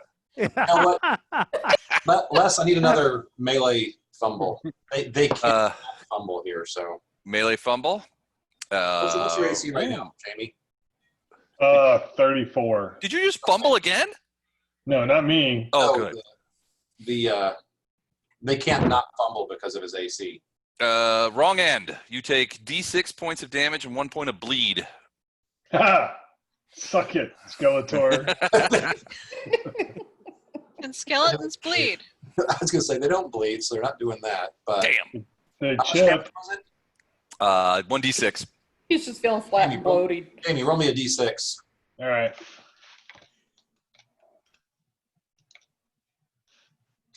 He saw you do it. He's like, that looks like fun. So let me try. Hey, look at that. That's why I had you roll it. Right? Otherwise, it's over too quickly. Okay, Mitch. All right, Mitch is going to move. He's had enough of this shit. He's moving up to about here. He's inspired by the cry of "Suck it, Skeletor." Yep. Are you He's switching? switching from his bow. He's busting out his axe. He's like, Yeah. Okay. So you're because you can as a free action as a move action you can switch weapons. So. oh, well, okay. So you I didn't move my full distance, but okay. Well, be careful, but you won't have any attacks at the end of it, though. You can Right. get in position, though. That's what I'm doing. Up to close to them, but not. I mean, she's not even close to them, so she's close to the old front line. Okay, Kanan, you're up. Okay, I'm going to move. Whoops.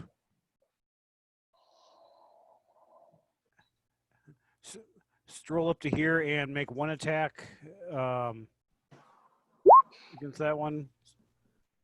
So 24, that hits. Okay. That should be 29 points of damage and 7 points of fire.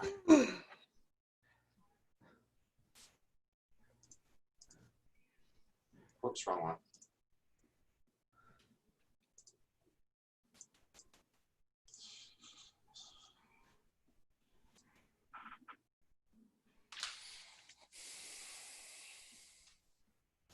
Okay.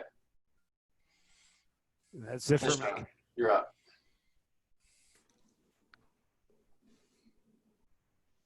Oh, I'm sorry. You said Nisha. Yeah.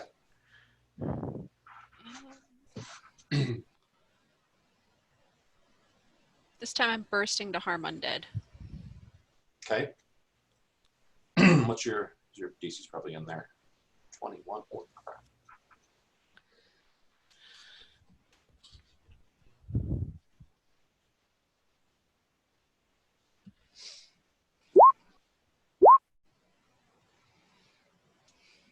None of them made it, so they all took 27 points of damage.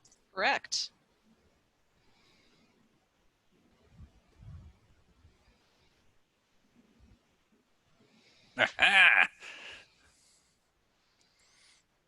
Son of a.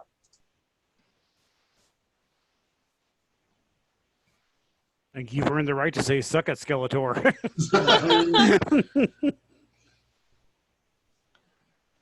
Those back two, one by 1 hit point and one by 2 hit points. You got them.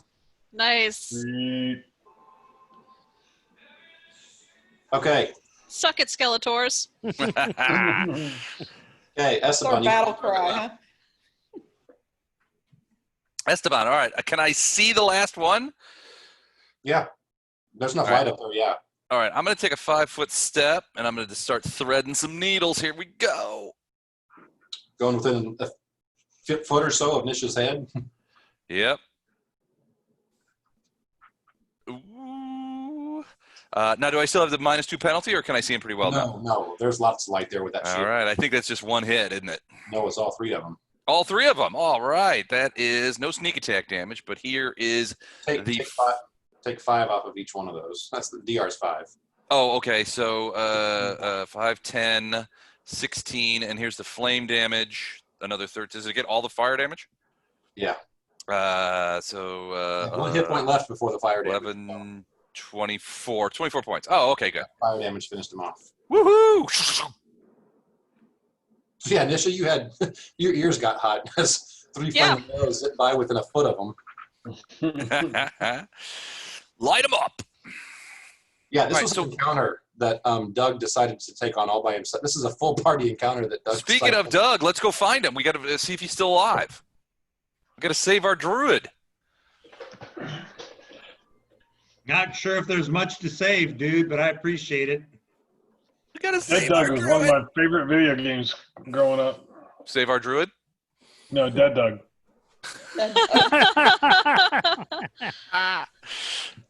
So I guess we rushed out. I mean, grab up a torch or something and rush down. Can we find him? Is Savior with him, or are they dead? Or Yeah, what's going- Savior's with him. Okay, is Savior dead? No, Okay. Savior's just kind of knelt down next to him, kind of sniffing at him and nudging at him. He looks very still on the ground. Ugh. Is he, Can't believe is he Savior- alive? I'll go do a heal check to see if he's alive. Do I have that on my bar? He looks very, very ugly. Oh, he- Much, He looks very Well, good. Do I You really shat gotta see yourself, if he's so- alive? much uglier than he was before. He is wrong looking. I mean, So the charisma beer bonus is now going to be measured in like kegs rather than glasses. Right, that's what I said earlier. It's, yeah, it is. yeah. There's no, Plus 13. not a charisma. This is like the anti-charisma. Does Mumpo If even he- like you anymore? So, can I determine that he's I don't even know if alive he's alive. with a 22 heal check? He is alive by a thread, Okay. and most of his damage is not blunt force trauma damage. It's fugly This damage. is some very nasty negative energy damage. Okay, so I'm going to start with the Cure Serious, and then with a 0 charisma, he's going to wake up with a mullet. Yeah, that's right. well, he's not going to wake up until the Christmas. Until the mullet grows out. Yeah. So, can I determine Like I said, you that he needs a restoration? Yeah. How do I determine don't that? know how much damage. Spellcraft or So how much damage? Okay, so you cured 26. He only took, was it 30? Well, yeah, but when I got the con damage, Yeah.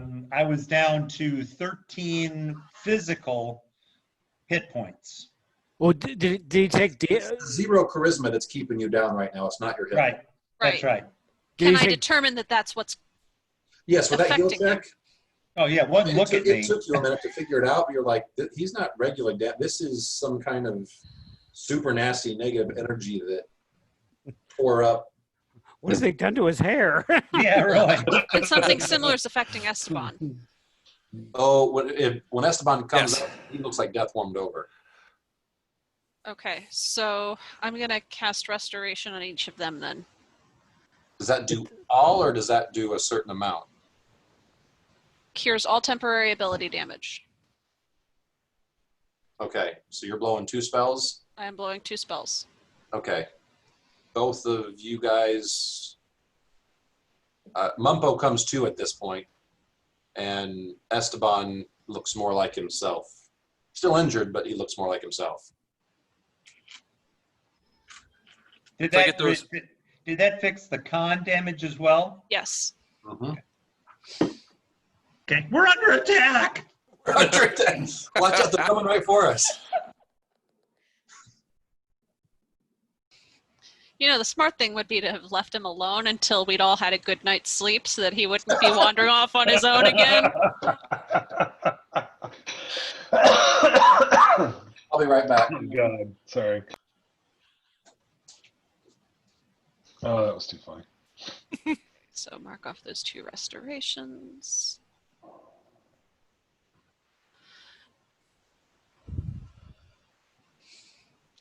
And Esteban Those is are still some fairly injured. I am. I got 18 points back, so I'm at 48, so I'm about half. So take 22. Okay. So I'll get 40. So that's pretty close. I'm down then 4. So I'm at 71. That's I can sleep that off. Yeah. Is Savior injured at all, or? He did not tell me. And I have a restoration scroll. In fact, a bunch of scrolls. So I'd say save those scrolls for when I don't have my bajillion spells per day. yes. Thank you. Thank you, thank you, thank you. Yeah, definitely. I did Thanks. not, honestly, I swear to God, I really did not think there was going to be anything down this way. So I was not looking for trouble. Although on the plus side, this would have all come on us in our sleep. So That's what I was getting ready to say. Did It's a you good spoil his point, yeah. plan? Well, by not spraying necessarily. It early? depends Not on how much necessarily. noise we were making, because he went way down there. I did. I mean, I seriously, I just was like, this is, well, Mitch snores pretty loud.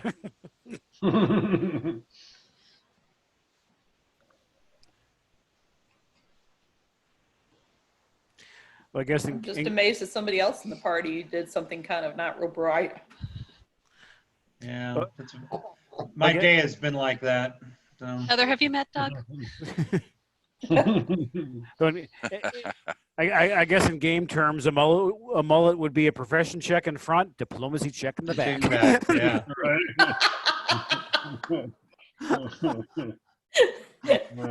What kind of saving throws are going to go against that too? Wow. Probably a fortitude save first. Yeah.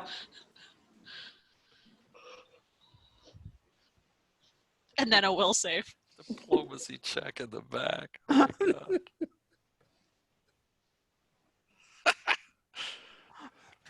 Awesome. So did we Modifiers would be beer cans, cigarettes, you know. Pickup truck. Shirtless.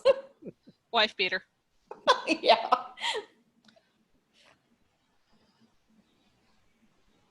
A gun rack. Oh, good one. Don't overestimate the power of the gun rack. Okay. So, anybody else going out scouting? No, I'm going to bed. My turn. Yeah. Screw this. I'm going home. I did not expect that at all. The Snowmageddon doesn't sound so bad now. Yeah, that's right. let's go back outside. Yeah, how is Snowmageddon doing? I mean, are we still able to breathe, or is the entirety of the front door filled up now? You just had to ask, didn't you? Well, I mean, I'll tell you that this is a big place, so we're probably not really. I mean, you know, yeah, if we fill it up with, like, we build a big campfire or something, yeah, it's gonna, you know, get choky. But this is not a small cavern. Right. We can operate safely in here. There's going to be plenty of air. Right. So here's a question before we depart. Do we? Somebody mentioned Moria earlier. Do we think that this is effectively a Moria, and we can go under the mountain to the other side? That was what she intonated. Koya said. Mm-hmm. Yeah, because if that's the case, everything I wrote or read about this, yeah, there's multiple exits, and there should be a path through the basically from one side of the mountain range to the other. It's like days worth of travel underground with a caravan. Are we confident that that's going to work? I mean, I hate to get halfway through this thing, although that would be sort of a dick move on the part of the writers of the module. To sort of like, and the cave stops, 1 day's travel in. Well, the cave stops. This wasn't it. Sorry, guys. I'll try again. That would be an enormously dickish move if that was the case. I can't believe Mount Plata didn't pay off for us. Yeah, it's like they go so far, and then all of a sudden, we're out of budget. Sorry. Okay, so you guys batten down. Well, Whenever I was walking by water, did I hear someone say that you were asking about the snow? Yeah, I did. Yeah, that snow. You guys piling up for an hour or two. There's not much of an opening left to go out of right now. That whole thing's been kind of snowed in. do we still hear the cackling sound? You guys are kind of inside. I mean, are you guys going to hang out outside and listen? No, I'm going to bed. Okay. I just didn't know if because of the, the proximity of the, the snow, maybe. Yeah, you guys are, I'd say the closest wagon to the snow is probably still 50 feet away from it, from the opening, and the opening's closing because of the snow. Yep. I mean, Munpo can, fireballs or whatever else we got, but still. Munpo thanks the party for saving his life, and he is going to bed. Okay. He's curling up with Savior. So yeah, considering the ups and downs that I've had with my Constitution score just recently, I'm probably going to hit my rack in as well. Okay.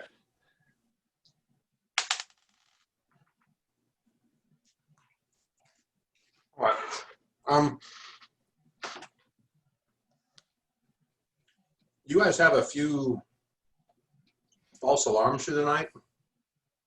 Everybody's probably some a of the little on caravan edge. guards, yeah, they're on edge. Some, hey, I swear I heard something.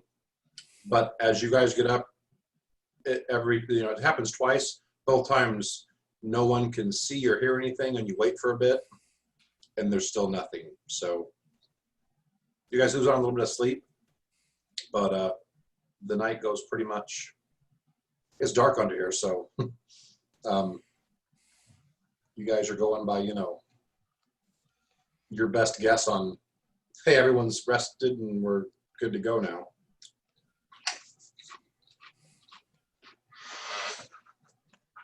And when you wake up in the morning, that entrance is completely snowed through. There's no. Can we hear any of the storm still, though?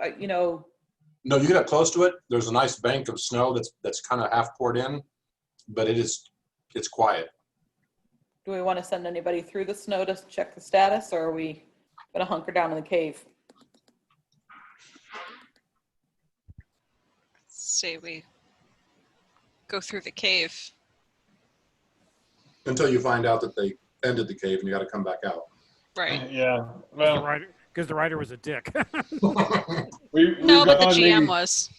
Yeah, we've gone how far into this cave, and we've already found a bunch of nasty things. Yeah, that's why I'm wondering. Do we want to do that again? I'd rather not sit. 700-800 feet. Yeah, right. I mean, how long would it take, you guys think, for us to just check the status outside, or we're going to commit to this cave exploration project? That's how deep it is. Could take as little as 5 or 10 minutes could take as much as an hour. Well, also depends on if you're going to use flame spells or not. But also I'm sure the snow's too deep for the caravan to go through anyway out there. So Yeah, we got fireball. Okay, Just well, blast fireballs away in front of the caravan, and Yeah, 30 feet. 30 feet of 30 avalanche. Yeah. I hope you got a lot of fireballs. We might find the Yeti. You never know. okay, so did we sleep through the night? Like I said, you guys were woken up because of a few false alarms, but you guys got enough to be rested, and you don't have any penalties today. Okay, well, Munpo will, will also say that, if he converts into an earth elemental, he can what's called earth glide. Oh yeah, that would be easy for you to get outside. Well, I mean, it's not necessarily going outside, but I can at least earth glide for hundreds and hundreds of feet without, poking my head up and getting it cut off by some other piece of undead crap that's out there. I mean, I did not expect, The thing is, though, is you can't see what is going on without sticking your head up and looking around. well, I can, You can go all day long in a straight direction through the rock. which is fine. I mean, I can poke my head up, and if I see danger, I'll just duck myself back down, and I'm a little bit more prepared than I was the previous night, kind of thing. There's no way that we should just blindly take the caravan down this path without figuring out what the heck is going on. Sandrew agrees with you 110%. Yeah, there's just Andrew is really bad at math. yeah. Well, So granted, I'm not going to walk down there like I did last night, but there are ways to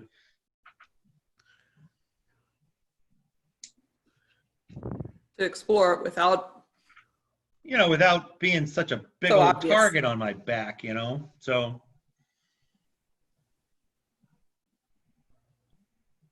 so is that what you're going to do, or? well, Okay. did the stories that she have, give any more clues as to,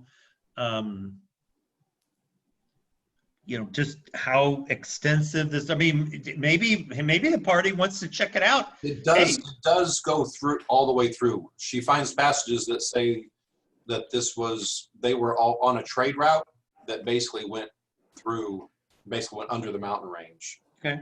So I mean, the trade route that goes under, she's like, there is a path. I don't know. I don't have a map on how to get there, but this does lead to the other side somewhere. Okay. I mean, for shits and grins, I'm going to cast Detect Magic and just kind of look around. I mean, we might want to, I don't know, stay here for a little while. I mean, I don't know. But I am going to cast Detect Magic.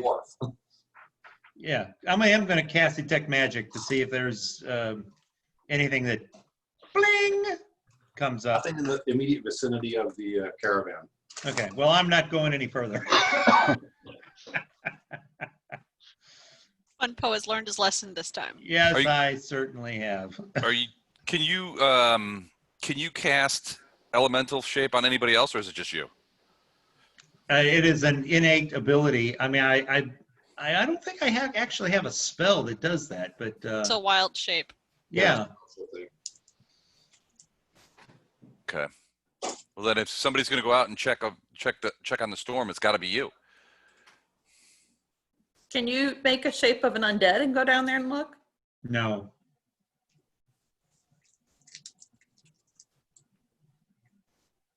You'd get made fun of at all the other druid functions.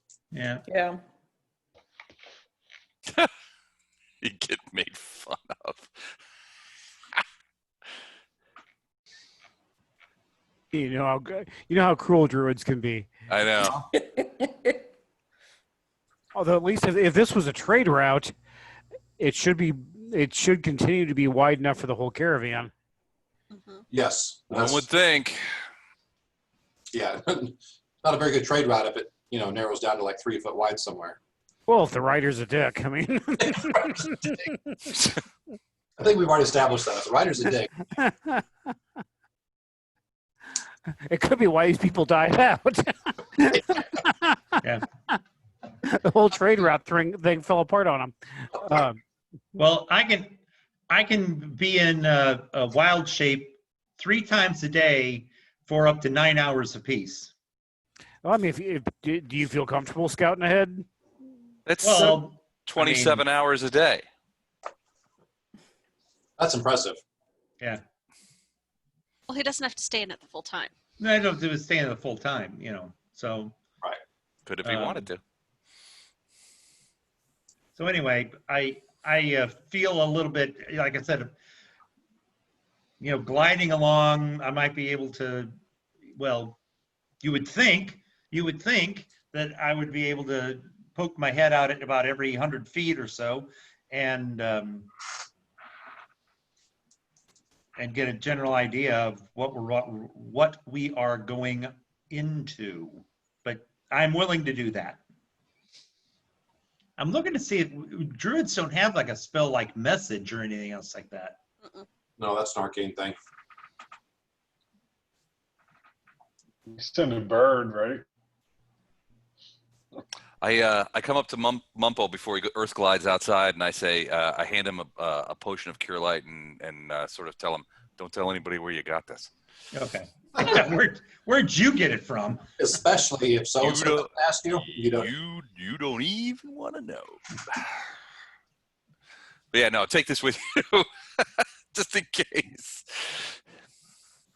Especially if Sandrew comes up and asks for it. Yeah, you didn't get it from me, and you don't know where it came from. Okay. Well, if that is for the party, he's switched with a bottle of plain water and Sandrew's backpack.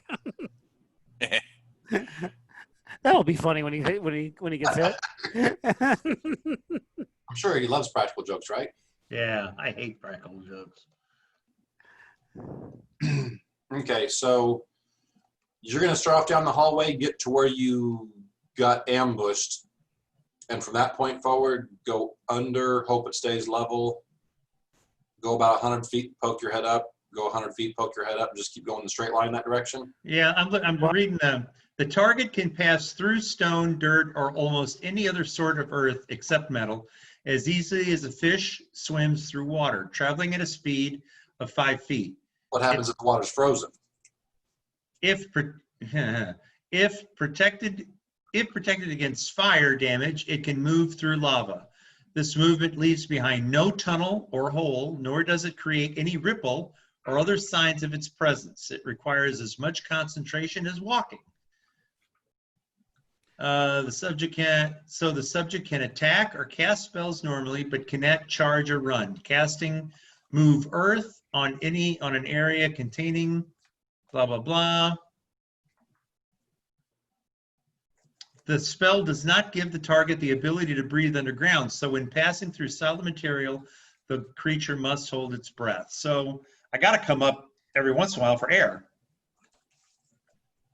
Well, do you want us to give you like an hour, and then we start moving the caravan after you, and then if you see something up ahead, you come back, and we still have a good hour separation between us and danger? Does someone have the ability to cast message on me? Is that?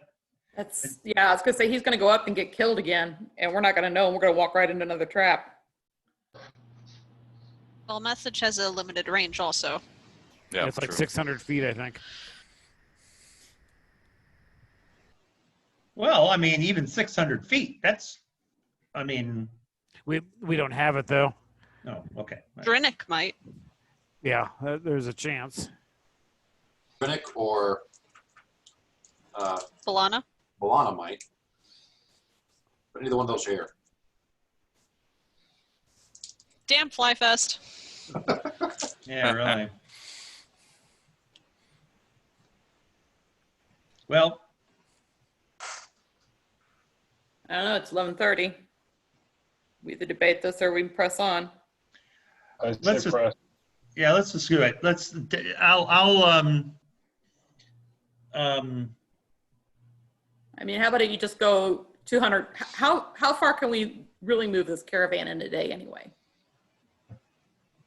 I'd say you could move probably about 2 to 3 miles an hour. What if he just That's goes up? awful fast for an unknown territory. But this thing that you're going on is very flat and wide. Okay. If it stays like it is now. What if he just stays just out of the field of vision for us? So how many, what are you talking about? How far? Well, I don't think- know how, you know, what if he stays within 100 feet of us? He's just kind of scouting out in front of us. And that way, if there's something bad, he can still haul ass back and tell us, hey, prep up. We're going to be killed by a bunch of spiders this time.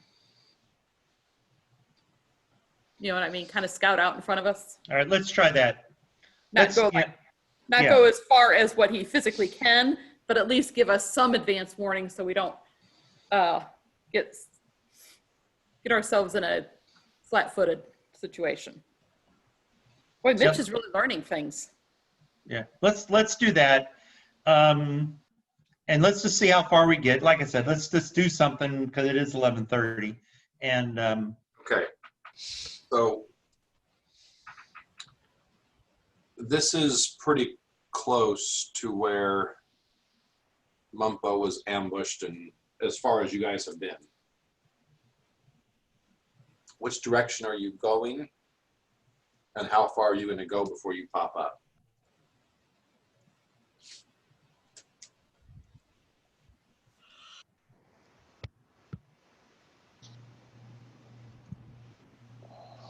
Talking to you, Doug. let me adjust my.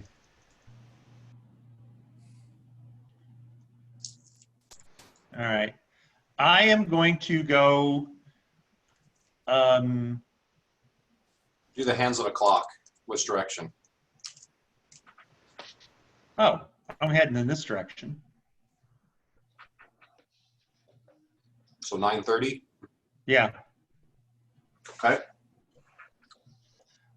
And I will go every. No, you stay there. I'm going to. Ouch! Damn it. Okay. Probably every 50 feet, because we normally with dark vision we can see 60. So every 50 feet, I'm gonna poke my head up. I have to, like I said, I have to breathe. So I mean, it's about.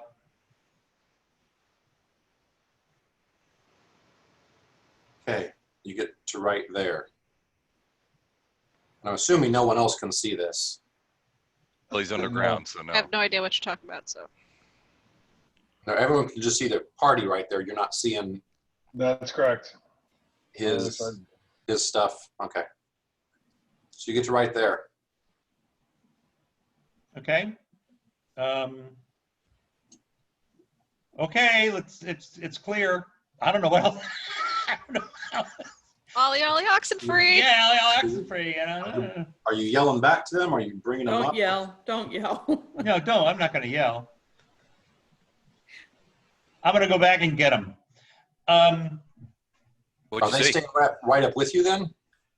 Oh, yeah. Wait a minute. Let me see something here real quick for the link I have with Savior.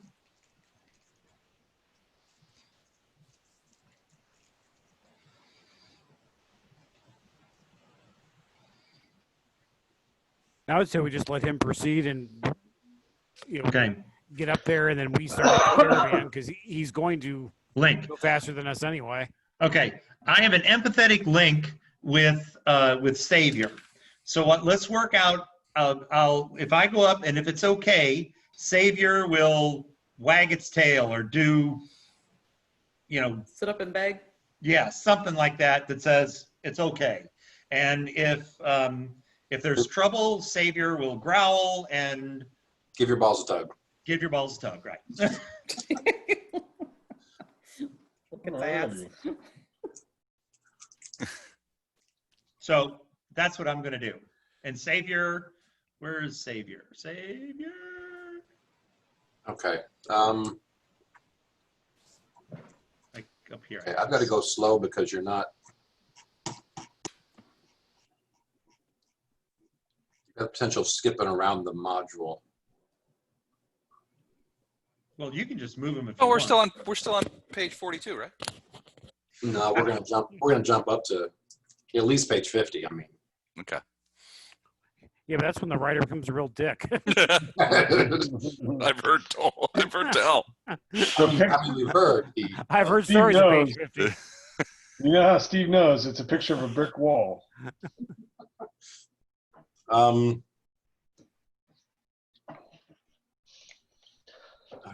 so hang on. Let me.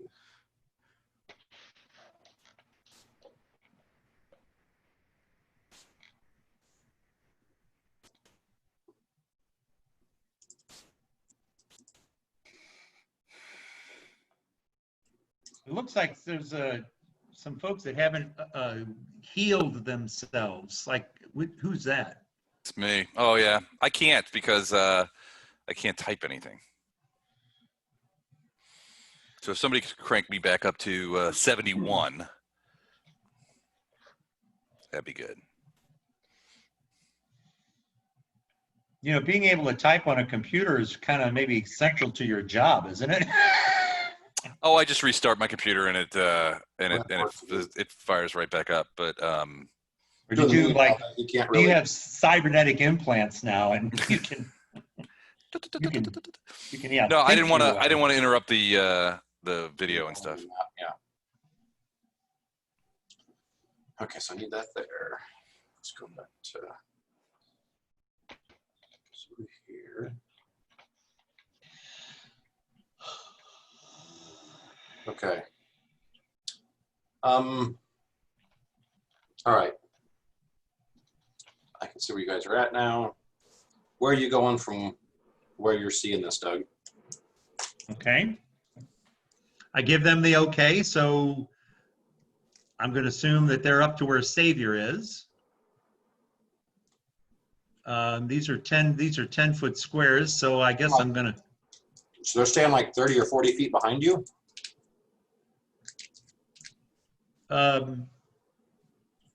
The idea was for me to be able to scout ahead.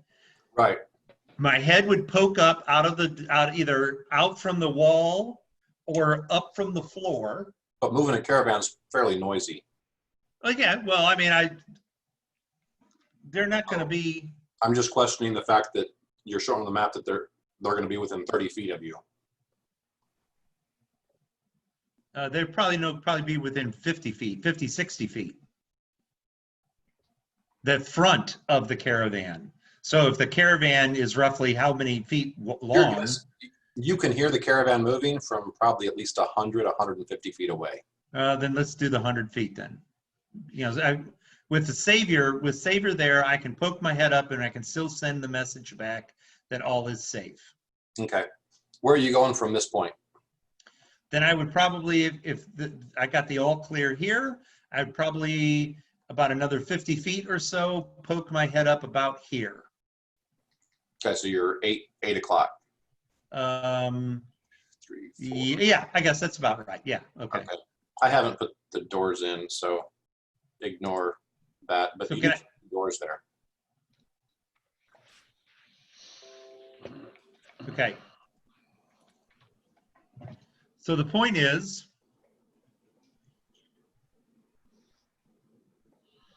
I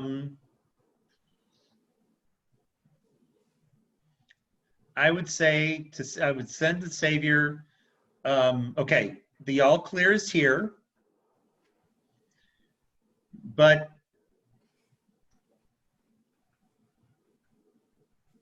I will once I'm here, I will make best speed possible to go back to the party and grab someone. I don't know. And to say that, okay, we're doors up here. There's more sign. Maybe someone should come up and I can go up underneath the door and all, but I don't want to. Maybe that's where these undead came from, that kind of thing. I can go up if the doors are locked or trapped. I can check them, make sure we don't blunder into stuff.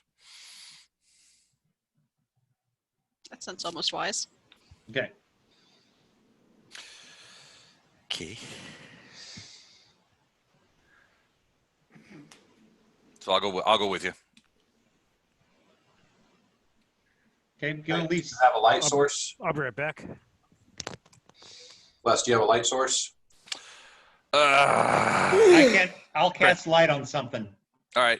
because I Yeah. can cast light. So Okay. A stone should be plenty Yeah. about. whatever. Put it on your. Hang it on your. Maybe a amulet that you're wearing or something. I don't care. Doesn't really matter. I Whatever. have. Oh, on one of my bracers. Yeah, There put you it on my go. bracer. There you go. Okay.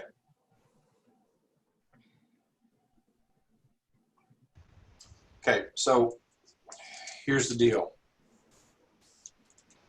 It's 11:43, Mm-hmm. and I'm getting ready to ask you to roll initiative. Okay. Do we want to stop here? Do we Probably want a good spot to stop. before this? Yeah. I'm good with either. Okay. Basically, the far door, the bottom door, Les, Mm-hmm. as you're making your way up here, that door comes open and things come out Okay. after you. So that's what we're going to pick up next time then. Okay. As far as scheduling, Bob would like to do BDC if there's enough to show up to play this coming up Friday. Okay.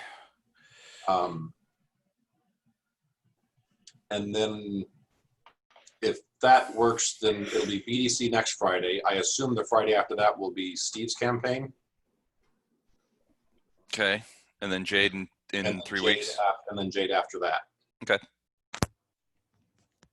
Cool. So it'll be Jade in three weeks from today. Okay. That would be. And the only thing that could change that is if Bob either can't or doesn't want to or whatever. If that doesn't work, then I assume this Friday is Steve's campaign. So we're looking at 7/31 as the next potential date for this. Yep. Correct. But it could end up, if Bob bails, it could end up being the 24th. Yeah. But just knowing him, and it really depends. Last time it was me and Steve and Libby and Don there. Okay. If all four of us make it, I think he's going to go ahead and play. Okay. If one of us four cannot make it, I'm going to guess he's going to cancel. When would that date be, Mike? That would be this Friday coming up. Or not? Yeah, Friday. that's the 17th. A week from today. Okay.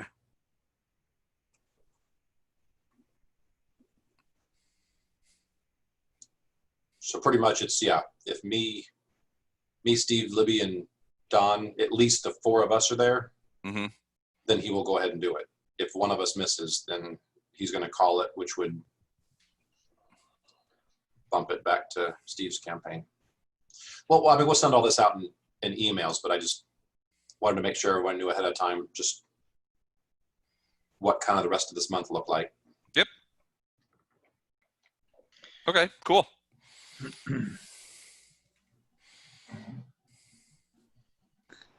All right. That it? Yes. I got one more thing that I'm going to talk to Doug about, but Doug, I'm going to call you on your cell phone. Okay. Great. Good stuff, guys. All right. All right. Yeah, that was fun. Thanks, man. Thanks. All right, Good dudes. night, everybody. And Heather, Yeah. have a good night. Night. See you guys.